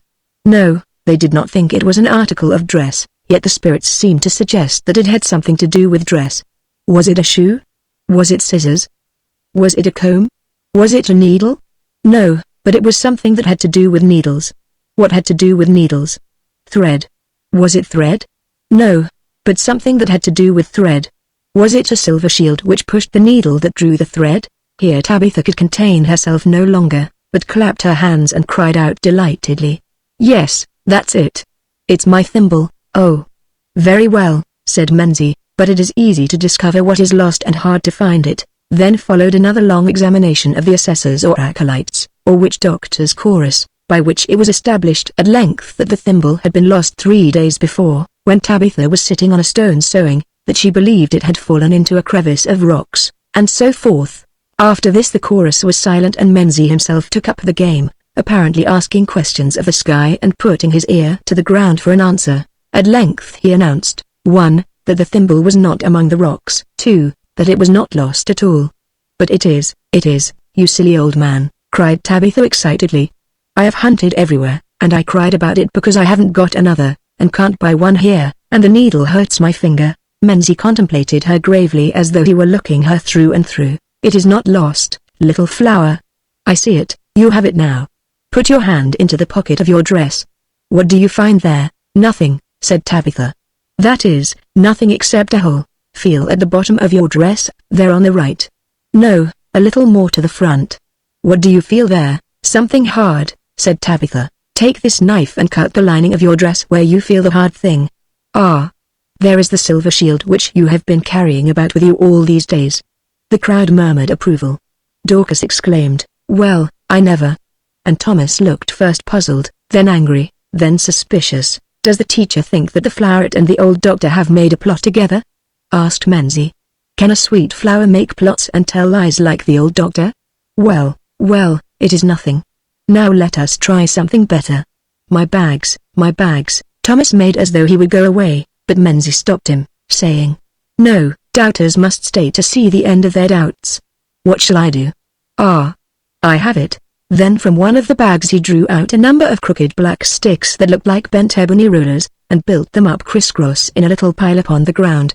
Next he found some bundles of fine dried grass, which he thrust into the interstices between the sticks, as he did so bidding one of his servants to run to the nearest hut and bring a coal of fire upon a sherd. "A match will not do," he said.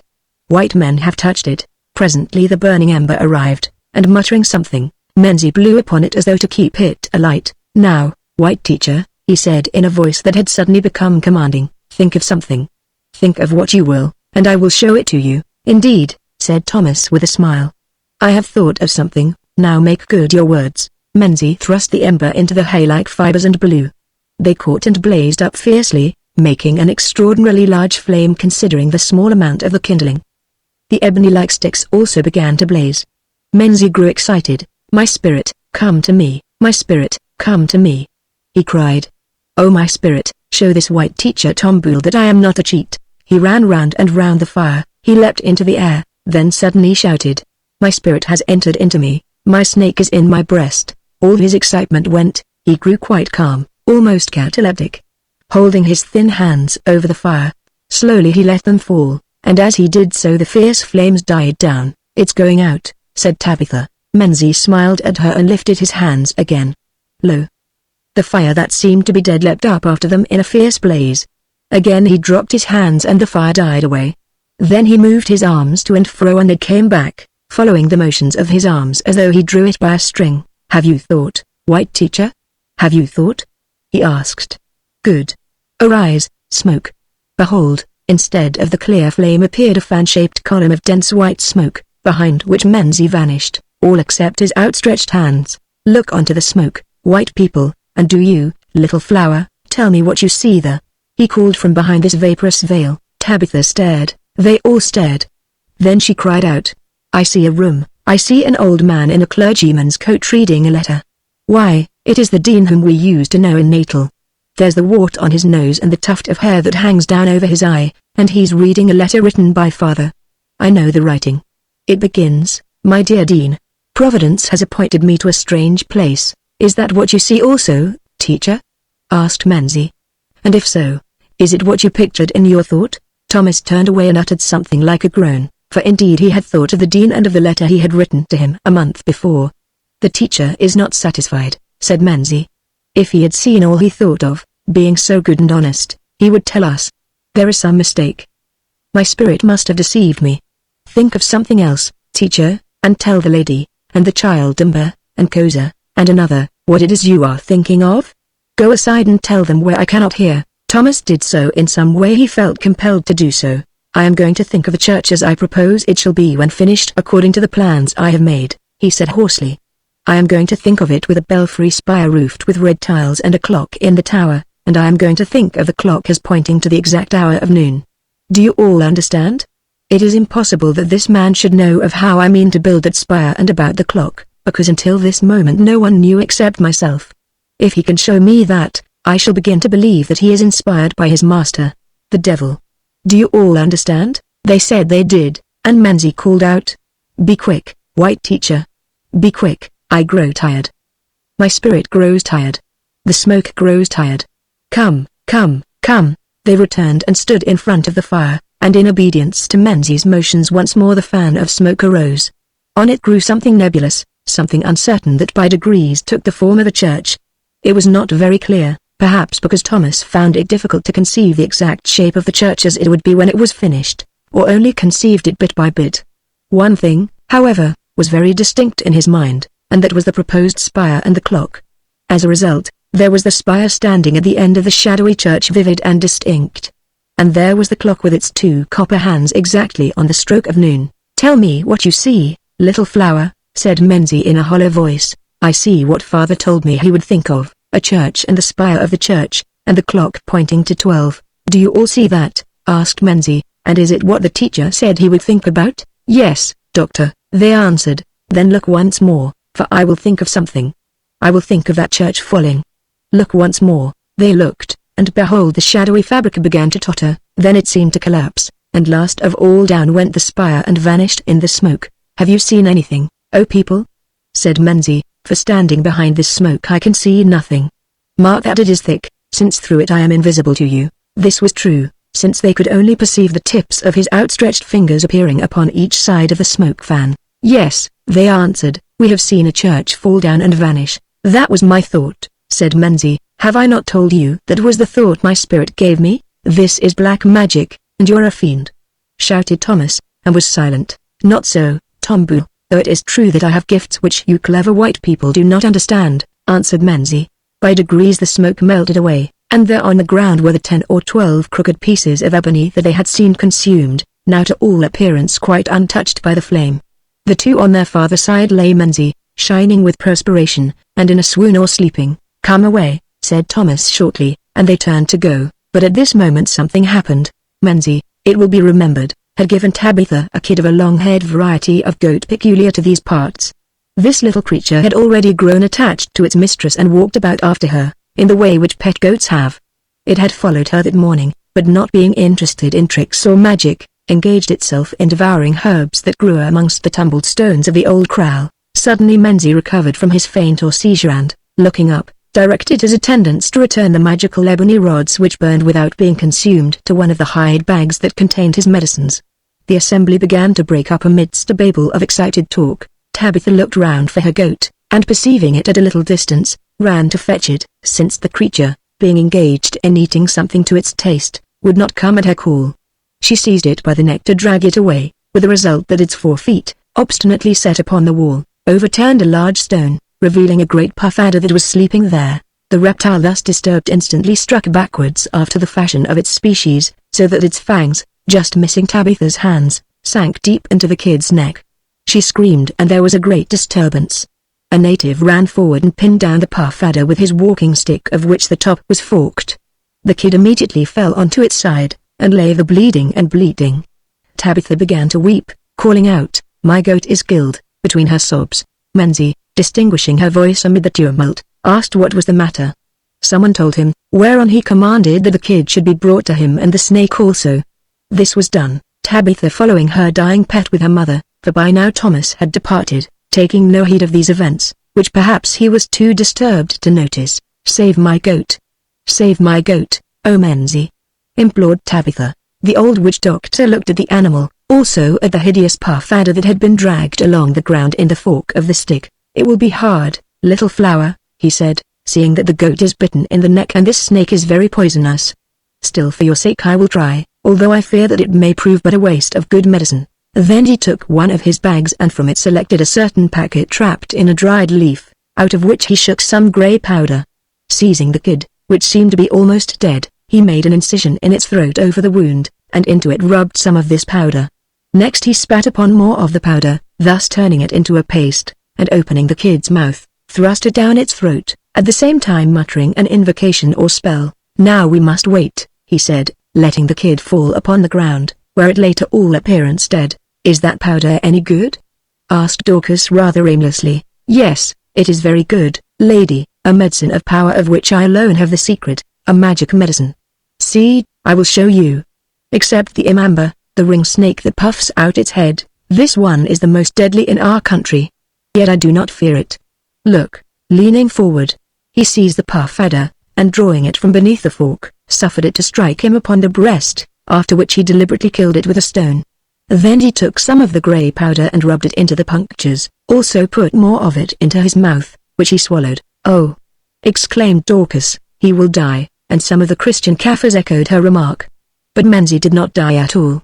On the contrary, after shivering a few times he was quite himself, and, indeed, seemed rather brighter than before, like a jaded businessman who has drunk a cocktail. "No, wife of Tombul," he said, "I shall not die. Every year one doctor myself with this magic medicine that is called Dua, after which all the snakes in Ceaseland remember that they are many. Little flower may bite me if they like. Is it your magic or is it the medicine that protects you?"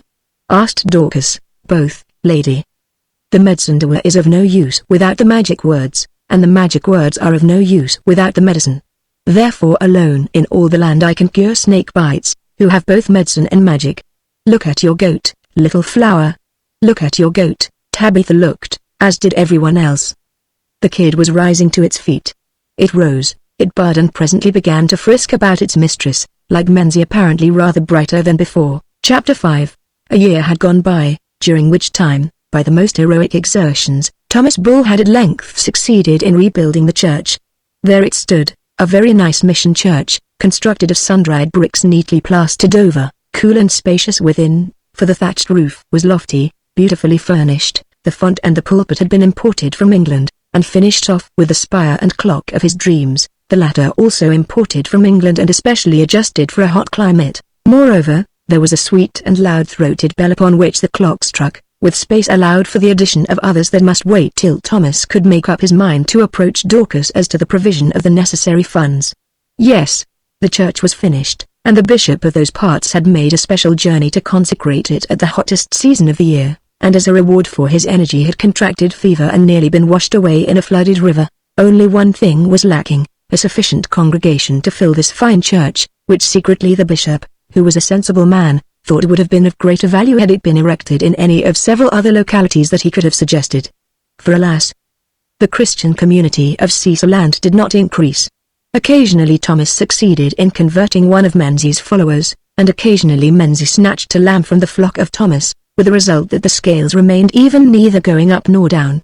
The truth was, of course, that the matter was chiefly one of race. Those of the Caesars in whom the Barsato blood preponderated became Christian, while those who were of the stubborn Ulu stock, strengthened and inspired by their prophet Menzies, remain unblushingly heathen. Still Thomas did not despair.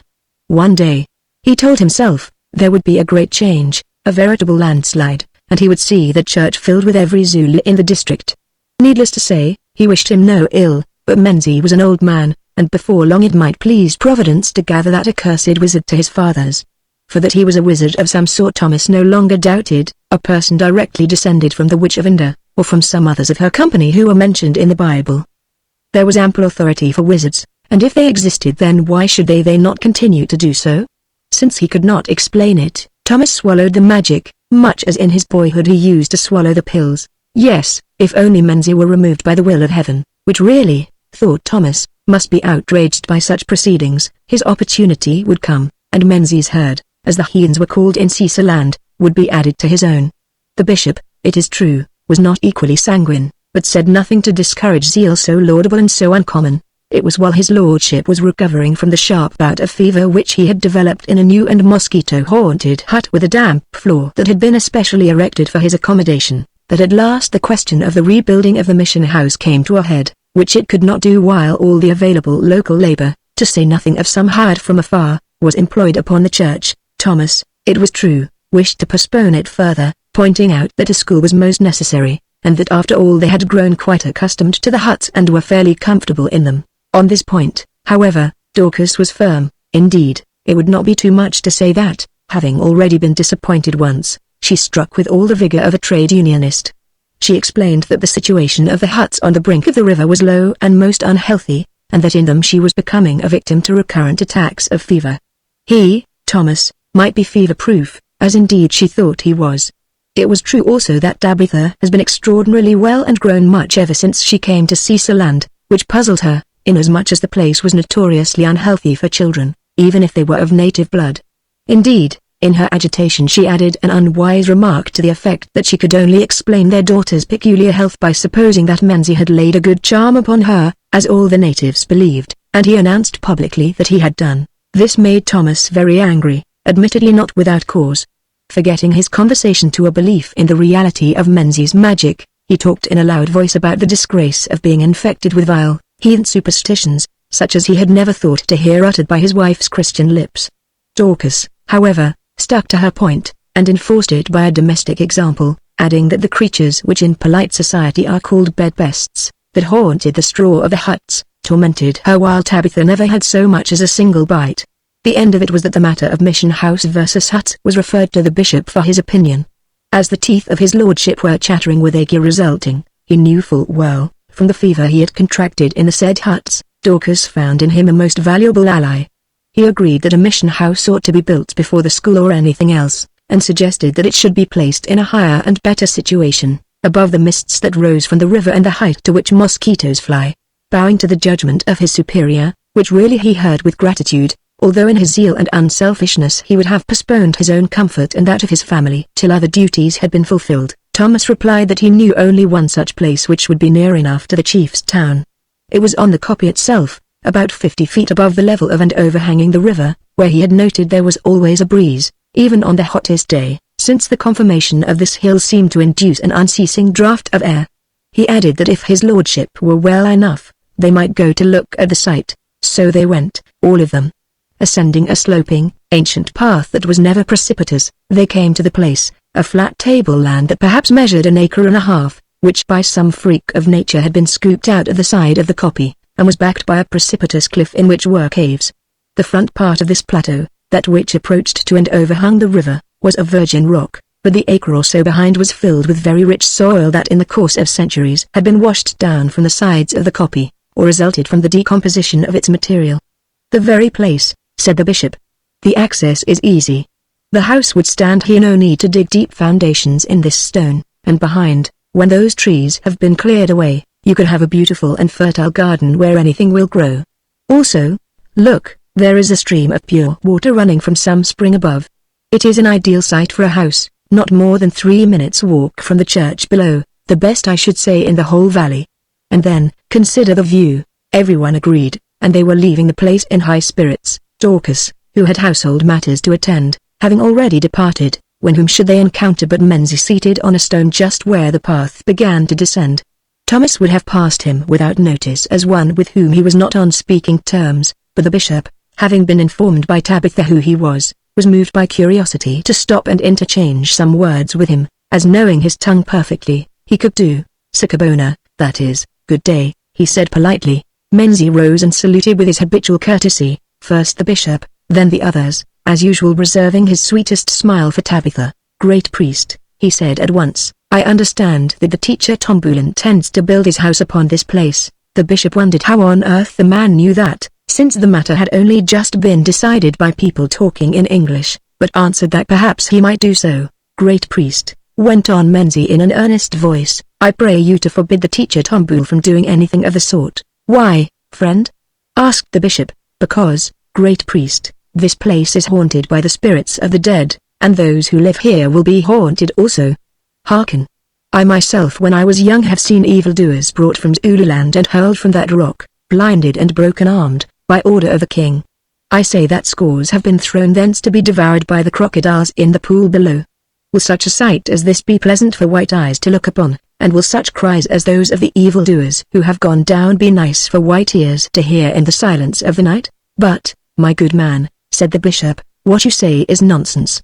These poor creatures are dead, gone down as you say, and do not return.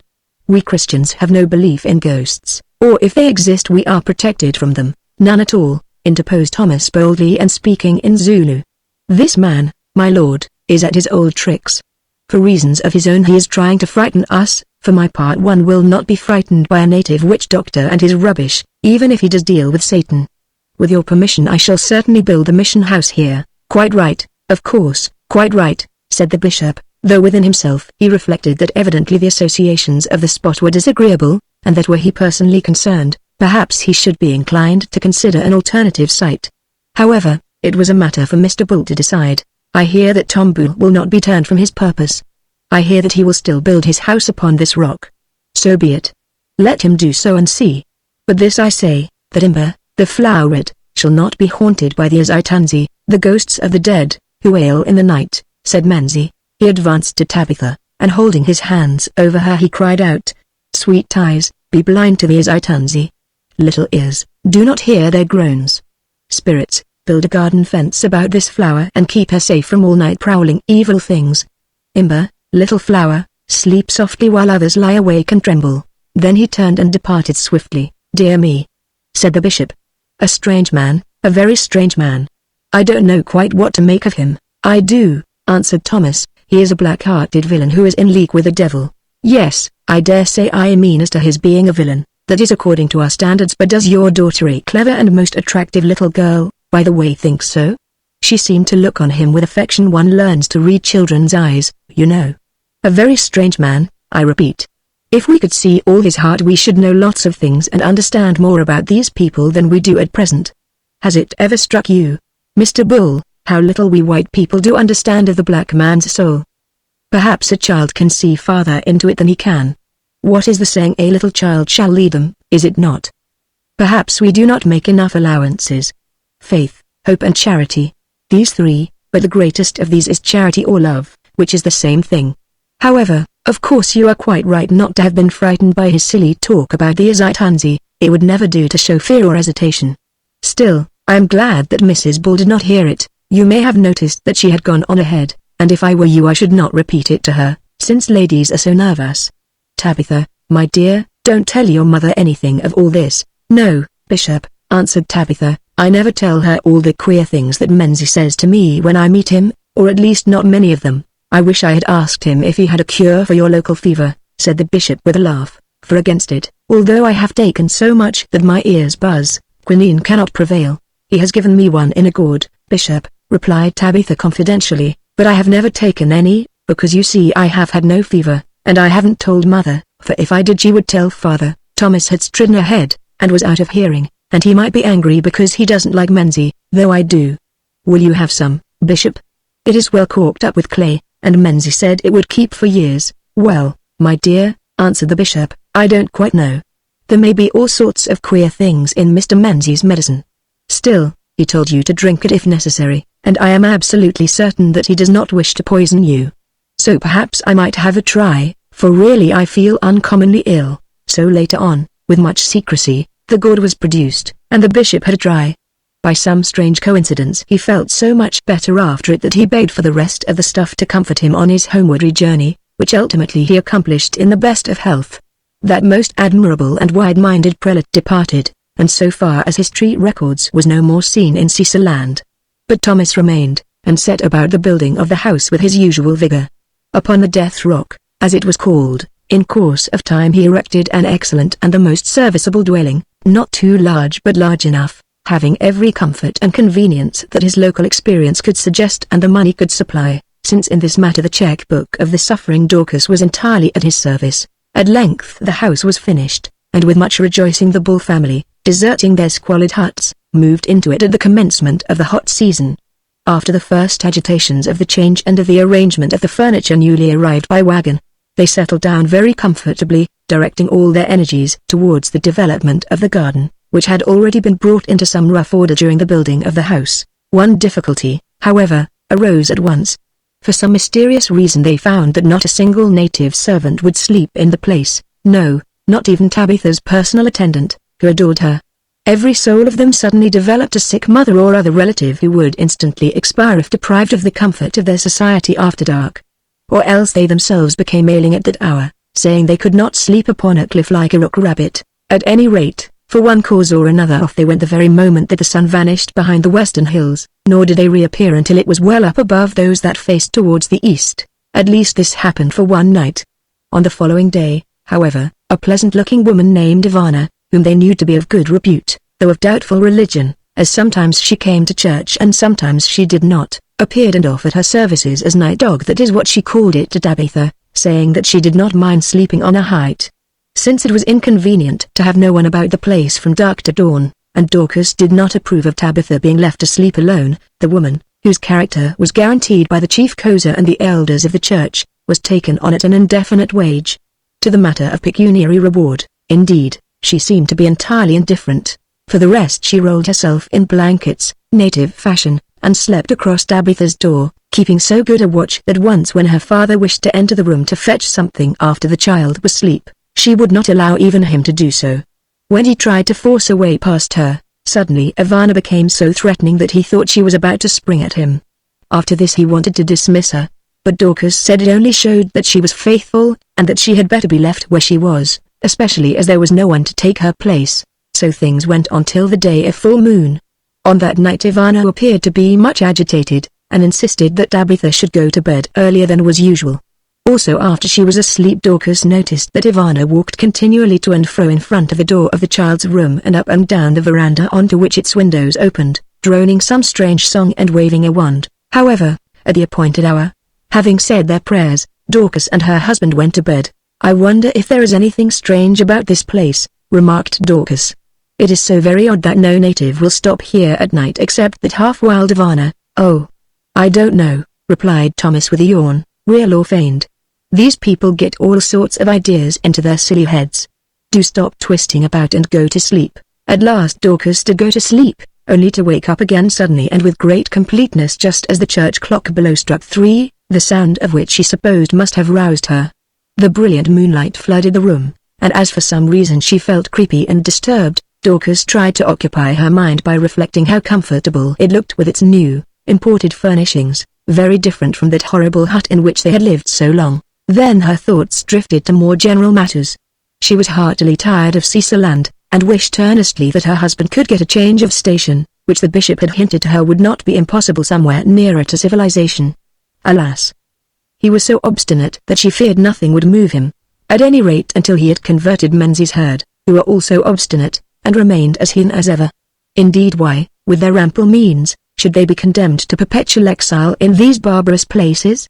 Was there not plenty of work to be done at home, where they might make friends and live decently? Putting herself and her own wishes aside, this existence was not fair to Tabitha, who, as she saw, watching her with a mother's eye, was becoming impregnated with the native atmosphere. She who ought to be at a Christian school now talked more Zulu than she did English, and was beginning to look at things from the Zulu point of view and to use their idioms and metaphors even when speaking her own tongue. She had become a kind of little chieftainess among these folk, also, Christian and heathen alike. Indeed, now most of them spoke of her as the maiden Inkosikazi, or chieftainess, and accepted her slightest wish or order as law, which was by no means the case where Dorcas herself and even Thomas were concerned. In fact, one or twice they had been driven to make a request through the child, notably upon an important occasion that had to do with the transport riding of their furniture, to avoid its being left for a couple of months on the farther side of a flooded river. The details do not matter, but what happened was that when Tabitha intervened, that which had been declared to be impossible proved possible, and the furniture arrived with wonderful celerity.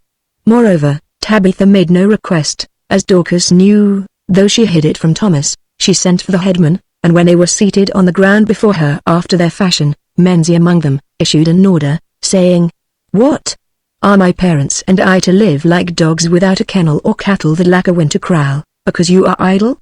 Inspan the wagons and fetch the things or I shall be angry." Hamburgo. Thereon they rose and went without argument, only lifting their right hands above their heads and murmuring, "Ikosikas. Chieftainess. Mother, we hear you." Yes, they called Tabitha mother. It was all very wrong, thought Dorcas, but she supposed, being a pious little person, that she must bear her burden and trust to Providence to free her from it, and she closed her eyes to wipe away a tear. When Dorcas opened them again something very strange seemed to have happened. She felt wide awake, and yet knew that she must be dreaming because the room had disappeared. There was nothing in sight except the bare rock upon which the house stood. For instance, she could see the gorge behind as it used to be before they made it into a garden, for she recognized some of the very trees that they had cut down. Moreover, from one of the caves at the end of it issued a procession, a horrible procession of fierce-looking, savage warriors, with spears and knobkerries, who between them half dragged, half carried a young woman and an elderly man. They advanced. They passed within a few feet of her, and observing the condition of the woman and the man, she saw that these must be led because for a certain reason they could not see where to go. Oh! Never mind what she saw.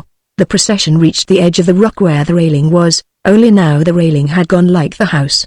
Then for the first time Dorcas heard, for hitherto all had seemed to happen in silence, "Die, Umtakati. Die, you wizard, as the king commands, and feed the river dwellers," said a deep voice. There followed a struggle, a horrible twisting of shapes, and the elderly man vanished over the cliff, while a moment later from below came the noise of a great splash. Next the girl was haled forward, and the words of doom were repeated. She seemed to break from her murderers and stagger to the edge of the precipice, crying out, "Oh father, I come." Then, with one blood-curdling shriek, she vanished also, and again there followed the sound of a great splash that slowly echoed itself to silence. All had passed away, leaving Dorcas paralyzed with terror, and wet with its dew, so that her night gear clung to her body. The room was just as it had been, filled with the soft moonlight and looking very comfortable. "Thomas," gasped his wife, "wake up." "I am awake," he answered in his deep voice, which shook a little. "I have had a bad dream." "What did you dream?" "Did you see two people thrown from the cliff?" "Something of that sort." "Oh. Thomas, I have been in hell. This place is haunted. Don't talk to me of dreams. Tabitha will have seen and heard too. She will be driven mad. Come to her." "I think not," answered Thomas. Still he came. At the door of Tabitha's room they found the woman Ivana, wide-eyed, solemn, silent. "Have you seen or heard anything, Ivana?" asked Thomas. "Yes, teacher," she answered. "I have seen what I expected to see and heard what I expected to hear on this night of full moon. But I am guarded and do not fear." "The child," said Dorcas. "The Inkosikazi sleeps. Disturb her not." Taking no heed, they thrust past her into the room. There on her little white bed lay Tabitha fast asleep, and looking like an angel in her sleep, for a sweet smile played about her mouth, and while they watched she laughed in her dreams. Then they looked at each other and went back to their own chamber to spend the rest of the night as may be imagined. Next morning when they emerged, very shaken and upset, the first person they met was Ivana, who was waiting for them with their coffee. "I have a message for you, teacher and lady. Never mind who sends it, I have a message for you to which you will do well to give heed. Sleep no more in this house on the night of full moon, though all other nights will be good for you.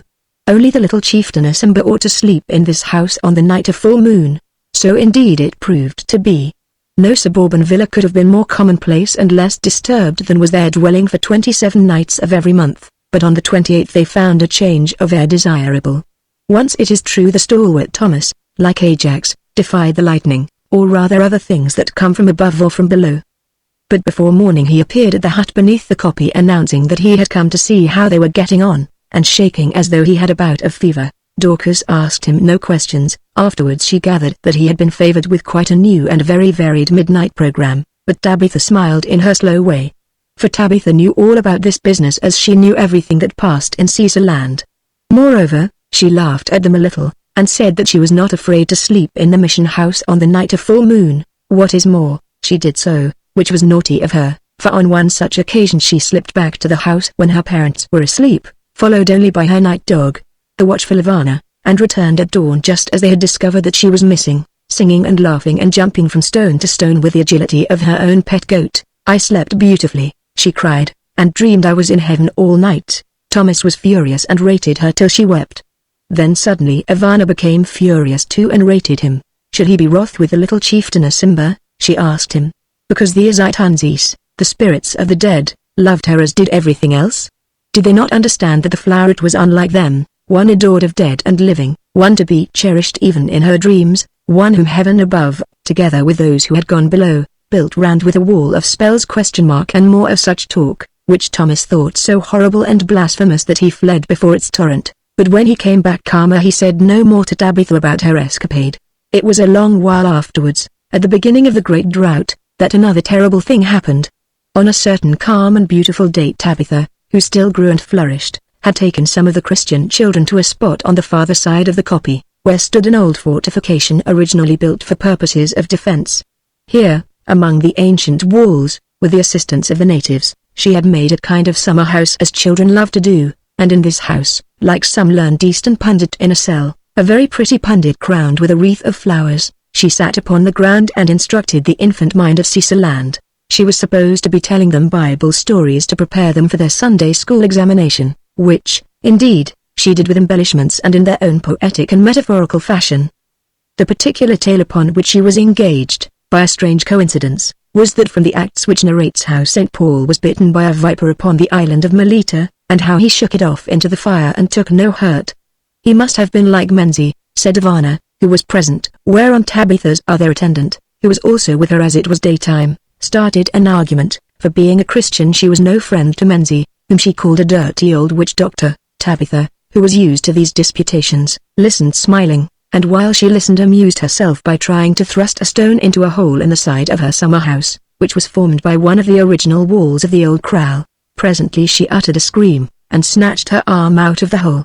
To it, or rather to her hand, was hanging a great hooded snake of the cobra variety such as the Boers call ringles.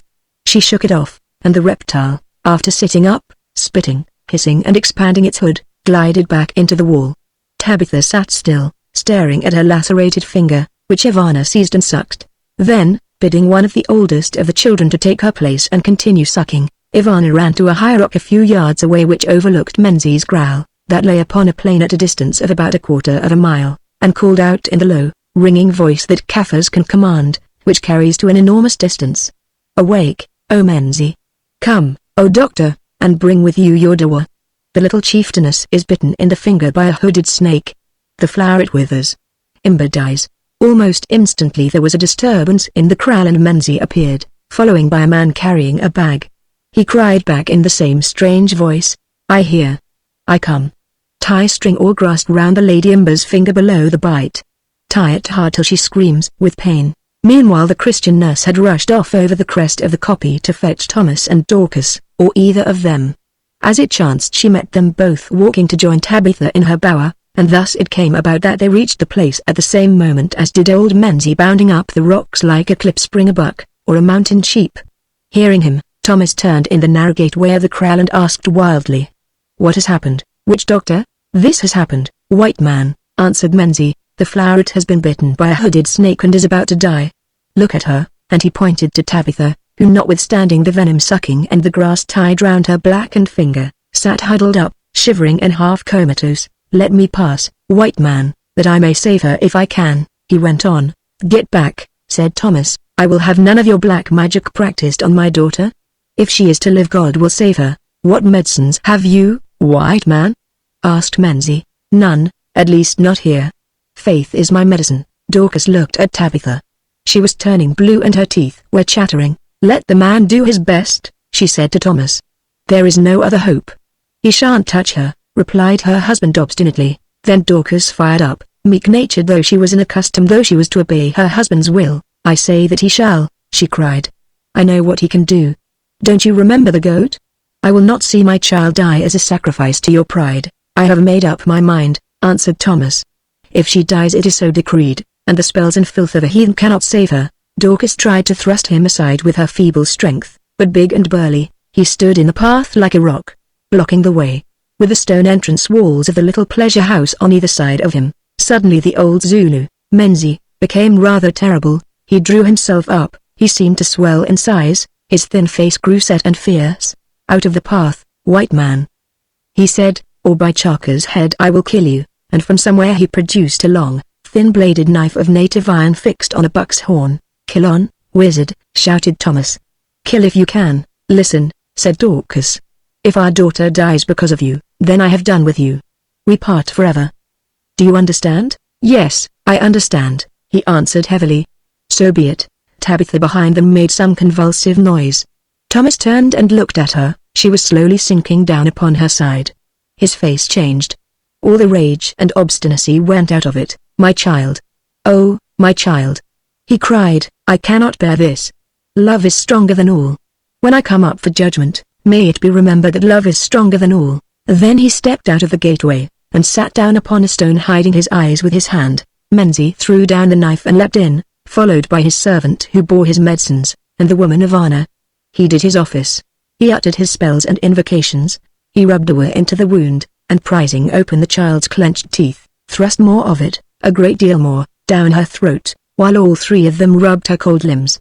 About half an hour afterwards he came out of the place followed by Ivana, who carried Tabitha in her strong arms. Tabitha was very weak, but smiling, and with the color returning to her cheeks. Of Thomas he took no notice, but to Dorcas he said, Lady, I give you back your daughter. She is saved.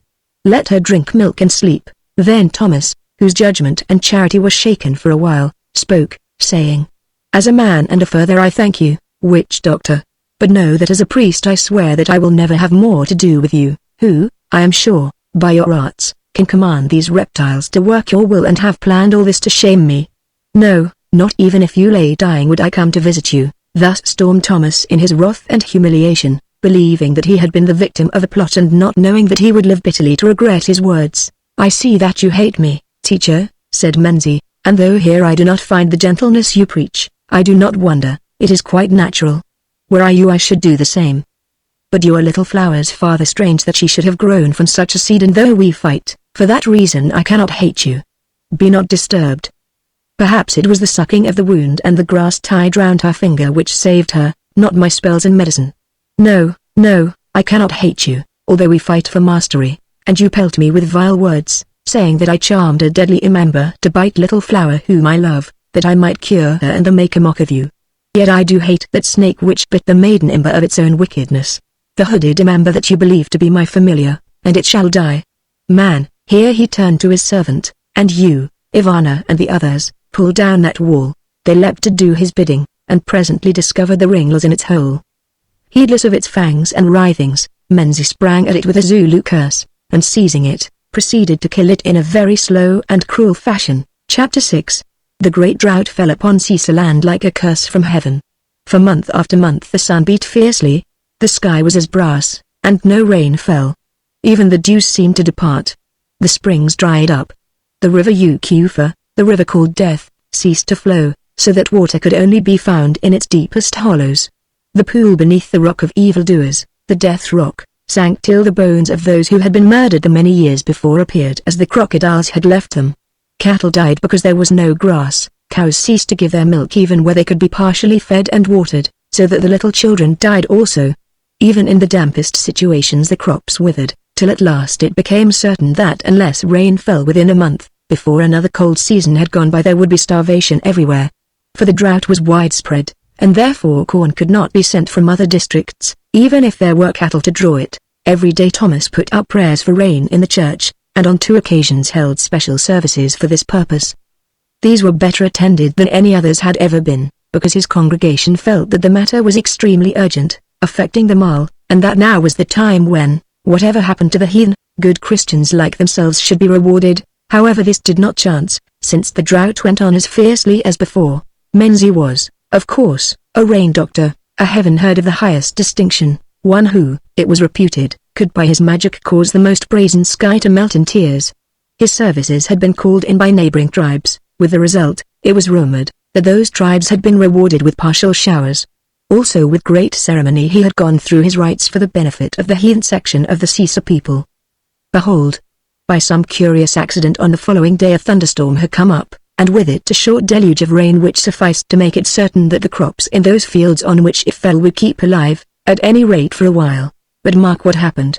As is not uncommon in the case of thunder showers, this rain fell upon the lands which the heathen cultivated on one side of the copy, whereas those that belonged to the Christian section upon the other side received not a single drop. The unjust were bedewed. The just were left dry as bones. All that they received was the lightning, which killed an old man, one of the best Christians in the place. The limits of the torrent might have been marked off with a line. When it had passed, to the heathen right stood pools of water, to the Christian left there was nothing but blowing dust. Now these Christians, weak-kneed some of them, began to murmur, especially those who, having passed through a similar experience in their youth, remembered what starvation meant in that country. Religion, they reflected, was all very well, but without mealies they could not live, and without Kaffir corn there would be no beer. Indeed, metaphorically, before long they passed from murmurs to shouting, and their shouts said this: Menzies must be invited to celebrate a rain service in his own fashion for the benefit of the entire tribe. Thomas argued in vain. He grew angry, he called them names which doubtless they deserved, he said that they were spiritual outcasts. By this time, being frantic, his flock did not care what he said. Either Menzies must come, they explained, or they would turn heathen. The Great One in the sky could work as well through Menzies as through him, Tombul or anybody else. Menzies must come. Thomas threatened to excommunicate them all, a menace which did not amount to much as they were already excommunicating themselves, and when they remained obstinate, told them that he would have nothing to do with this rain-making business, which was unholy and repugnant to him. He told them, moreover, that he was certain that their wickedness would bring some judgment upon them, in which he proved to be right.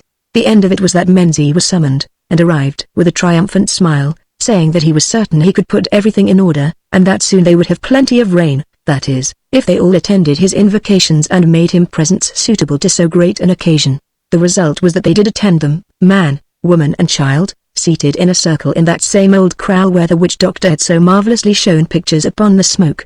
Each of them also brought his gift in his hand, or, if it were a living thing, drove it before him. Thomas went down and addressed them in the midst of a sullen silence, calling them wicked and repeating his belief that they would bring a judgment on their own heads.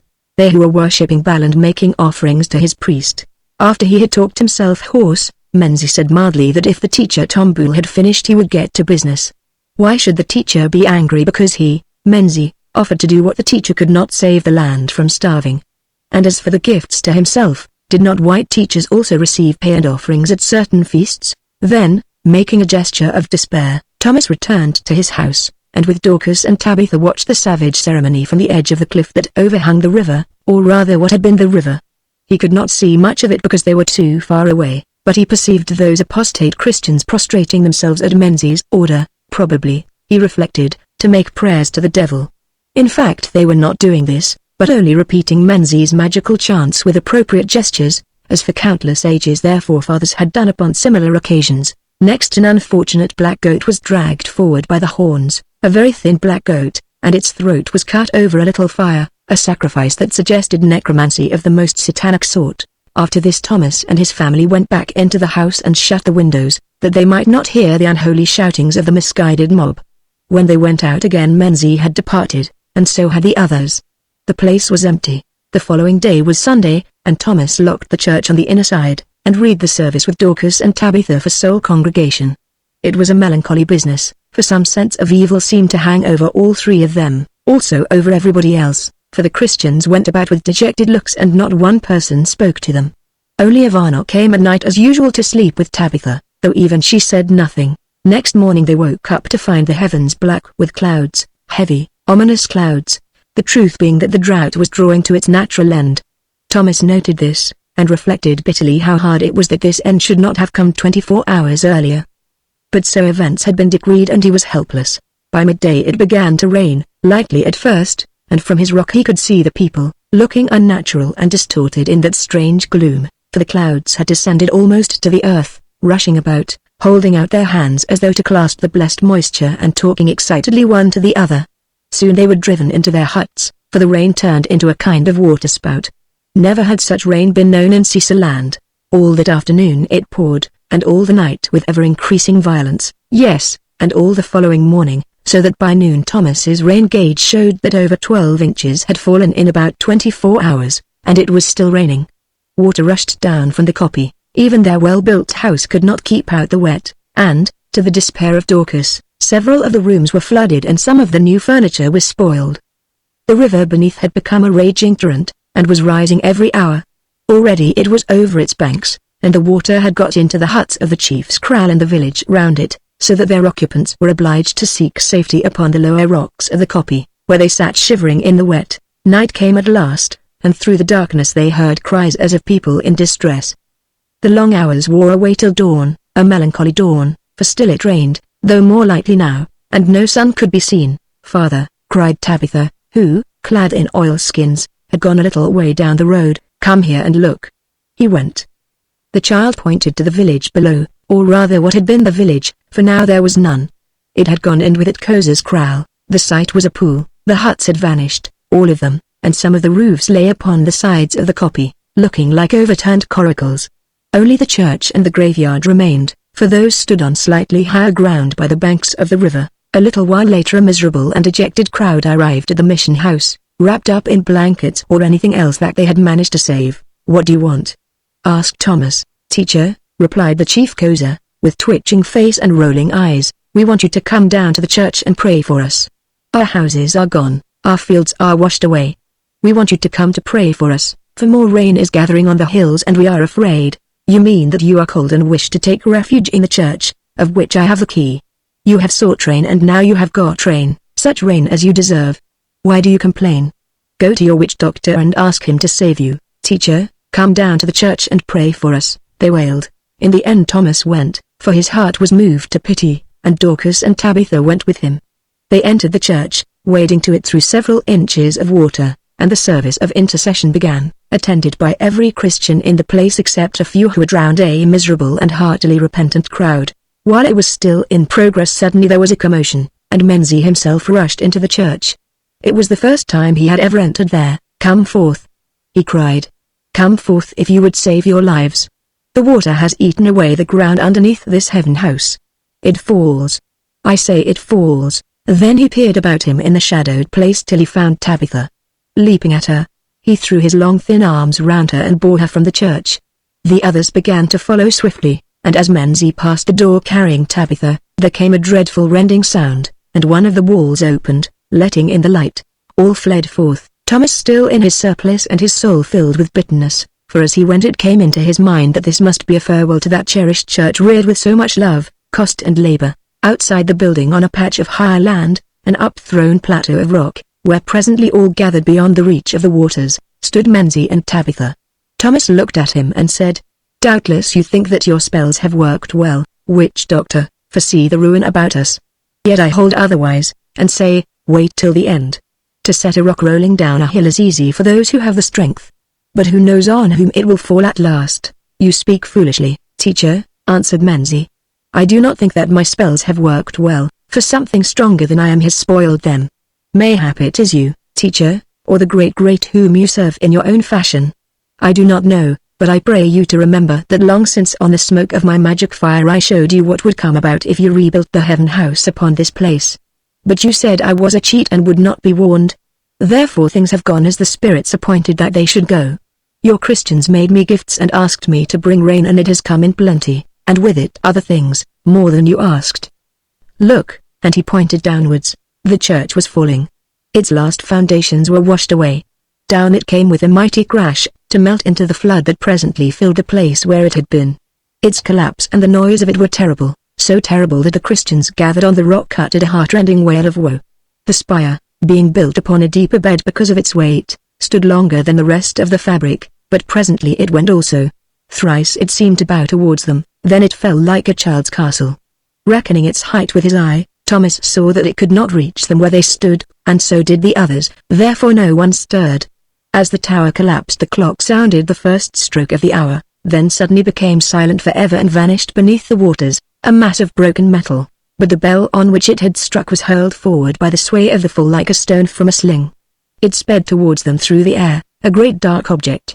Men ran this way and that, so that it fell upon the rock where none stood. It fell, it flew to pieces like an exploding shell, and its fragments hurtled over them with a screaming sound.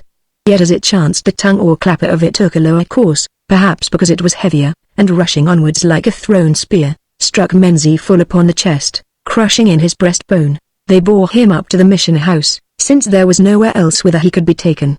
Here they laid him on a bed, leaving the woman, Ivana, to watch him, for they had no skill to deal with such injuries as his. Indeed, they thought him dead. For a long while Menzi lay senseless, but after night had fallen his mind returned to him and he bade Ivana bring Tabitha to him, Tabitha and no one else. If she could not or would not come, then Ivana must bring no one else, for if she did he would curse her and die at once. There were discussions and remonstrances, but in the end Tabitha was allowed to go, for after all a fellow creature was dying, and this was his last wish. She came, and Menzi received her smiling. Yes, he smiled and saluted her with shaking but uplifted arm, naming her Inkasakazi and Amam, or mother. Welcome, Maiden Imba. Welcome, little flower, he said. I wish to say goodbye to you and to bless you, also to endow you with my spirit, that it may guard you throughout your life till you are as I am.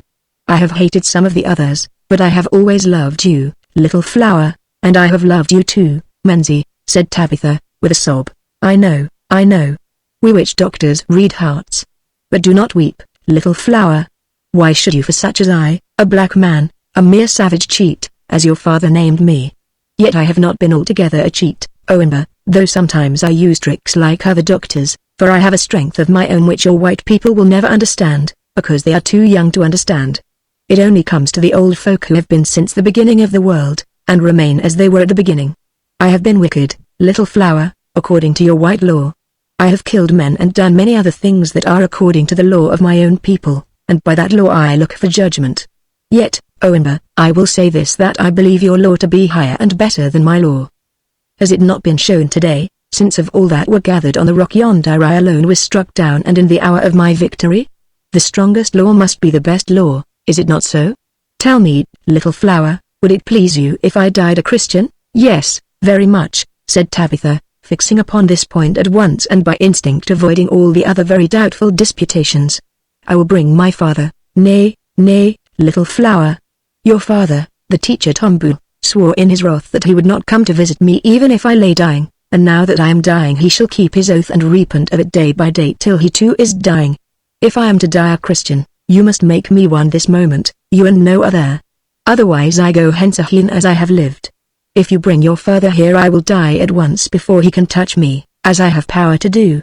Then Tabitha, who although so young had strength and understanding and knew, if she thwarted him, that Menzi would do as he threatened, took water and made a certain sign upon the brow of that old witch doctor, uttering also certain words that she had often heard used in church at baptisms.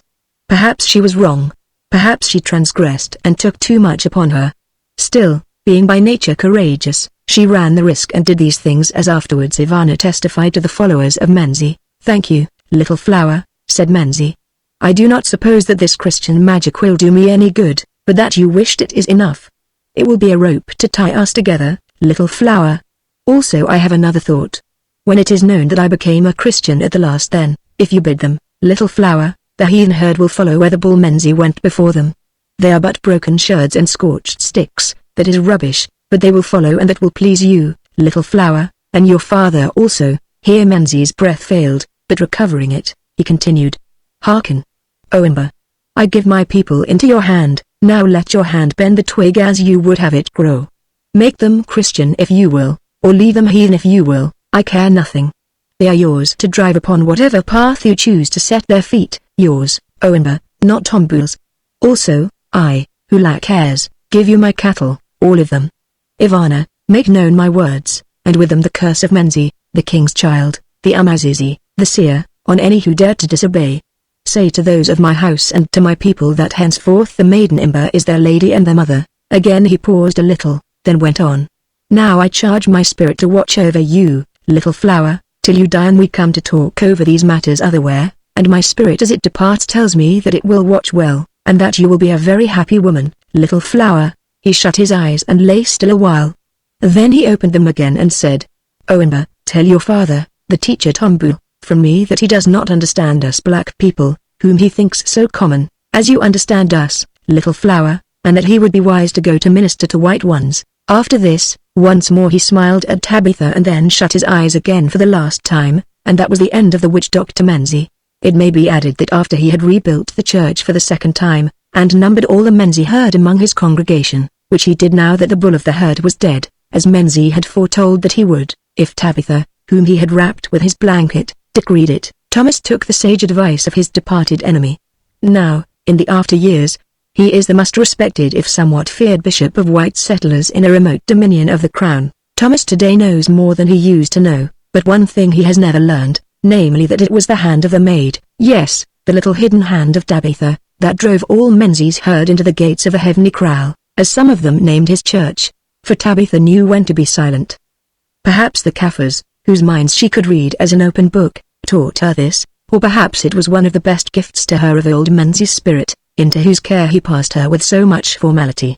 This is the story of the great fight between Thomas Bull the missionary and Menzie the witch doctor, who was led by his love of a little child whither he never wished to go, not for his own soul's sake, but just because of that little child. Menzie did not care about his soul, but, being so strange a man, for some reason that he never explained, for Tabitha, his little flower, he cared very much indeed. That was why he became a Christian at the last, since in his darkened, spellbound heart he believed that if he did not, when she too went down he would never find her again. Part 5, Only a Dream. Footprints, footprints, the footprints of one dead. How ghastly they look as they fall before me. Up and down the long hall they go, and I follow them. Pit, pat they fall, those unearthly steps, and beneath them starts up that awful impress. I can see it grow upon the marble, a damp and dreadful thing. Tread them down, tread them out, follow after them with muddy shoes, and cover them up. In vain. See how they rise through the mire. Who can tread out the footprints of the dead, and so on, up and down the dim vista of the past, following the sound of the dead feet that wander so restlessly, stamping upon the impress that will not be stamped out.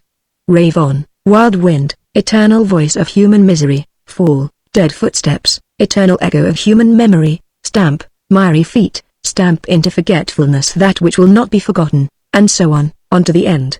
Pretty ideas these for a man about to be married, especially when they float into his brain at night like ominous clouds into a summer sky, and he is going to be married tomorrow. There is no mistake about it, the wedding, I mean. To be plain and matter of fact, why there stand the presents, or some of them, and very handsome presents they are, ranged in solemn rows upon the long table. It is a remarkable thing to observe when one is about to make a really satisfactory marriage how scores of unsuspected or forgotten friends crop up and send little tokens of their esteem.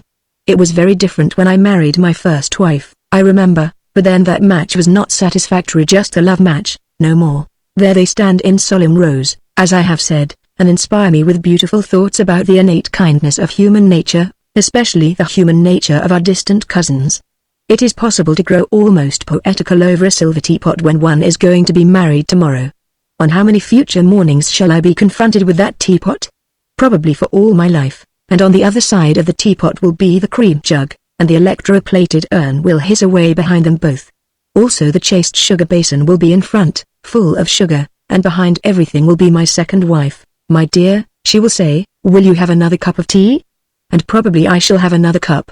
Well, it is very curious to notice what ideas will come into a man's head sometimes. Sometimes something waves a magic wand over his being, and from the recesses of his soul dim things arise and walk. At unexpected moments they come, and he grows aware of the issues of his mysterious life, and his heart shakes and shivers like a lightning-shattered tree. In that drear light all earthly things seem far, and all unseen things draw near and take shape and awe him. And he knows not what is true and what is false, neither can he trace the edge that marks off the spirit from the life. Then it is that the footsteps echo, and the ghostly footprints will not be stamped out. Pretty thoughts again. And how persistently they come. It is 1 o'clock and I will go to bed. The rain is falling in sheets outside. I can hear it lashing against the window panes, and the wind wails through the tall wet elms at the end of the garden. I could tell the voice of those elms anywhere. I know it as well as the voice of a friend. What a night it is. We sometimes get them in this part of England in October. It was just such a night when my first wife died, and that is 3 years ago. I remember how she sat up in her bed. "Ah, those horrible elms," she said. "I wish you would have them cut down, Frank, they cry like a woman," and I said I would, and just after that she died, poor dear. And so the old elms stand, and I like their music. It is a strange thing, I was half broken-hearted, for I loved her dearly, and she loved me with all her life and strength, and now I am going to be married again. Frank, don't forget me. Those were my wife's last words, and, indeed, though I am going to be married again tomorrow, I have not forgotten her. Nor shall I forget how Annie Guthrie, whom I am going to marry now, came to see her the day before she died. I know that Annie always liked me more or less, and I think that my dear wife guessed it. After she had kissed Annie and bid her a last goodbye, and the door had closed, she spoke quite suddenly. "There goes your future wife, Frank," she said. "You should have married her at first instead of me. She is very handsome and very good, and she has 2,000 a year. She would never have died of a nervous illness." And she laughed a little, and then added, "Oh, Frank dear, I wonder if you will think of me before you marry Annie Guthrie. Wherever I am I shall be thinking of you, and now that time which she foresaw has come, and heaven knows that I have thought of her, poor dear. Ah, those footsteps of one dead that will echo through our lives, those woman's footprints on the marble flooring which will not be stamped out. Most of us have heard and seen them at some time or other, and I hear and see them very plainly tonight. Poor dead wife, I wonder if there are any doors in the land where you have gone through which you can creep out to look at me tonight?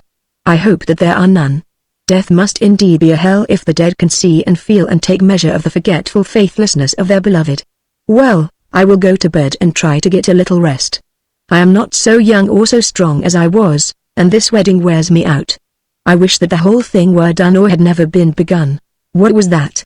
It was not the wind, for it never makes that sound here, and it was not the rain, since the rain has ceased its surging for a moment, nor was it the howling of a dog, for I keep none. It was more like the crying of a woman's voice, but what woman can be abroad on such a night or at such an hour 1:30 in the morning? There it is again, a dreadful sound. It makes the blood turn chill, and yet has something familiar about it. It is a woman's voice calling round the house. There, she is at the window now, and rattling it, and, great heavens! She is calling me, Frank. Frank. Frank. She calls. I strive to stir and unshutter that window, but before I can get there she is knocking and calling at another. Gone again, with her dreadful wail of Frank. Frank. Now I hear her at the front door, and, half mad with a horrible fear, I run down the long, dark hall and unbar it. There is nothing but the wild rush of the wind and the drip of the rain from the portico. But I can hear the wailing voice going round the house, past a patch of shrubbery. I close the door and listen. There, she has got through the little yard, and is at the back door now. Whoever it is, she must know the way about the house. Along the hall I go again, through a swing door, through the servants' hall, stumbling down some steps into the kitchen, where the embers of the fire are still alive in the grate, diffusing a little warmth and light into the dense gloom. Whoever it is at the door is knocking now with her clenched hand against the hard wood, and it is wonderful, though she knocks so low, how the sound echoes through the empty kitchens. There I stood and hesitated, trembling in every limb. I dared not open the door. No words of mine can convey the sense of utter desolation that overpowered me. I felt as though I were the only living man in the whole world. Frank. Frank. Cries the voice with a dreadful familiar ring in it. Open the door, I am so cold. I have so little time. My heart stood still, and yet my hands were constrained to obey. Slowly I lifted the latch and unbarred the door, and, as I did so, a great rush of air snatched it from my hands and swept it wide. The black clouds had broken a little overhead, and there was a patch of blue, rain-washed sky with just a star or two glimmering in it fitfully. For a moment I could only see this bit of sky, but by degrees I made out the accustomed outline of the great trees swinging furiously against it, and the rigid line of the coping of the garden wall beneath them. Then a whirling leaf hit me smartly on the face, and instinctively I dropped my eyes onto something that as yet I could not distinguish, something small and black and wet. What are you? I gasped. Somehow I seemed to feel that it was not a person. I could not say, who are you, don't you know me?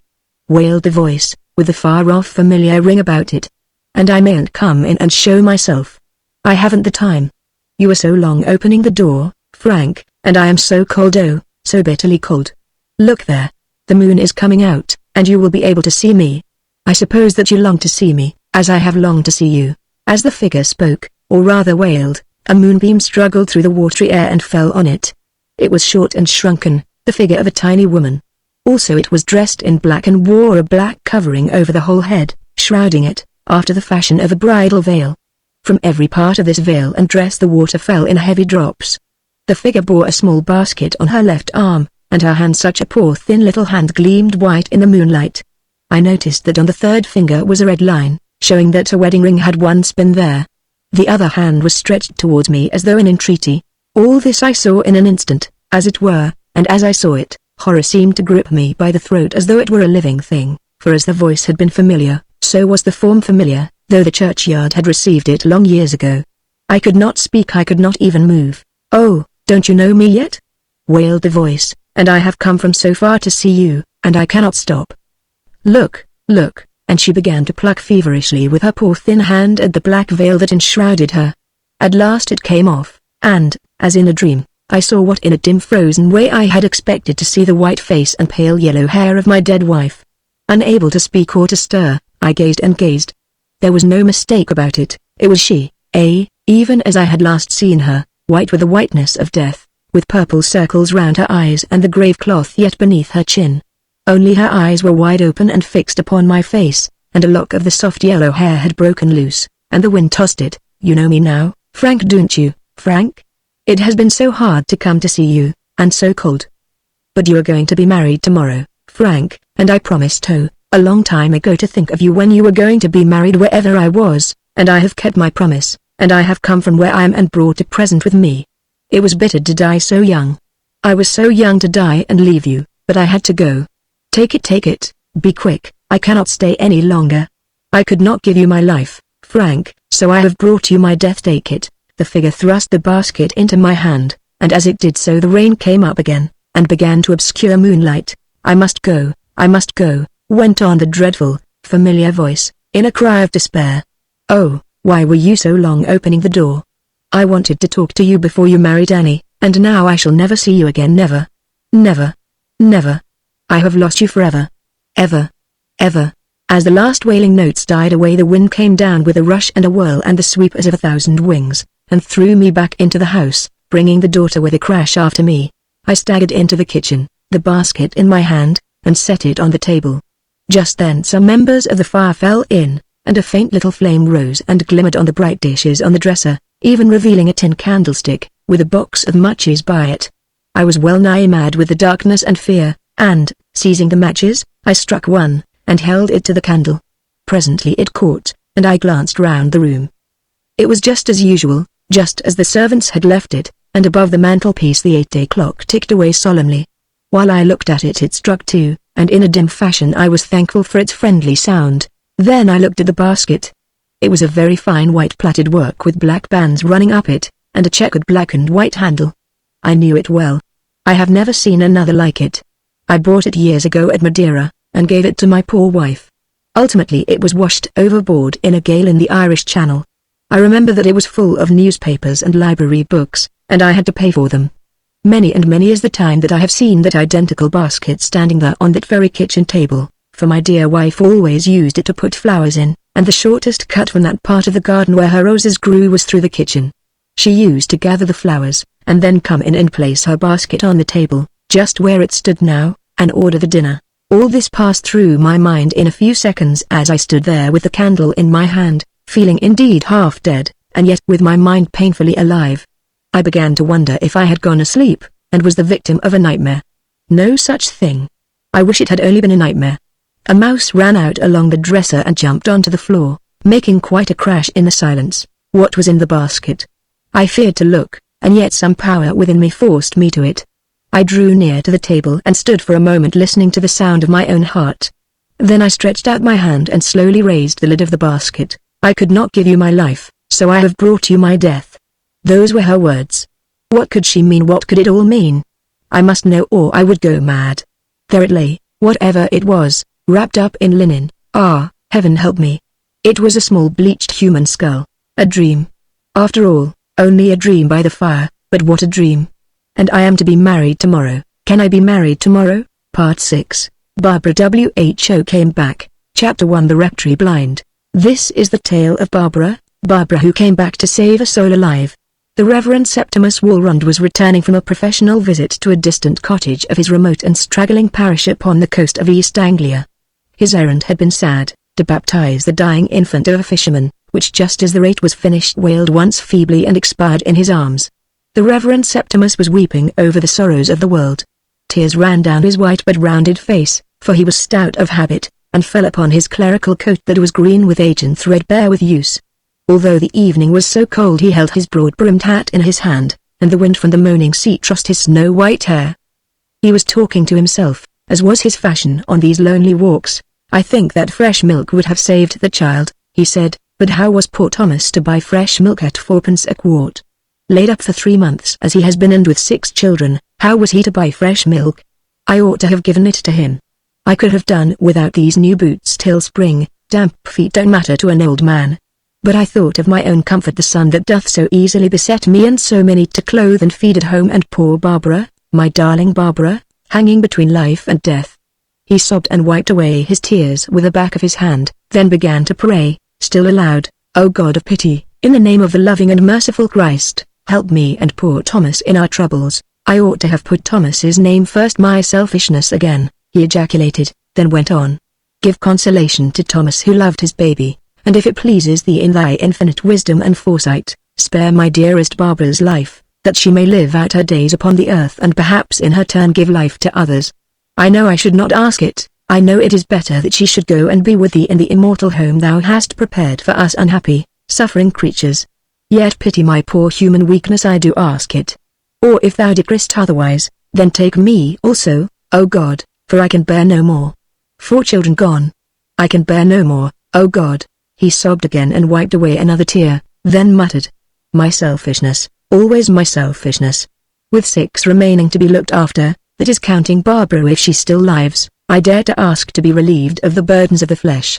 Pitiful Christ, visit not my wickedness on me or on others, and O thou that didst raise the daughter of Jairus, save my sweet Barbara and comfort the heart of poor Thomas.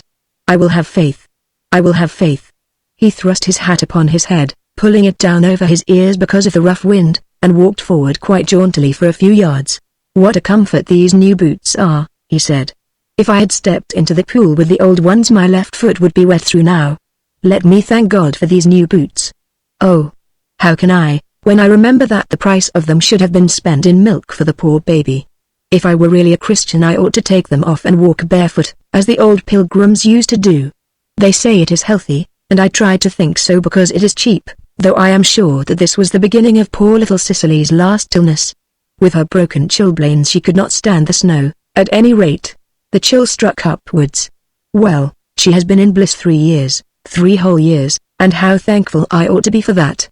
How glad she will be to see Barbara too, if it pleases God in his mercy to take Barbara. She always was her favorite sister. I ought to remember that. I ought to remember that what I lose here I gain there, that my store is always growing in heaven. But I can't, for I am a man still. Oh, curse it all. I can't, and like Job I wish I'd never been born. Job got a new family and was content, but that's their Eastern way. It's different with us Englishmen. He stumbled on for 100 yards or more, vacuously, almost drunkenly, for the hideous agony that he was enduring half paralyzed his brain, and by its very excess was bringing him some temporary relief. He looked at the raging sea to his right, and in a vague fashion wished that it had swallowed him. He looked at the kind earth of the ploughed field to his left, and wished vividly, for the idea was more familiar, that 6 feet of it lay above him. Then he remembered that just beyond that sand heap he had found a plover's nest with 2 eggs in it 50 years ago when he was a boy, and had taken 1 egg and left the other, or rather had restored it because the old bird screamed so pitifully about him. In some strange manner that little, long-forgotten act of righteousness brought a glow of comfort to his tormented spirit. Perhaps God would deal so by him. In its way the evening was very beautiful. The cold November day was dying into night. Clear was the sky save for some black and heavy snow clouds that floated on it driven before the easterly wind that piped through the sere grasses and blew the plovers over him as though they were dead leaves. where the sun had vanished. Long bars of purple lay above the horizon. To his excited fancy they looked like the gateway of another and a better world, set, as the old Egyptians dreamed, above the uttermost pylons of the west. What lay there beyond the sun? Oh! What lay beyond the sun? Perhaps, even now, Barbara knew, a figure appeared standing upon a sand dune between the pathway and the sea. Septimus was short-sighted and could not tell who it was, but in this place at this hour doubtless it must be a parishioner, perhaps one waiting to see him upon some important matter. He must forget his private griefs. He must strive to steady his shaken mind and attend to his duties. He drew himself together and walked on briskly. "I wish I had not been obliged to give away Jack," he said. "He was a great companion, and somehow I always met people with more confidence when he was with me. He seemed to take away my shyness. But the license was 7 and 6pence, and I haven't got 7 and 6pence. Also he has an excellent home with that stuffy old woman, if a dull one, for he must miss his walk." "Oh. It's you, Anthony. What are you doing here at this time of night? Your father told me you had a bad cold and there's so much sickness about. You should be careful, Anthony, you know you're not too strong, none of you Arnotts are. Well, I suppose you are shooting, and most young men will risk a great deal in order to kill God's other creatures." The person addressed, a tall, broad-shouldered, rather pale young man of about 21, remarkable for his large brown eyes and a certain sweet expression which contrasted somewhat oddly with the general manliness of his appearance, lifted his cap and answered, "No, Mr. Walrond, I am not shooting tonight. In fact, I was waiting here to meet you." "What for, Anthony? Nothing wrong up at the hall, I hope?" "No, Mr. Walrond, why should there be anything wrong there?" "I don't know, I am sure, only as a rule people don't wait for the parson unless there is something amiss, and there seems to be so much misfortune in this parish just now." "Well, what is it, my boy?" "I want to know about Barbara, Mr. Walrond. They tell me she is very bad, but I can't get anything definite from the others, I mean from her sisters. They don't seem to be sure, and the doctor wouldn't say when I asked him." The Reverend Septimus looked at Anthony and Anthony looked at the Reverend Septimus, and in that look they learned to understand each other. The agony that was eating out this poor father's heart was not peculiar to him, another shared it. In what he would have called his wicked selfishness the Reverend Septimus felt almost grateful for this sudden revelation. "If it is a comfort to share our joys, it is a still greater comfort to share our torments. Walk on with me, Anthony," he said. "I must hurry, I have every reason to hurry.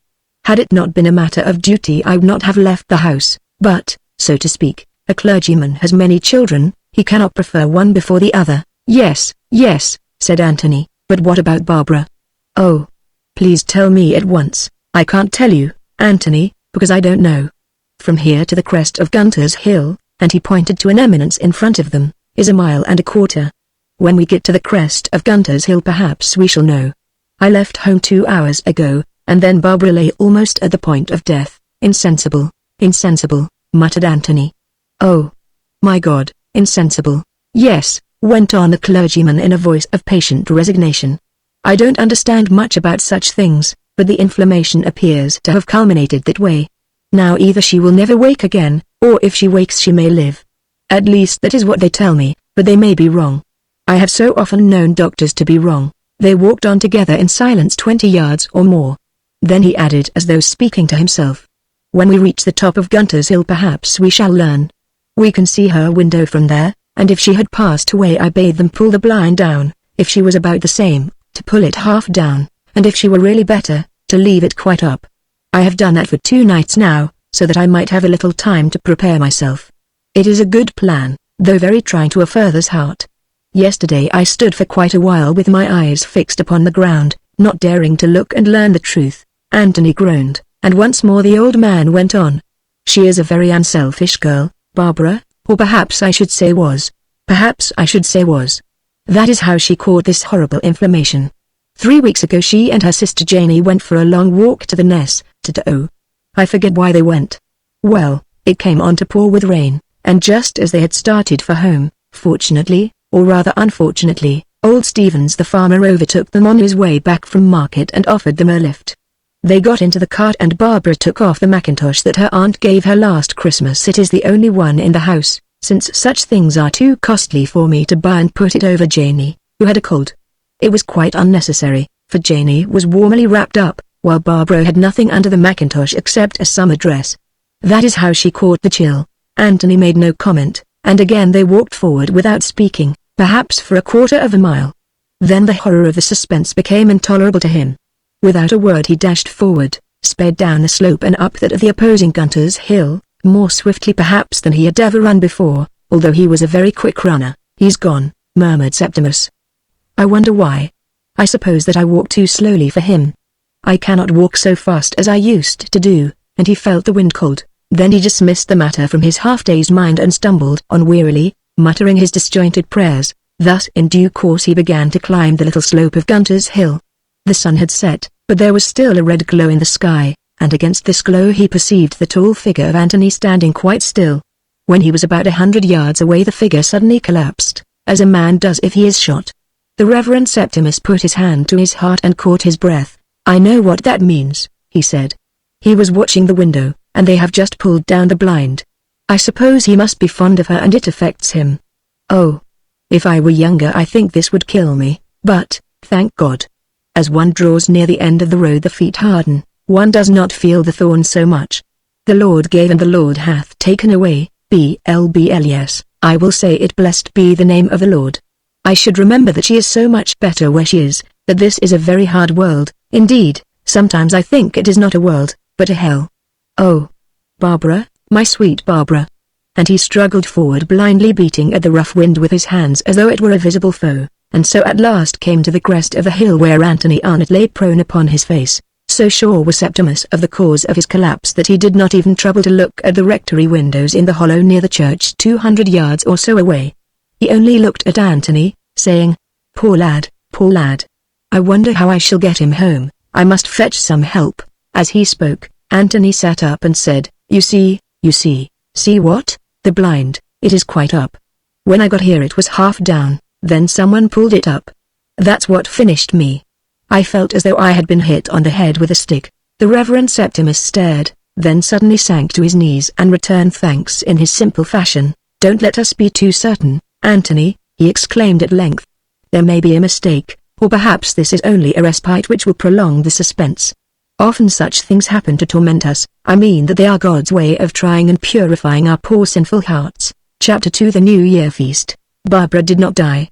On the contrary, Barbara got quite well again, but her recovery was so slow that Anthony only saw her once before he was obliged to return to college.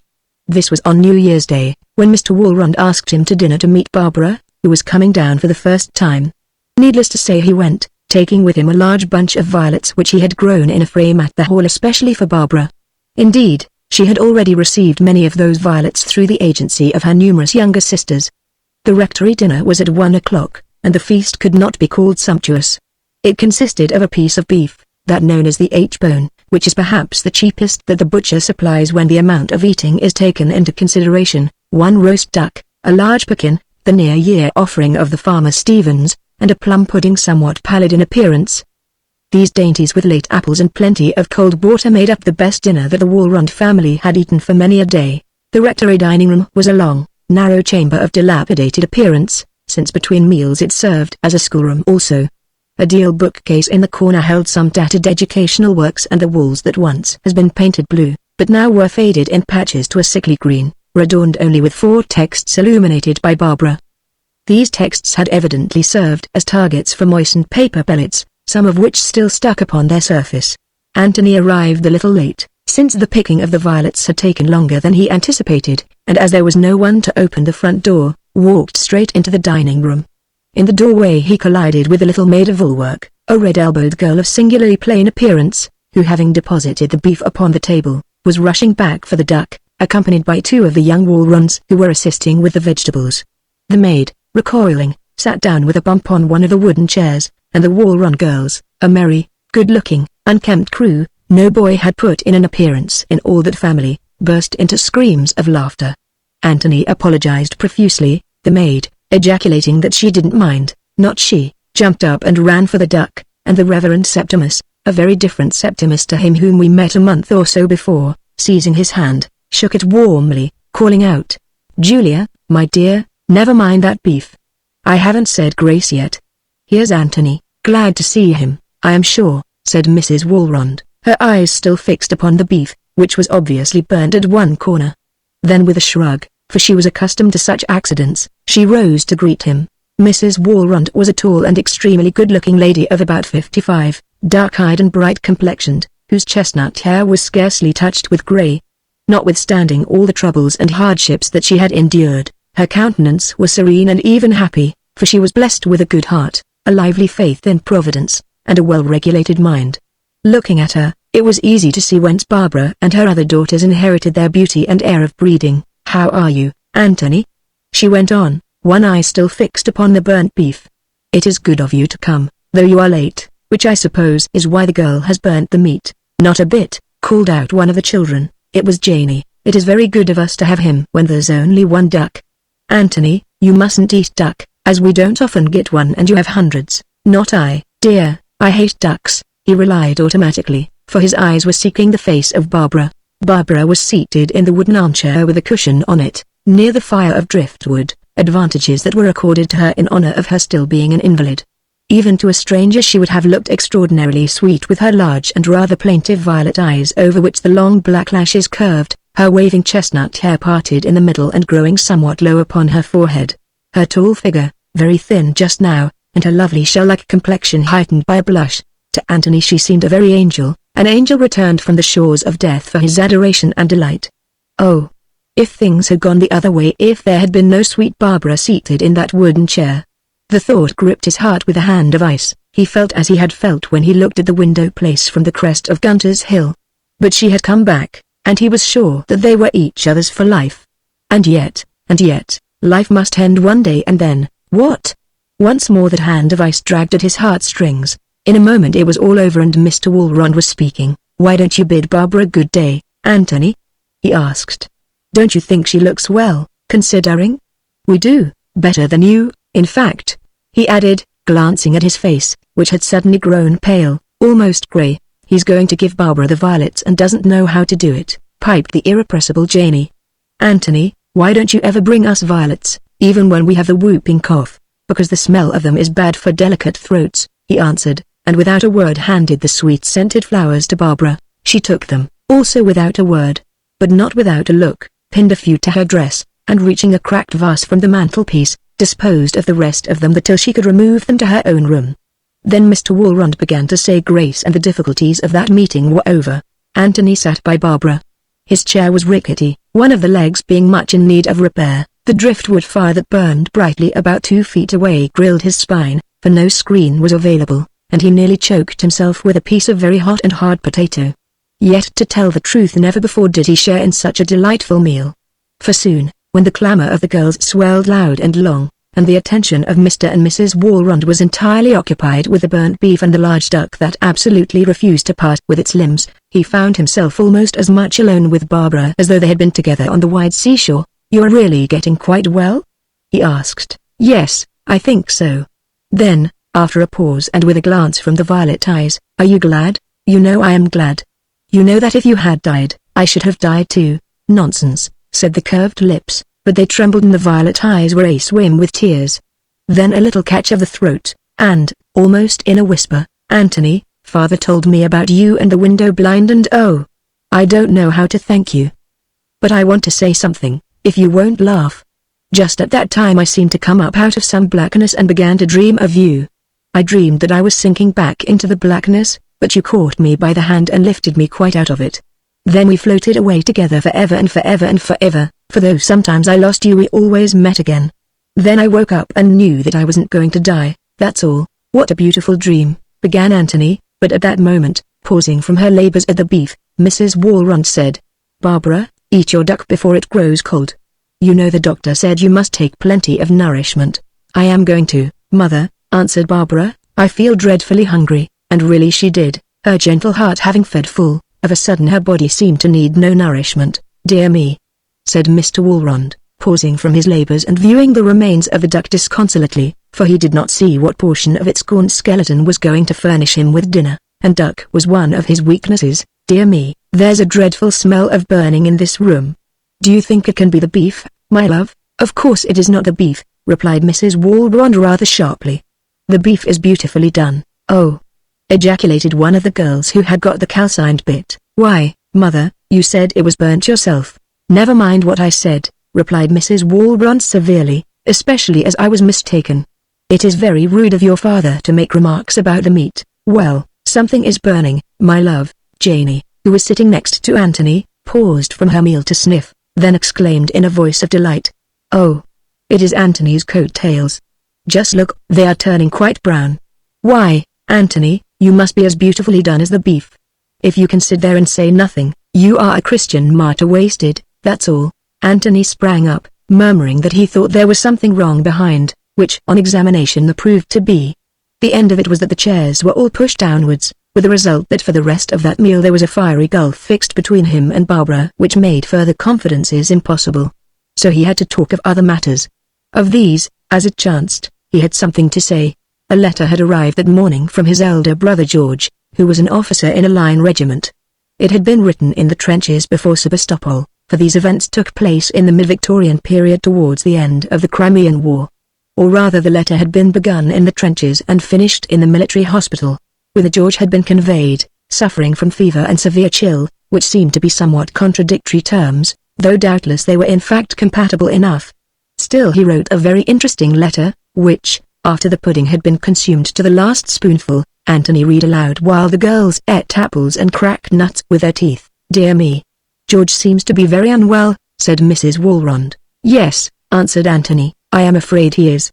One of the medical officers whom my father knows, who is working in that hospital, says they mean to send him home as soon as he can bear the journey, though he doesn't think it will be just at present." This sounded depressing, but Mr. Walrond found that it had a bright side. "At any rate, he won't be shot like so many poor fellows. Also he has been in several of the big battles and will be promoted. I look upon him as a made man. He'll soon shake off his cold in his native air, and we shall have a real wounded hero in the village," said one of the girls. "He isn't a wounded hero," answered Janie. "He's only got a chill." "Well, that's as bad as wounded, dear, and I am sure he would have been wounded if he could." And so on. "When are you going back to Cambridge, Anthony?" asked Mrs. Walrond presently. "Tomorrow morning, I am sorry to say," he answered, and Barbara's face fell at his words. "You see, I go up for my degree this summer term, and my father is very anxious that I should take high honors in mathematics. He says that it will give me a better standing in the bar. So I must begin work at once with a tutor before term, for there's no one near here who can help me." "No," said Mr. Walrond. "If it had been classics now, with a little refurbishing perhaps I might. But mathematics are beyond me. Barbara should teach him," suggested one of the little girls slyly.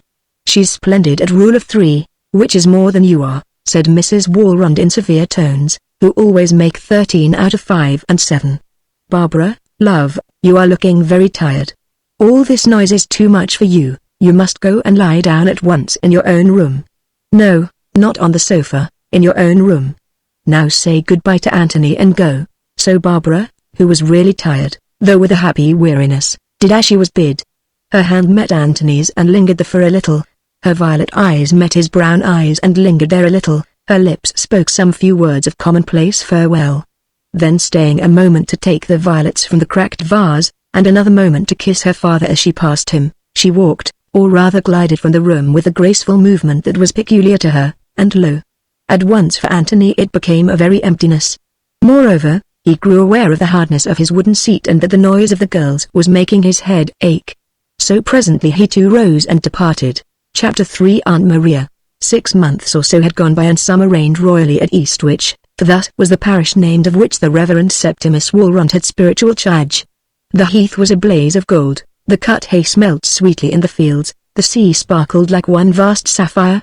The larks beneath the sun and the nightingales beneath the moon sang their hearts out on Gunter's Hill, and all the land was full of life and sound and perfume. On one particularly beautiful evening, after partaking of a meal called high tea, Barbara, quite strong again now and blooming like the wild rose upon her breast, set out alone upon a walk. Her errand was to the cottage of that very fisherman whose child her father had baptized on the night when her life trembled in the balance. Having accomplished this she turned homewards, lost in reverie, events having happened at the rectory which gave her cause for thought. When she had gone a little way some instinct led her to look up. About 50 yards away a man was walking towards her, to all appearance also lost in reverie. Even at that distance and in the uncertain evening light she knew well enough that this was Anthony. Her heart leapt at the sight of him and her cheeks seemed to catch the hue of the wild rose on her bosom. Then she straightened her dress a little and walked on. In less than a minute they had met. "I heard where you had gone and came to meet you," he said awkwardly. "How well you are looking, Barbara." How well, and he had meant to add beautiful, but his tongue stumbled at the word and what he said was brown. "If I were an Indian I suppose I should thank you for the compliment, Anthony, but as it is I don't know. But how well you are looking, how well, and by comparison fat." Then they both laughed. And he explained at length how he had been able to get home 2 days earlier than he expected, also that he had taken his degree with even higher honors than he hoped. "I am so glad," she said earnestly. "And so am I mean glad that you are glad. You see, if it hadn't been for you I should never have done so well. But because I thought you would be glad, I worked like anything. You should have thought of what your father would feel, not of well, it has all ended as it should, so we needn't argue. How is your brother George?" she went on, cutting short the answer that was rising to his lips. "I suppose I should call him Captain Arnott now, for I hear he has been promoted. We haven't seen him since he came home last week, from some hospital in the south of England. They say." Anthony's face grew serious. "I don't know, I don't quite like the look of him, and he coughs such a lot. It seems as though he could not shake off the chill he got in the trenches. That's why he hasn't been to call at the rectory. I hope this beautiful weather will cure him," Barbara replied rather doubtfully, for she had heard a bad report of George Arnott's health. Then to change the subject she added, "Do you know, we had a visitor yesterday, Aunt Maria in the flesh, in a great deal of flesh, as Janie says." "Do you mean Lady Thompson?" She nodded. "Aunt Thompson and her footman and her pug dog. Thank goodness, she only stayed to tea, as she had a 10-mile drive back to her hotel. As it was, lots of things happened." "What happened?" "Well, first when she got out of the carriage, covered with jet anchor chains, for you know Uncle Samuel died only 3 months ago and left her all his money, she caught sight of our head staring at her out of the drawing-room window, and asked further if he kept a girls' school. Then she made Mother cry by remarking that she ought to be thankful to Providence for having taken to its bosom the 4 of us who died young. You know she has no children herself and so can't feel about them. Also Father was furious because she told him that at least half of us should have been boys. He turned quite pink and said, 'I have been taught, Lady Thompson, that these are matters which God Almighty keeps in his own hands, and to him I must refer you.' Good gracious. 'Don't get angry,' she answered. 'If you clergymen can cross-examine your Maker, I'm not in that position. Besides, they are all very good-looking girls who may find husbands, if they ever see a man. So things might have been worse.' Then she made remarks about the tea, for Uncle Samuel was a tea merchant, and lastly that wicked Janie sent the footman to take the pug dog to walk past the butcher's shop where the fighting terrier lives. You can guess the rest. Was the pug killed?" asked Anthony. "No, though the poor thing came back in a bad way. I never knew before that a pug's tail was so long when it is quite uncurled. But the footman looked almost worse, for he got notice on the spot. You see he went into the Red Dragon and left the pug outside, and here endeth Aunt Maria and all her works," said Anthony, who wanted to talk of other things. "No, not quite," he looked at her, for there was meaning in her voice. "In fact," she went on, "so far as I'm concerned it ought to run, here beginneth Aunt Maria. You see, I have got to go and live with her tomorrow." Anthony stopped and looked at her. "What the devil do you mean?" he asked. "What I say. She took a fancy to me and she wants a companion, someone to do her errands and read to her at night and look after the pug dog and so forth. And she will pay me £30 a year with my board and dresses. And, with gathering emphasis, we cannot afford to offend her who have half lived upon her arms and old clothes for so many years.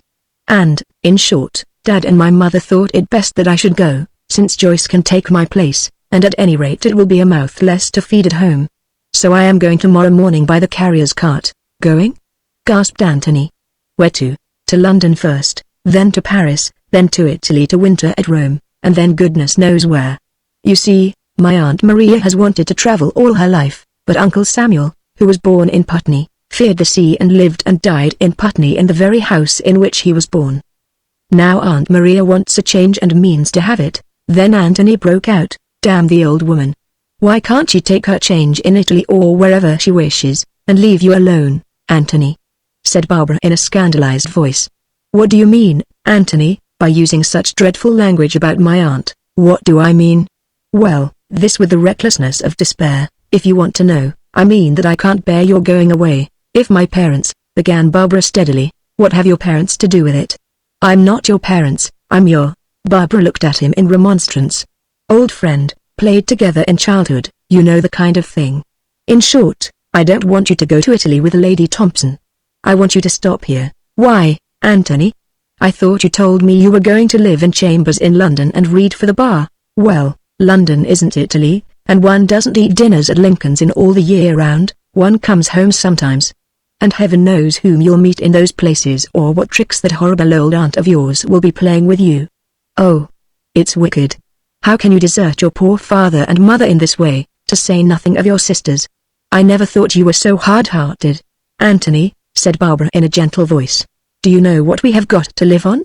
In good years it comes to about £150, but once, when my father got into that lawsuit over the dog that was supposed to kill the sheep, it went down to £70.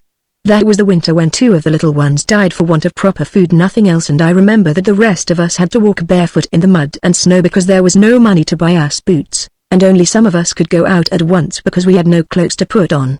Well, all this may happen again. And so, Anthony, do you think that I should be right to throw away £30 a year and to make a quarrel with my aunt, who is rich and kind-hearted although very overbearing, and the only friend we have?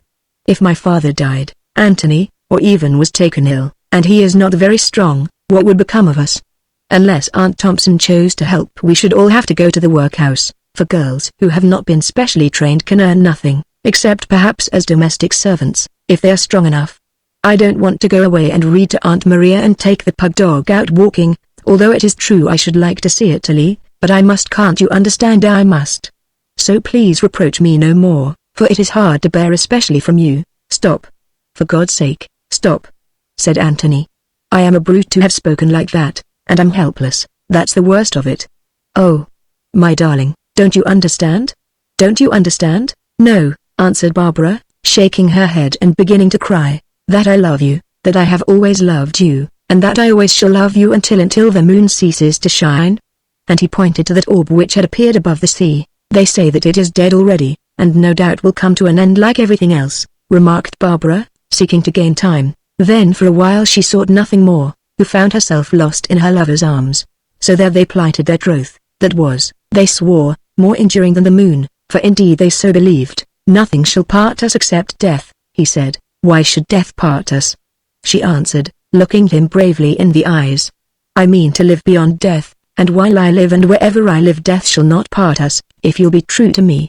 "I'll not fail in that," he answered. And so their souls melted into rapture and were lifted up beyond the world.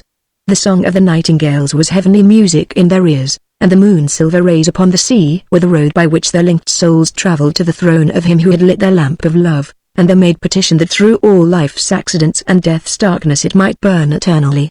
For the love of these two was deep and faithful, and already seemed to them as though it were a thing they had lost a while and found once more, a very precious jewel that from the beginning had shone upon their breasts, a guiding star to light them to that end which is the dawn of endlessness. Who will not smile at such thoughts as these? The way of the man with the maid and the way of the maid with the man, and the moon to light them and the birds to sing the epithalamium of their hearts and the great sea to murmur of eternity in their opened ears. Nature at her sweet work beneath the gentle night. Who is there that will not say that it was nothing more? Well, let the story answer. Chapter 4. A year later, something over a year had gone by, and Barbara, returned from her foreign travels, sat in the drawing-room of Lady Thompson's house in Russell Square. That year had made much difference in her, for the sweet country girl, now of full age, has blossomed into the beautiful young woman of the world. She had wintered in Rome and studied its antiquities and art. She had learned some French and Italian, for nothing was grudged to her in the way of masters, and worked at music, for which she had a natural taste. She had seen a good deal of society also, for Lady Thompson was at heart proud of her beautiful niece, and spared no expense to bring her into contact with such people as she considered she should know. Thus it came about that the fine apartment they occupied in Rome had many visitors. Among these was a certain Secretary of Legation, the Honourable Charles Erskine Russell, who, it was expected, would in the course of nature succeed to a peerage. He was a very agreeable as well as an accomplished and wealthy man, and he fell in love with Barbara. With the cleverness of her sex she managed to put him off and to avoid any actual proposal before they left for Switzerland in the early summer. Thither, happily, he could not follow them, since his official duties prevented him from leaving the embassy. Lady Thompson was much annoyed at what she considered his bad conduct, and said as much to Barbara. Her niece listened, but did not discuss the matter, with the result that Lady Thompson's opinion of the Honourable Charles Russell was confirmed. Was it not clear that there had been no proposal, although it was equally clear that he ought to have proposed? Poor Barbara. Perhaps this was the only act of deception of which he was ever guilty. So things went on until the previous day, the Monday after their arrival in London, when, most unhappily, Lady Thompson went out to lunch and met the Honourable Charles Russell, who was on leave in England. Next morning, while Barbara was engaged in arranging some flowers in the drawing room, who should be shown in but Mr. Russell? In her alarm she dropped a bowl and broke it, a sign that he evidently considered hopeful, setting it down to the emotion which his sudden presence caused. To emotion it was due, indeed, but not of a kind he would have wished. Recovering herself, Barbara shook his hand and then told the servant who was picking up the pieces of the bowl to inform her ladyship of the arrival of this morning caller. The man bowed and departed, and as he went Barbara noticed an ominous twinkle in the pleasant blue eyes of the Honourable Charles Russell. The rest of the interview may be summed up in a few words. Mr. Russell was eloquent, passionate and convincing. He assured Barbara that she was the only woman he had ever loved with such force and conviction that in the end she almost believed him. But this belief, if it existed, did not in the least shake her absolutely definite determination to have nothing whatsoever to do with her would-be lover. Not until she had told him so 6 times, however, did he consent to believe her, for indeed he had been led to expect a very different answer. "I suppose you care for someone else," he said at last. "Yes," said Barbara, whose back, metaphorically, was against the wall. "Somebody much more suitable." "No," said Barbara, "he is poor and not distinguished and has all his way to make in the world. He might change his mind, or die." "If so, I should not change mine," said Barbara. "Very likely I shall not marry him, but I shall not marry anyone else. In heaven's name, why not? Because it would be a sacrilege against heaven." Then at last Mr. Russell understood. "Allow me to offer you my good wishes and to assure you of my earnest and unalterable respect," he said in a somewhat broken voice, and taking her hand he touched it lightly with his lips, turned, and departed out of Barbara's sight and life. 10 minutes later Lady Thompson arrived, and her coming was like to that of a thunderstorm. She shut the door, locked it, and sat down in an armchair in solemn, lurid silence.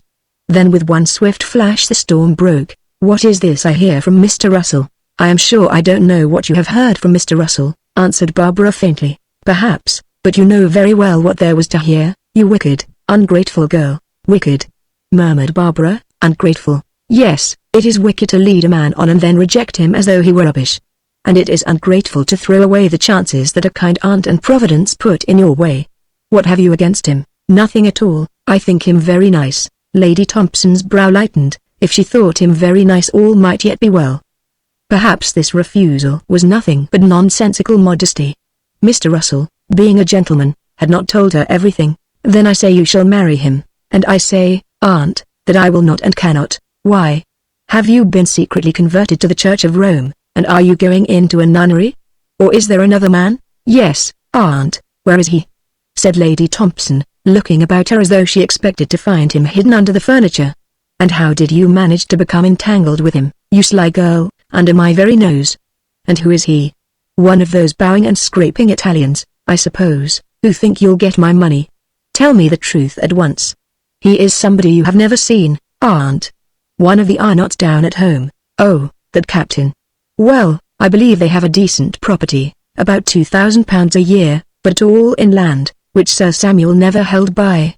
Of course, it is nothing like the Russell match, which would have made a peeress of you some day and given you a great position meanwhile. But I suppose we must be thankful for small mercies. It is not Captain Arnott, it is his younger brother Anthony." "Anthony? Anthony, that youth who is reading for the bar? Why, the property is all entailed, and he will scarcely have a halfpenny, for his mother brought no money to the Arnotts." "Oh, this is too much. To throw up Mr. Russell for an Anthony. Are you engaged to him with your parents' consent, may I ask, and if so, why was the matter concealed from me, who would certainly have declined to drag an entangled young woman about the world?" "I am not engaged, but my father and mother know that we are attached to each other. It happened the day after you came to Eastwich, or they would have told you. My father made me promise that we would not correspond while I was away, as he thought that we were too young to bind ourselves to each other, especially as Anthony has no present prospects or means to support a wife. I am glad they had so much sense." It is more than might have been expected of my sister after her own performance, for which doubtless she is sorry enough now. Like you, she might have married a title instead of a curate and beggary. I am quite sure that my mother is not sorry, aunt, replied Barbara, whose spirit was rising. I know that she is a very happy woman. Look here, Barbara, let's come to the point. Will you give up this mooncalf business of yours or not? It is not a mooncalf business, whatever that may be, and I will not give it up. Very well, then, I can't make you as you are of age. But I have done with you. You will go to your room and stop there, and tomorrow morning you will return to your parents, to whom I will write at once. You have betrayed my hospitality and presumed upon my kindness, after all the things I have given you, too, and her eyes fixed themselves upon a pearl necklace that Barbara was wearing. For Lady Thompson could be generous when she was in the mood. Barbara unfastened the necklace and offered it to her aunt without a word. Nonsense, said Lady Thompson. Do you think I want to rob you of your trinkets because I happen to have given them to you? Keep them, they may be useful one day when you have a husband and a family and no money. Pearls may pay the butcher and the rent. Thank you for all your kindness, aunt, and goodbye. I am sorry that I am not able to do as you wish about marriage, but after all a woman's life is her own. That's just what it isn't and never has been. A woman's life is her husband's and her children's, and that's why, but it is no use arguing. You have taken your own line. Perhaps you are right, God knows. At any rate, it isn't mine, so we had better part. Still, I rather admire your courage. I wonder what this young fellow is like for whose sake you are prepared to lose so much, more than you think, maybe, for I had grown fond of you. Well, goodbye, I'll see about your getting off. There, don't think that I bear malice although I am so angry with you. Write to me when you get into a tight place, and rising, she kissed her, rather roughly but not without affection, and flung out of the room like one who feared to trust herself there any longer. On the evening of the following day Barbara, emerging from the carrier's cart at the blacksmith's corner at Eastwich, was met by a riotous throng of 5 energetic young sisters who nearly devoured her with kisses. So happy was that greeting, indeed, that in it she almost forgot her sorrows. In truth, as she reflected, why should she be sorry at all? She was clear of a suitor whom she did not wish to marry, and of an aunt whose very kindness was oppressive and whose temper was terrible. She had £50 in her pocket and a good stock of clothes, to say nothing of the pearls and other jewelry, wealth indeed if measured by the Wall-Run standard. Her beloved sisters were evidently in the best of health and spirits, also, as she thought, better looking than any girls she had seen since she bade them farewell. Her father and mother were, as they told her, well and delighted at her return, and lastly, as she had already gathered, Anthony either was or was about to be at the hall. Why then should she be sorry? Why indeed should she not rejoice and thank God for these good things? On that evening, however, when supper was done, she had a somewhat serious interview with her father and mother who sat on either side of her, each of them holding one of her hands, for they could scarcely bear her out of their sight. She had told all the tale of the Honourable Charles Russell and of her violent dismissal by her aunt, of which story they were not entirely ignorant, for Lady Thompson had already advised them of these events by letter. The Reverend Septimus shook his head sadly. He was not a worldly-minded man, still, to have a presumptive peer for a son-in-law, who would doubtless also become an ambassador, was a prospect that at heart he relinquished with regret.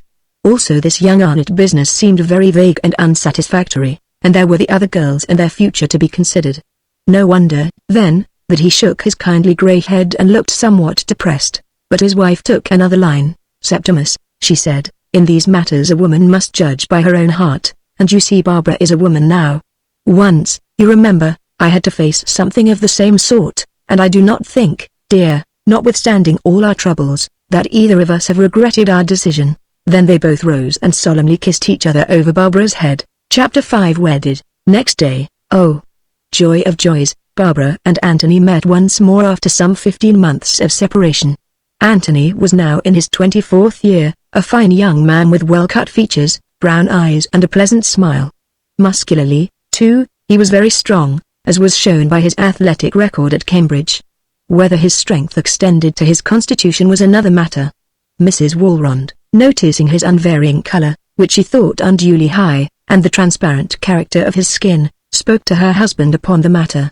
In his turn Septimus spoke to the old local doctor, who shrugged his shoulders and remarked that the Arnotts had been delicate for generations, lungy, he called it. Noticing that Mr. Wall-Run looked serious, and knowing something of how matters stood between Anthony and Barbara, He hastened to add that so far as he knew there was no cause for alarm, and that if he were moderately careful he thought that Anthony would live to 80. But it is otherwise with his brother, he added significantly, and for the matter of that with the old man also. Then he went away, and there was something in the manner of his going which seemed to suggest that he did not wish to continue the conversation. From Anthony, however, Barbara soon learned the truth as to his brother. His lungs were gone, for the chill he took in the Crimea had settled on them, and now there was left to him but a little time to live. This was sad news and marred the happiness of their meeting, since both of them were far too unworldly to consider its effect upon their own prospects, or that it would make easy that which had hitherto seemed impossible. "Are you nursing him?" she asked. "Yes, more or less. I took him to the south of England for 2 months, but it did no good. I am glad the thing is not catching," she remarked, glancing at him. "Oh, no," he replied carelessly, "I never heard that it was catching, though some people say it runs in families. I hope not, I am sure, as the poor old chap insists upon my sleeping in his room whenever I am at home, as we used to do when we were boys." Then their talk wandered elsewhere, for they had so much to say to each other that it seemed doubtful if they would ever get to the end of it all. Anthony was particularly anxious to learn what blessed circumstance had caused Barbara's sudden reappearance at Eastwich. She fenced for a while, then told him all the truth. "So you gave up this brilliant marriage for me, a fellow with scarcely a halfpenny and a very few prospects," he exclaimed, staring at her. "Of course. What would you have expected me to do, marry one man while I love another? As for the rest, it must take its chance." And while the words were on her lips, for the first time it came into Barbara's mind that perhaps Anthony had no need to trouble about his worldly fortunes. For if it were indeed true that Captain Arnott was doomed, who else would succeed to the estate? "I think you are an angel," he said, still overcome by this wondrous instance of fidelity and of courage in the face of Lady Thompson's anger. "If I had done anything else, I think, Anthony, that you might very well have called me whatever is the reverse of an angel." And thus the links of their perfect love were drawn even closer than before. Only 3 days later Mr. Walrond was summoned hastily to the hall. When he returned from his ministrations it was to announce in a sad voice that Captain Arnott was sinking fast. Before the following morning he was dead. A month or so after the grave had closed over Captain Arnott, the engagement of Anthony and Barbara was announced formally, and by the express wish of Mr. Arnott. The old gentleman had for years been partially paralyzed and in a delicate state of health, which the sad loss of his elder son had done much to render worse. He sent for Barbara, whom he had known from her childhood, and told her that the sooner she and Anthony were married the better he would be pleased. "You see, my dear," he added, "I do not wish the old name to die out after we have been in this place for 300 years, and you Walronds are a healthy stock, which is more than we can say now. Worn out, I suppose, worn out. In fact," he went on, looking at her sharply, "it is for you to consider whether you care to take the risks of coming into this family, for whatever the doctors may or may not say, I think it my duty to tell you straight out that in my opinion there is some risk. If so, I do not fear it, Mr. Arnott, and I hope you will not put any such idea into Anthony's head. If you do he might refuse to marry me, and that would break my heart. No, I dare say you do not fear it, but there are other things must take their course. If we were always thinking of the future no one would dare to stir." Then he told her that when first he heard of their mutual attachment he had been much disturbed, as he did not see how they were to marry. "But poor George's death has changed all that," he said, "since now Anthony will get the estate, which is practically the only property we have, and it ought always to produce enough to keep you going and to maintain the place in a modest way." Lastly he presented her with a valuable set of diamonds that had belonged to his mother, saying he might not be alive to do so when the time of her marriage came, and dismissed her with his blessing. In due course all these tidings, including that of the diamonds, came to the ears of Aunt Thompson, and wondrously softened that lady's anger. Indeed, she wrote to Barbara in very affectionate terms, to wish her every happiness and say how glad she was to hear that she was settling herself so well in life. She added that she should make a point of being present at the wedding. A postscript informed her that Mr. Russell was about to be married to an Italian countess, a widow. Barbara's wedding was fixed for October. At the beginning of that month, however, Anthony was seized with some unaccountable kind of illness, in which coughing played a considerable part. So severe were its effects that it was thought desirable to postpone the ceremony. The doctor ordered him away for a change of air. On the morning of his departure he spoke seriously to Barbara. "I don't know what is the matter with me," he said, "and I don't think it is very much at present. But, dear, I have a kind of presentiment that I am going to become an invalid. My strength is nothing like what it was, and at times it fails me in a most unaccountable manner. Barbara, it breaks my heart to say it, but I doubt whether you ought to marry me. If you were going to be a permanent invalid, which I do not believe for one moment, answered Barbara steadily, you would want a nurse, and who could nurse you so well as your wife? Therefore, unless you had ceased to care for me, I should certainly marry you. Then, as still he seemed to hesitate, she flung her arms about him and kissed him, which was an argument that he lacked strength to resist. A day or two afterwards her father also spoke to Barbara. I don't like this illness of Anthony's, my dear. The doctor does not seem to understand it, or at any rate so he pretends, and says he has no doubt it will pass off. But I cannot help remembering the case of his brother George, also that of his mother before him. In short, Barbara, do you think well, that it would be wise to marry him?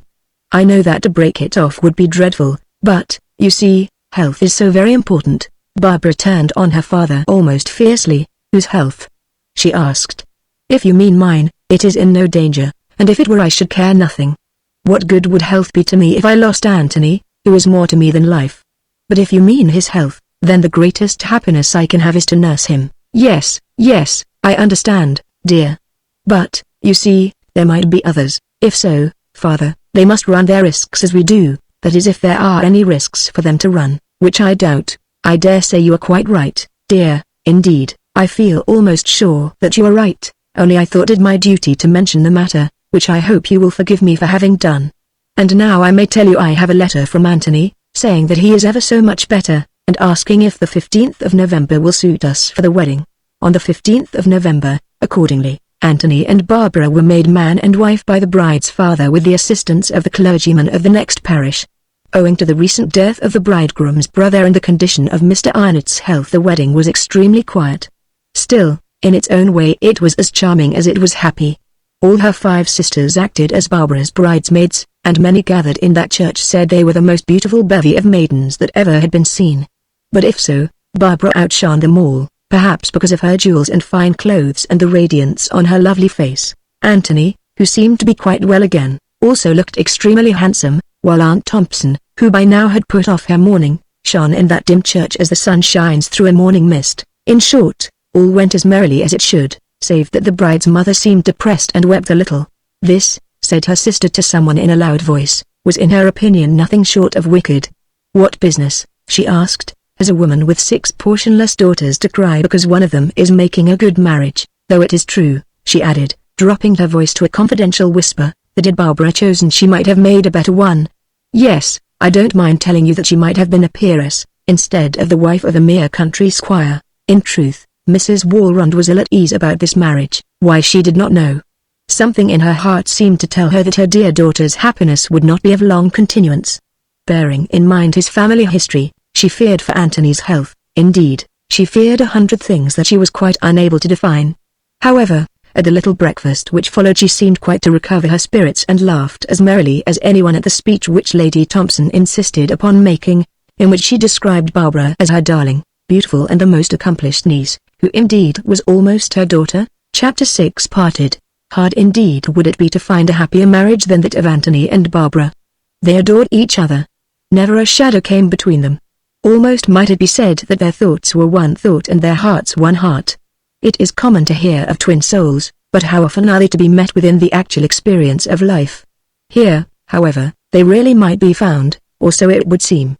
Had they been one ancient entity divided long ago by the working of fate and now brought together once more through the power of an overmastering attraction, their union could not have been more complete.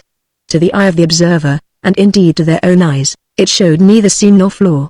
They were one and indivisible. About such happiness as this there is something alarming, something ominous. Mrs. Walrond felt it from the first, and they, the 2 persons concerned, felt it also. Our joy frightens me, said Anthony to Barbara one day. I feel like that Persian monarch who threw his most treasured ring into the sea because he was too fortunate. You remember the sea refused the offering, for the royal cook found it in the mouth of a fish. Then, dear, he was doubly fortunate, for he made his sacrifice and kept his ring. Anthony, seeing that Barbara had never heard the story and its ending, did not tell it to her, but she read something of what was passing in his mind, as very often she had the power to do. Dearest, she said earnestly, I know what you think. You think that such happiness as ours will not be allowed to last for long, that something evil will overtake us. Well, it may be so, but if it is, at least we shall have had the happiness, which having been, will remain forever, a part of you, a part of me, a temple of our love not built with hands in which we shall offer thanks eternally, here and beyond." And she nodded towards the glory of the sunset sky, then turned and kissed him. As it chanced, the cruel devouring sea which rages at the feet of all mankind was destined ere long to take the offering that was most precious to these two. Only this was flung to its waters, not by their hands, but by that of fate, nor did it return to them again. After their marriage, Anthony and Barbara hired a charming little Georgian house at Chelsea near to the river. The drawback to the dwelling was that it stood quite close to a place of public entertainment called the Gardens, very well known in those days as the nightly haunt of persons who were not always as respectable as they might have been. During their sojourn in London they never entered these gardens, but often in the summer evenings they passed them when out for the walks which they took together, since Anthony spent most of his days at the Temple, studying law in the chambers of a leading barrister. Thus their somewhat fantastic gateway became impressed upon Barbara's mind, as did the character of the people who frequented them. As, however, their proximity reduced the rent of their own and neighboring houses by about one half, personally they were grateful to these gardens, since the noise of the bands and the dancing did not trouble them much, and those who danced could always be avoided.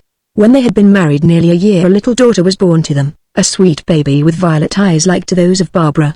Now indeed their bliss was complete, but it was not fated that it should remain, since the hungry sea took its sacrifice. The summer was very hot in London, and many infants sickened there of some infantile complaint, among them their own child.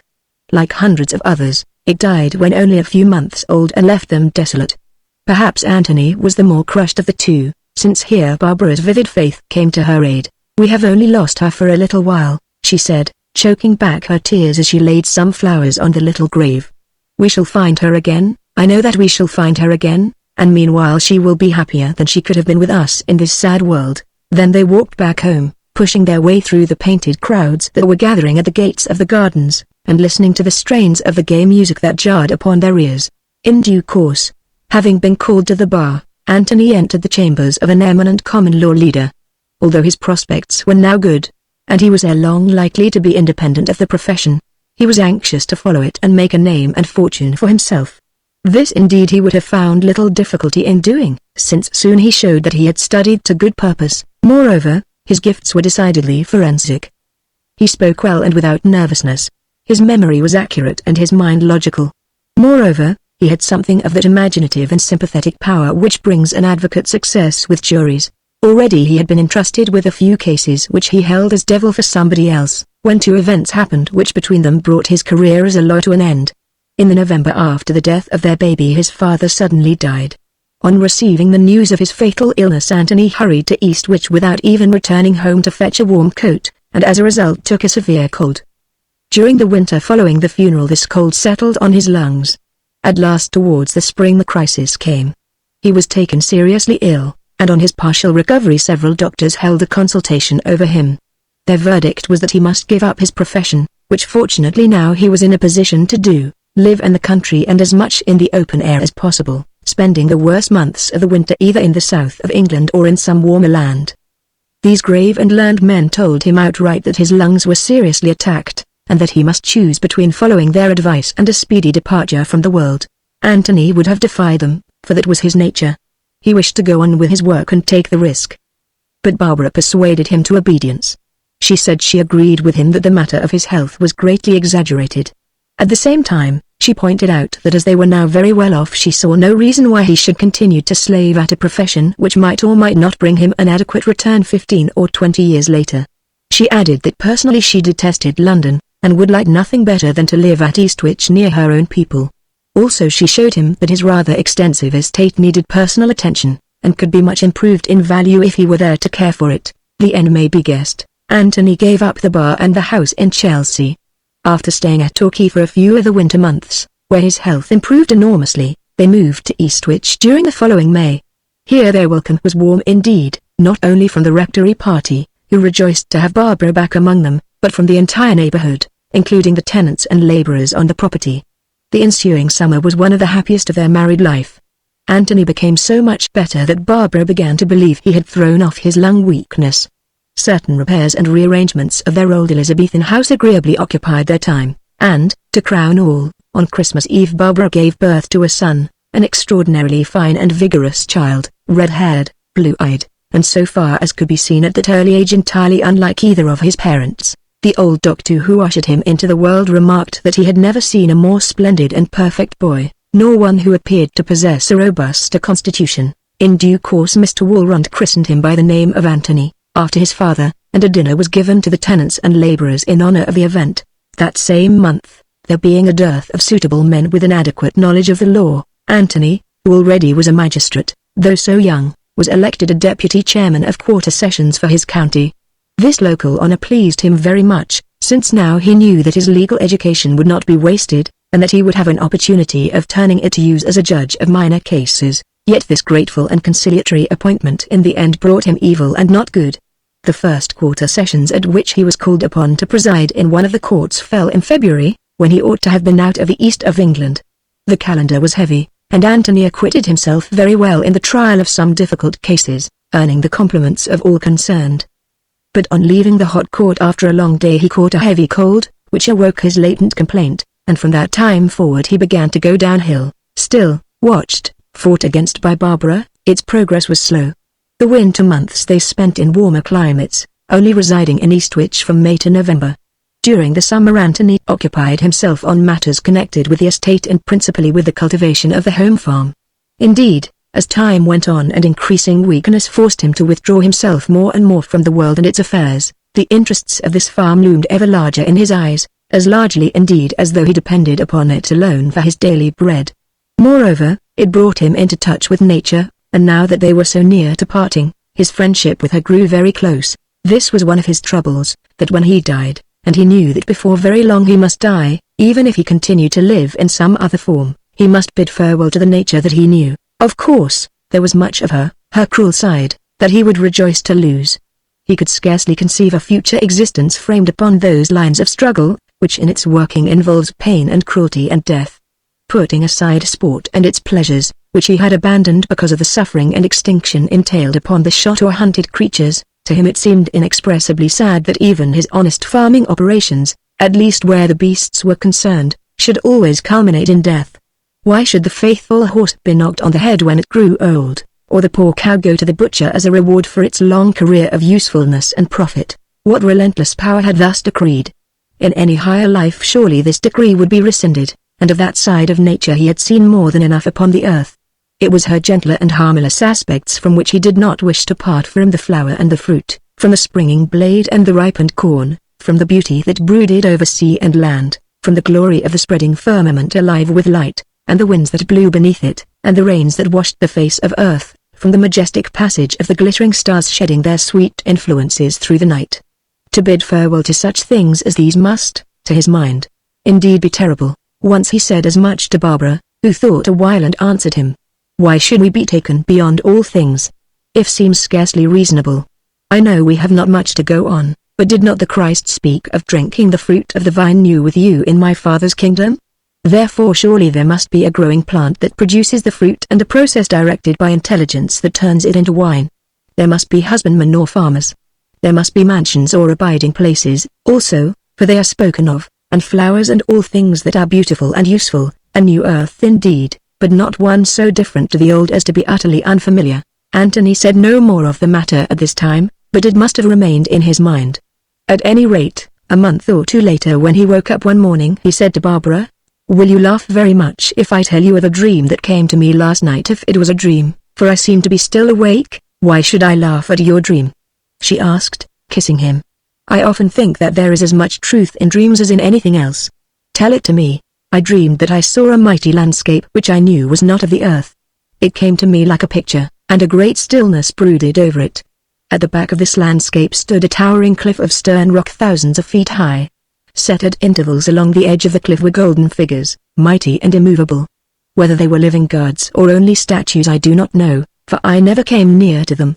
Here and there, miles apart, streams from the lands beyond poured over the edge of the cliff in huge cascades of foam that became raging torrents when they reached its lowest slopes. One of these rivers fed a lake which lay in a chasm on the slopes, and from either end of this lake poured two rivers which seemed to me about 20 miles apart, as we should judge. They ran through groves of cedars and large groups of forest trees not unlike to enormous oaks and pines, and yet not the same. One river, that to the right if I looked towards the lake, was very broad, so broad that after it reached the plain and flowed slowly, great ships could have sailed upon it. The other, that to the left, was smaller and more rapid, but it also wandered away across the plain till my sight could follow it no farther. I observed that the broad, right-hand river evidently inundated its banks in seasons of flood, much as the Nile does, and that all along those banks were fields filled with rich crops, of what sort I do not know. The plain itself, which I take it was a kind of delta, the gift of the great river, was limitless. It stretched on, broken only by forests, along the edges of which moved many animals. When first I saw this landscape it was suffused with a sweet and pearly light, that came not from sun or moon or stars, but from a luminous body in shape like a folded fan, of which the handle rested on the earth. By degrees this fan began to open. I suppose that it was the hour of dawn. Its ribs of gorgeous light spread themselves from one side of heaven to the other and were joined together by webs of 1,000 colors, of such stuff as the rainbow, only 100 times more beautiful. The reflection from these rainbow webs lay upon the earth, divided by and sometimes mingled with those from the bars of light, and made it glorious. All these things I saw from an eminence on which I stood that rose between the rivers at the head of the plain. At length, overcome by the splendor, drunk as it were with beauty, I turned to look behind me, and there, quite close, in the midst of stately gardens with terraces and trees and fountains and banks of flowers, I saw a house, and now indeed you will laugh, for so far as I can recollect it, in general style it was not unlike our own, that is to say, its architecture seemed to be more or less Elizabethan. If one who was acquainted with Elizabethan buildings had gone to that land and built a house from memory, but with more beautiful materials, he might have produced such a one as I imagined in my dream. Presently from the door of the house emerged 2 figures. One of these was my brother George, and the other, Barbara, was our baby grown to a little fair-haired child. The child perceived me first and ran to me through the flowers. It leapt into my arms and kissed me. Then my brother came and said, I do not mean he spoke, but his meaning was conveyed to me. You see, we are making your home ready. We hope that you will like it when you come, but if not you can change it as you wish. Then I woke up, or went to sleep, I do not know which. Barbara made light of Antony's dream, which seemed to her to be after all but reflection or an echo of earthly things tricked out with some bizarre imagination. Was not this obvious? The house? A vague replica of his own house. The river? Something copied from the Nile, delta and all. The waterfalls? Niagara on a larger scale. The great trees? Doubtless their counterparts grew in America. The brother and the babe, would he not naturally be thinking of his brother and his babe? The thing stood self-convicted. Echo, echo, echo, flung back in mockery of our agonized pleadings from the cliffs of the beyond. And yet this dream haunted her, especially as it returned to him more than once, always with a few added details. They often talked of the supernatural landscape and of the great radiant fan which closed at night and opened itself by day, wherewith it was illuminated. Barbara thought it strange that Antony should have imagined so splendid a thing. And yet why should he not have done so? If she could picture it in her own mind, why should he not be able to originate it in his? She told him all this, only avoiding allusions to the child, the baby Barbara whom they had lost. For of this child, although she longed to ask him details as to her supposed appearance, she could not bring herself to speak. Supposing that he were right, supposing that their daughter was really growing up yonder towards some celestial womanhood, and waiting for him and waiting for her, the mother upon whose breast she had lain, the poor, bereaved mother. Oh! Then would not all be worthwhile? Antony listened and said that he agreed with her. As a lawyer he had analyzed the dream and found in it nothing at all. Nothing more, for instance, than on analysis is to be found in any and every religion, and yet, he added, with that pleasant smile of his which was beginning to grow so painfully sweet and plaintive in its character, and yet, it is very odd how real that landscape and that house are becoming to me. Do you know, Barbara, that the other night I seemed to be sitting in it in a great cool room, looking out at the river and the vast fertile plain. Then you came in, my dear, clad in a beautiful robe embroidered with violets. Yes, you came in glancing round you timidly like one who had lost her way, and saw me and cried aloud. Towards the end Antony grew worse with a dreadful swiftness. He was to have gone abroad as usual that winter, but when the time came his state was such that the doctors shrugged their shoulders and said that he might as well stop at home in comfort. Up to the middle of October he managed to get out upon the farm on fine days to see to the drilling of the wheat and so forth. One rather rough afternoon he went out thus, not because he wished to, but for the sake of his spaniel dog, Nell, which bothered him to come into the fresh air. Not finding something that he sought, He was drawn far afield and caught in a tempest of rain and wind, through which he must struggle home. Barbara, who, growing anxious, had gone to seek him, found him leaning against an oak unable to speak, with a little stream of blood trickling from the corner of his mouth. Indeed, it was the dog, which seemed distressed, that discovered her and led her to him. This was Anthony's last outing, but he lived till Christmas Eve, his son's 8th birthday. That morning the boy was brought into his room to receive some present that his father had procured for him, and warned that he must be very quiet. Quiet, however, he would not be. His tumultuous health and strength seemed to forbid it.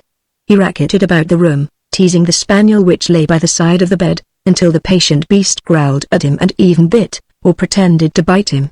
Thereon he set up such a yell of pain, or anger, or both, that his father struggled from the bed to see what was the matter, and so brought on the hemorrhage which caused his death. "I am afraid you will have trouble with the child, Barbara," he gasped shortly before the end. "He seems to be different from either of us, but he is our son, and I knows that you will do your best for him. I leave him in your keeping. Good night, dearest, I want to go to sleep." Then he went to sleep, and Barbara's heart broke. Chapter 7 Barbara's Sin. The months following Anthony's death were to Barbara as a bad dream. Like one in a dream she saw that open, wintry grave beneath the tall church tower about whose battlements the wind-blown rooks wheeled on their homeward way. She noted a little yellow aconite that had opened its bloom prematurely in the shadow of the wall, and the sight of it brought her some kind of comfort. He had loved aconites and planted many of them, though because of his winter absences years had gone by since he had seen one with his eyes, at any rate in England. That this flower among them all should bloom on that day and in that place seemed to her a message and a consolation, the only one that she could find. His sad office over, her father accompanied her home, pouring into her ear the words of faith and hope that he was accustomed to use to those broken by bereavement, and with him came her mother. But soon she thanked them gently and bade them leave her to herself. Then they brought her son to her, thinking that the sight of him would thaw her heart. For a while the child was quiet and subdued, for there was that about his mother's face which awed him. At last, weary of being still, he swung round on his heel after a fashion that he had, and said, "Cook says that now father is dead I'm master here, and everyone will have to do what I tell them." Barbara lifted her head and looked at him, and something in her fawn-like eyes, a mute reproach, pierced to the boy's heart. At any rate, he began to whimper and left the room. There was little in the remark, which was such as a vulgar servant might well make thoughtlessly. Yet it brought home to Barbara the grim fact of her loss more completely perhaps than anything had done. Her beloved husband was dead, of no more account in the world than those who had passed from it at Eastwich 1,000 years ago. He was dead, and soon would be forgotten by all save her, and she was alone, in her heart utterly alone. The summer came and everyone grew cheerful. Aunt Thompson arrived at the Hall to stay, and urged Barbara to put away past things and resign herself to the will of Providence as she had done in the case of the departed Samuel. "After all," she said, "it might have been worse. You might have been called upon to nurse an invalid for 20 years, and when at last he went, have found the best part of your life gone, as I did," and she sighed heavily. "As it is, you still look quite a girl, having kept your figure so well. You are comfortably off and have a good position, and in short there is no knowing what may happen in the future. You must come up and stay with me this winter, dear, instead of poking yourself away in this damp old house, where everybody seems to die of consumption. Really it is a sort of family vault, and if you stop here long enough you will catch something too." Barbara thanked her with a sad little smile, and answered that she would think over her kind invitation and write to her later. But in the end she never went to London, at least not to stay. Perhaps it reminded her too vividly of her life there with Anthony. At Eastwich she could bear such memories, but for some unexplained reason it was otherwise in London. Indeed, in the course of time her aunt gave up the attempt to persuade her, and devoted herself to forwarding the fortunes of her other pretty nieces, Barbara's sisters, 2 of whom, it should be said, already she had settled comfortably in life. Also she took a fancy to the boy, in whose rough, energetic nature she found something akin to her own. "I am sick of women," she said. "It is a comfort to have to do with a male thing." So it came about that after he went to school young Anthony spent a large share of his holidays at his great-aunt's London house. It may be added that he got no good from these visits, since Lady Thompson spoiled him and let him have his way in everything. Also she gave him more money than a boy ought to have. As a result, or partly so, Barbara found that her son grew more and more uncontrollable. He mixed with grooms and low characters, and when checked flew into fits of passion which frightened her. Oddly enough, During these paroxysms, which were generally followed by 2 or 3 days of persistent sulking, the only person who seemed to have any control over him was a certain under-housemaid named Bess Cotton, the daughter of a small farmer in the neighborhood. This girl, who was only about 3 years older than Anthony, was remarkable for her handsome appearance and vigor of body and mind. Her hair and large eyes were so dark that probably the local belief that she had gypsy or other foreign blood in her veins was true. Her complexion, however, was purely English, and her character had all the coarseness of those who have lived for generations in the fens, whence her father came, uncontrolled by higher influences, such as the fellowship of gentle-bred and educated folk. Bess was an excellent and capable servant, one, moreover, who soon obtained a sort of mastery in the household. On a certain occasion the young squire, as they called him, was in one of the worst of his rages, having been forbidden by his mother to go to a coursing meeting which he wished to attend. In this state he shut himself up in the library, swearing that he would do a mischief to anyone who came near him, a promise which, being very strong for his years, he was quite capable of keeping. The manservant was told to go in and bring him out, but hung back. "Bless you," said Bess, "I ain't afraid," and without hesitation walked into the room and shut the door behind her. Barbara, listening afar off, heard a shout of "Get out!"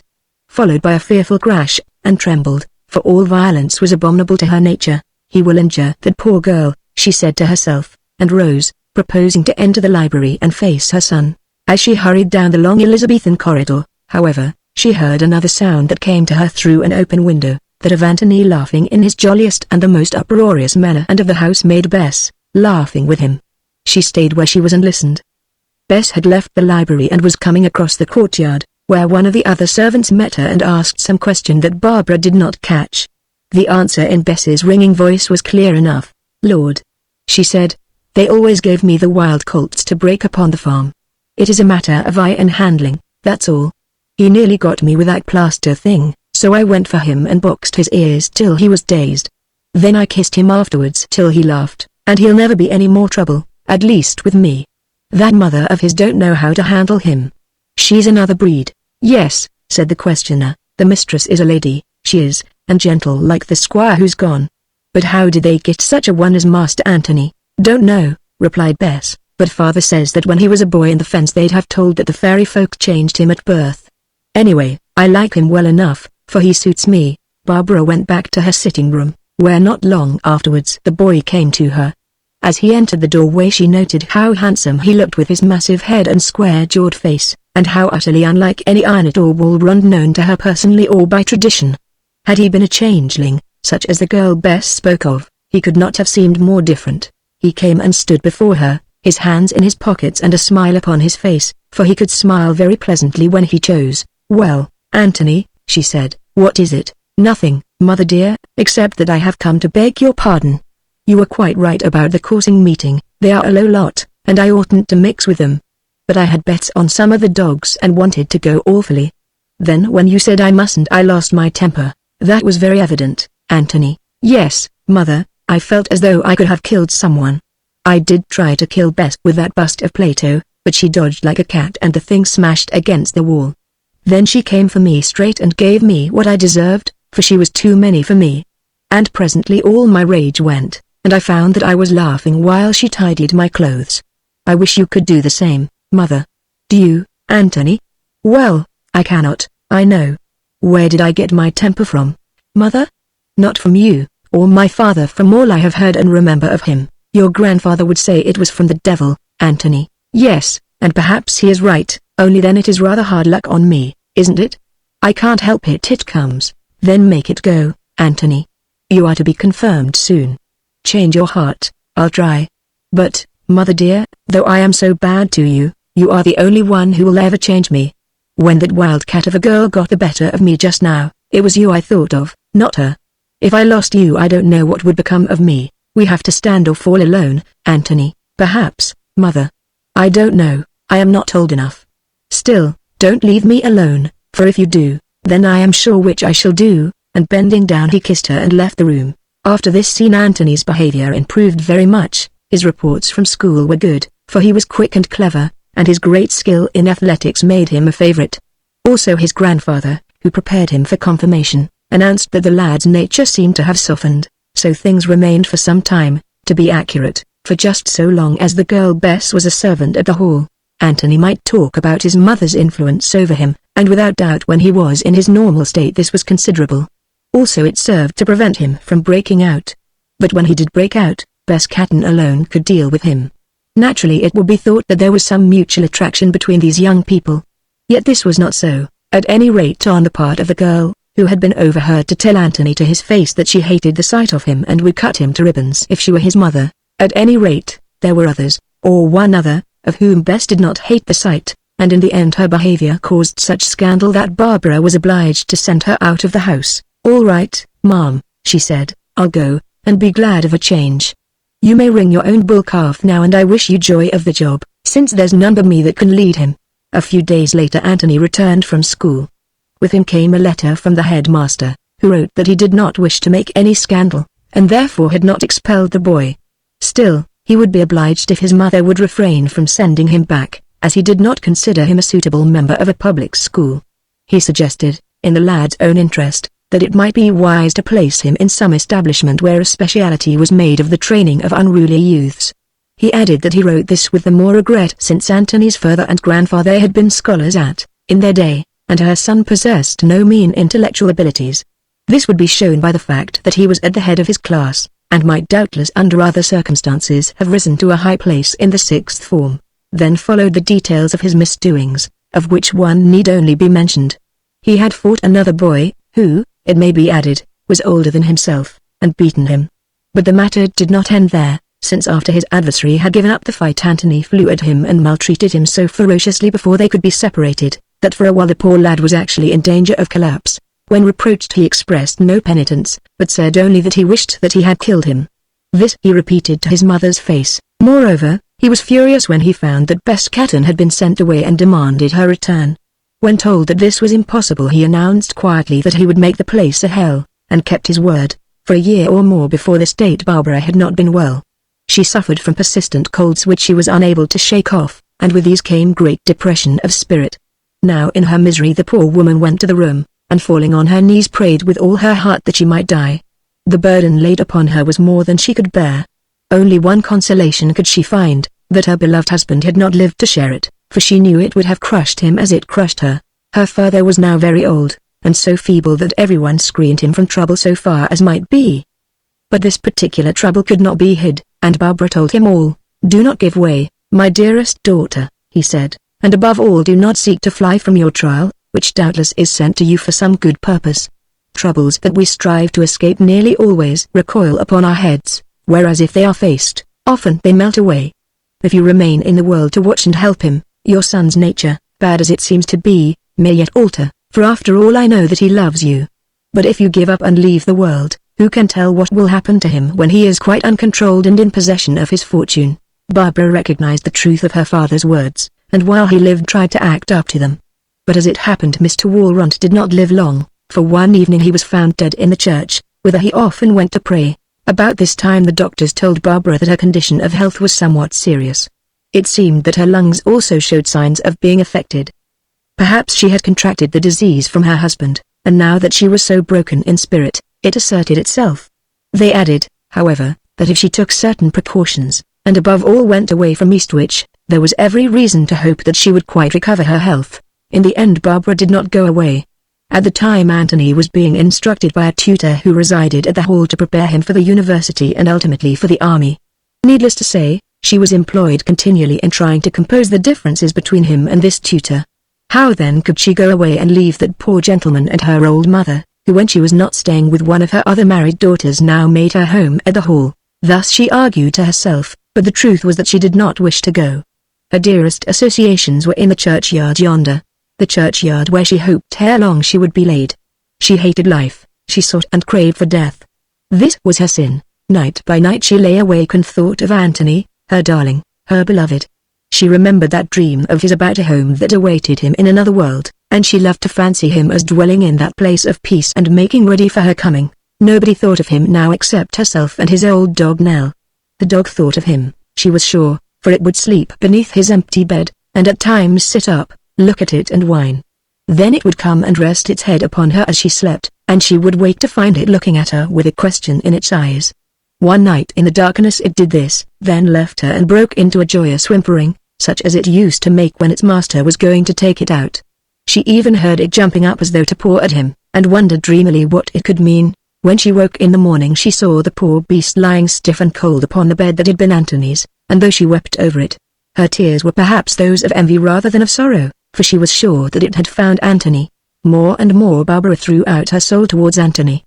Across the void of nothingness she sent it traveling, nor did it return with empty hands. Something of Antony had greeted it, though she could not remember the greeting, had spoken with it, though she could not interpret the words. Of this at least she was sure, she had been near to Antony. Once she seemed to see him. In the infinite distance, millions of miles away, the sky opened as it were. There in the opening was Antony talking with one whom she knew for their daughter, the baby that had died, talking of her. In a minute they were gone, but she had seen them, she was sure that she had seen them, and the knowledge warmed her heart. So there was no error, the Bible was true, more or less, faith was not built on running water or on sand. Life was not a mere hellish mockery, where tiaras turned to crowns of thorn and joy was but an inch rule by which to measure the Alps of human pain. Life was a door, a gateway. The door dreadful, the gate perilous, if you will, but beyond it lay no dream, no empty blackness. Beyond it stretched the promised land peopled with the lost who soon would be the found. Barbara's last illness was rapid. When she began to go she went swiftly. "Can't you save her?" asked her son of one of the doctors. "The disease has gone too far," he answered. "Moreover, it is impossible to save one who seeks to die." "Why does she seek to die?" blurted Antony, glaring at him. "Perhaps, young gentleman, you are in a better position to answer that question than I am," replied the doctor, who knew of Antony's cruel conduct to his mother and had reproached him with it, not once but on several occasions. "You mean that I have killed her," said Antony savagely. "No," replied the doctor, "she is dying of tuberculosis of the lungs. What were the primary causes which induced that disease I cannot be sure. All I said was that she appears to welcome it, or rather its issue. And I will add this on my own account, that when she does die the world will lose one of the sweetest women that ever walked upon it." "Good morning, I know what he means," said Antony to himself, as he watched the retreating form. "He means that I have murdered her, and perhaps I have. She is sick of me and wants to get back to my father, who was so different. That's why she won't go on living when she might. She is committing suicide of a holy sort. Well, what made me a brute and her an angel? And when she's gone how will the brute get on without the angel? Why should I be filled with fury and wickedness and she of whom I was born with sweetness and light? Let God or the devil answer that if they can. My mother, oh, my mother." And this violent, sinister youth hid his face in his hands and wept. Barbara sank down and down into a very whirlpool of nothingness. Bending over it, as it were, she saw the face of her aged mother, the faces of some of her dear sisters, the face of the kindly doctor, and lastly the agonized face of her handsome son. "Mother! Don't leave me, mother! Mother! For God's sake come back to me, mother, or we shall never meet again. Come back to save me." These were the last words that Barbara heard. Chapter 8 The Atonement. Now these are the things that seemed to happen to Barbara after her earthly death. Or rather some of the things, for most of them have faded away and been lost to her mortal memory. Consciousness returned to her, but at first it was consciousness in an utter dark. Everywhere was blackness, and in it she was quite alone. The whole universe seemed to center in her solitary soul. Still she felt no fear, only a kind of wonder at this infinite blank through which she was being borne for millions and millions of miles. Lights began to shine in the blackness like to those of passing ships upon a midnight sea. Now she was at rest, and the rest was long and sweet. Every fear and sad thought, every sensation of pain or discomfort left her. Peace flowed into her. Presently she became aware of a weight upon her knee, and wondered by what it could be caused, for it reminded her of something, became aware also that there was light about her. At length her eyes opened and she perceived the light, though dimly, and that it was different to any she had known, purer, more radiant. She perceived also that she lay upon a low couch, and that the weight upon her knee was caused by something shaped like the head of a dog. Nay, it was the head of a dog, and one she knew well, Antony's dog, that had died upon his bed. Now she was sure that she dreamed, and in her dream she tried to speak to the dog. The words that her mind formed were, "Nell. Is that you, Nell?" But she could not utter them. Still they were answered, for it appeared to her that the dog thought, and that she could read its thought, which was, "Yes, it is I, though but a dog. Having been the last to leave you, am allowed to be the first to greet you. and it lifted its head and looked at her with eyes full of a wonderful love. Her heart went out towards the faithful beast in a kind of rapture, and her intelligence formed another question. It was, "Where am I? And if you, a creature, are here, where are the others? Be patient. I only watch you till they come," was the answer. "Till they come? Till who come?" she murmured. Something within told her to inquire no more. But oh! Was it possible? Was the earth dream coming true? A long while went by. She looked about her, and understood that she was lying in a great and beautiful room beneath a dome which seemed to be fashioned of translucent ivory or alabaster. At the end of the room were curtains woven of some glittering stuff that gave out light. At length these curtains were drawn, and through them, bearing a cup in her hand, passed a shape like to that of a mortal woman, only so radiant that Barbara knew that had she been alive with the old life she would have felt afraid. This shape also was clad in garments that gave out light, and in its hair were jeweled flowers. It glided to her side and looked at her with loving, mysterious eyes. Then it held the cup to her lips, and said, or rather thought, for the speech of that land declared itself in thought and vision, "Drink of this new wine." She drank of the wine, and a wonderful life fell upon her like a glory. "Who are you, O vision?" she asked, and by way of answer there rose up within her a picture of herself, Barbara, leaning over a cot and looking at the white face of a dead child in a certain room in London. Then she knew that this was her daughter, and stretched out her arms towards her and received her in her arms. Presently she looked again, and there around the bed appeared 4 other shapes of beauty. "You have forgotten us, Barbara," said one of them. "But we are your sisters who died in infancy." For the 3rd time she looked, and behold, kneeling at her side, just as he had been found kneeling in the church, was her adored father, grown more young. Once more she looked, and last of all, breathing ineffable love, came her lost darling, Anthony himself. From heart to heart flashed their swift thoughts, like lightnings from cloud to cloud, till all her being was a very sea of joy. Now the great room was full of presences, and now the curtains were gone and all space beyond was full of presences, and from that glorious company of a sudden there arose a song of welcome, and beneath the burden of its sweetness she swooned to sleep. Barbara dwelt in joy with those she loved and learned many things. She learned that this sweet new life of hers was what she had fashioned on the earth with her prayers and strivings, that the seeds of love and suffering sown down in the world's rank soil had here blossomed to this perfect flower. Now she knew what was meant by the saying that the kingdom of heaven is within you, and by the other saying that as man sows so shall he reap. She learned that in this world beyond the world, and that yet itself was but a rung in the ladder of many universes, up which ladder all souls must climb to the ultimate judgment, there was sorrow as well as bliss. There were both suffering and delight. Here the sinful were brought face to face with the naked horror of their sins, and from it fled wailing and aghast. Here the cruel, the covetous, the lustful and the liar were as creatures dragged from black caverns of darkness into the burning light of day. These yearned back to their darkness and attained sometimes to other coverings of immortal flesh, or to some land of which she had no knowledge. For such was their fate if in them there was no spark of repentant spirit that in this new world could be fanned to flame, upwards or downwards. Such is the law of the universe in which nothing can stand still. Up from the earth which Barbara had left came the spirit shape of all that lived and could die, even to that of the flower. But down to the earth it seemed that much of it was whirled again, to ascend once more in an age to come, since though the stream of life pulses continually forward, it has its backwash and its eddies. Barbara learned that though it is blessed to die young and sinless, like to that glorious child of hers with whom she walked in this heavenly creation, and whose task it was to instruct her in its simpler mysteries, to live and to repent is yet more blessed. In this life or in that all have sinned, but not all have repented, and therefore, it appeared to Barbara, again and again such must know the burden of the flesh. Also she saw many wonders and learned many secrets of that vast, spiritual universe into which this world of ours pours itself day by day. But if she remembers anything of these she cannot tell them. Oh! Happy was her life with Anthony, for there, though now sex as we know it had ceased to be, spirit grew ever closer to spirit, and as below they dreamed and hoped, their union had indeed become an altar on which love's perfect fire flamed an offering to heaven. Happy, too, was her communion with those other souls that had been mingled in her lot, and with many more whom she had known aforetime and elsewhere and long forgotten. For Barbara learned that life is an ancient story of which we spell out the chapters one by one. Yet amidst all this joy and all the blessed labors of a hallowed world in which idleness was not known, nor any weariness in well-doing, a certain shadow met Barbara whichever way she turned. "What is it?"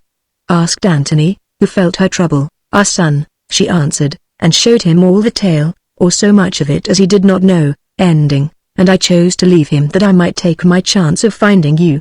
I died when I might have lived on if I had so willed. That is my sin and it haunts me. We are not the parents of his soul, which is as ancient as our own, Barbara. No, but for a while it was given into my hand and I deserted it, and now I am afraid.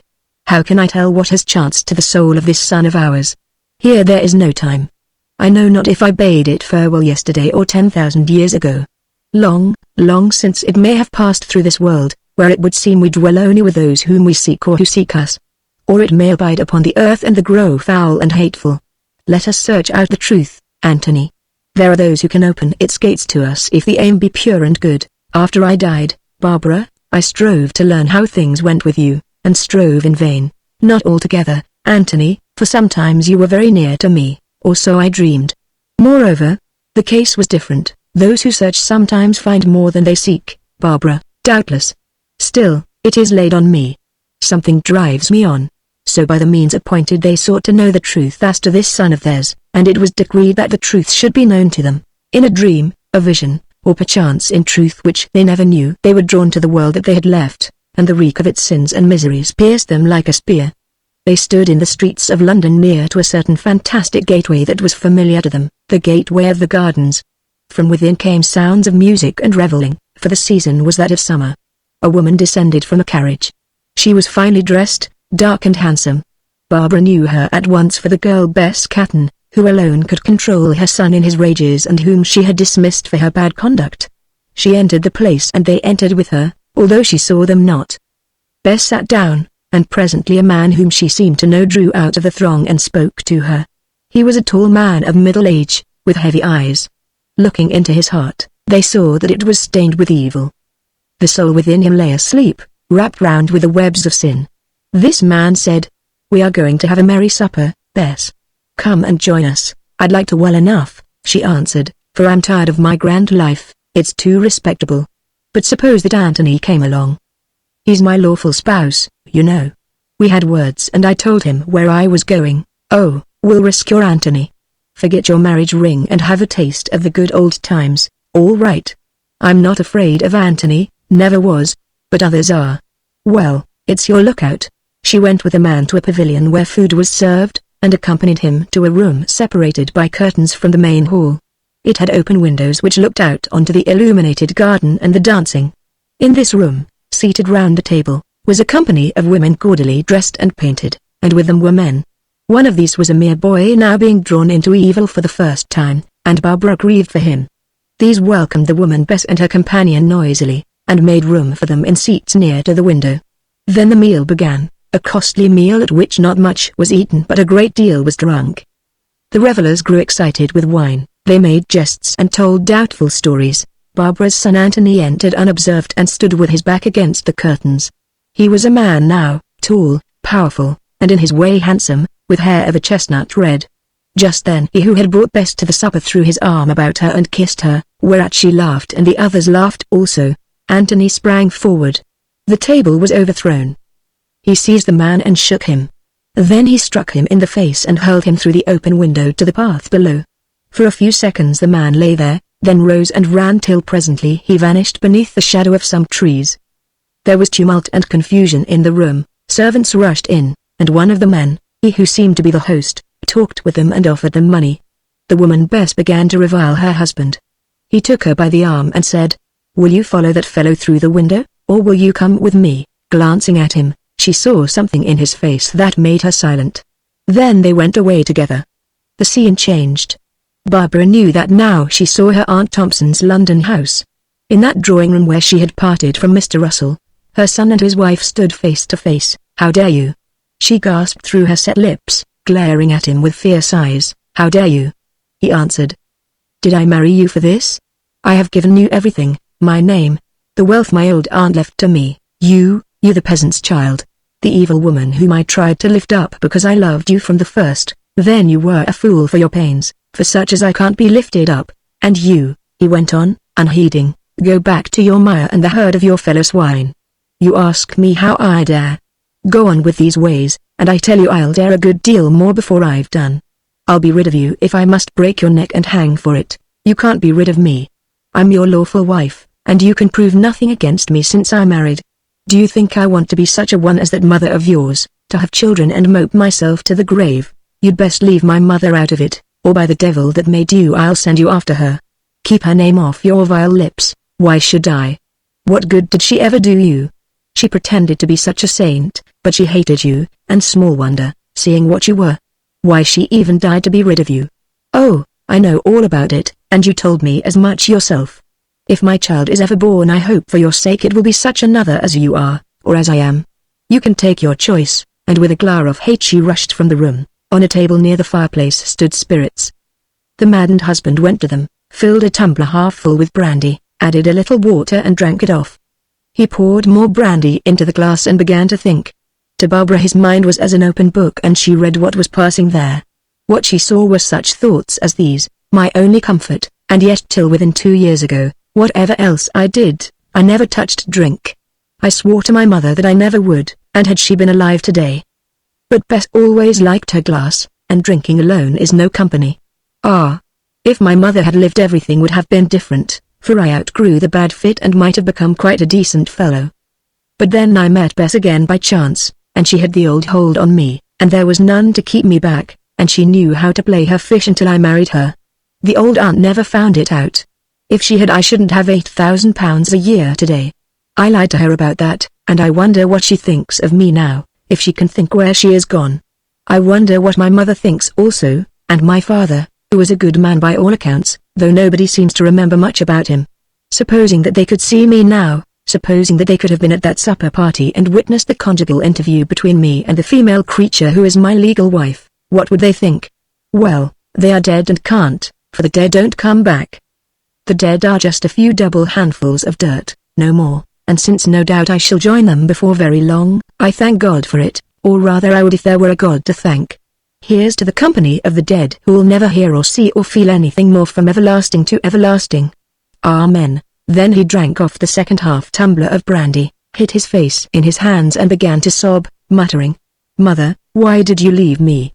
Oh, Mother, come back to me, Mother, and save my soul from hell."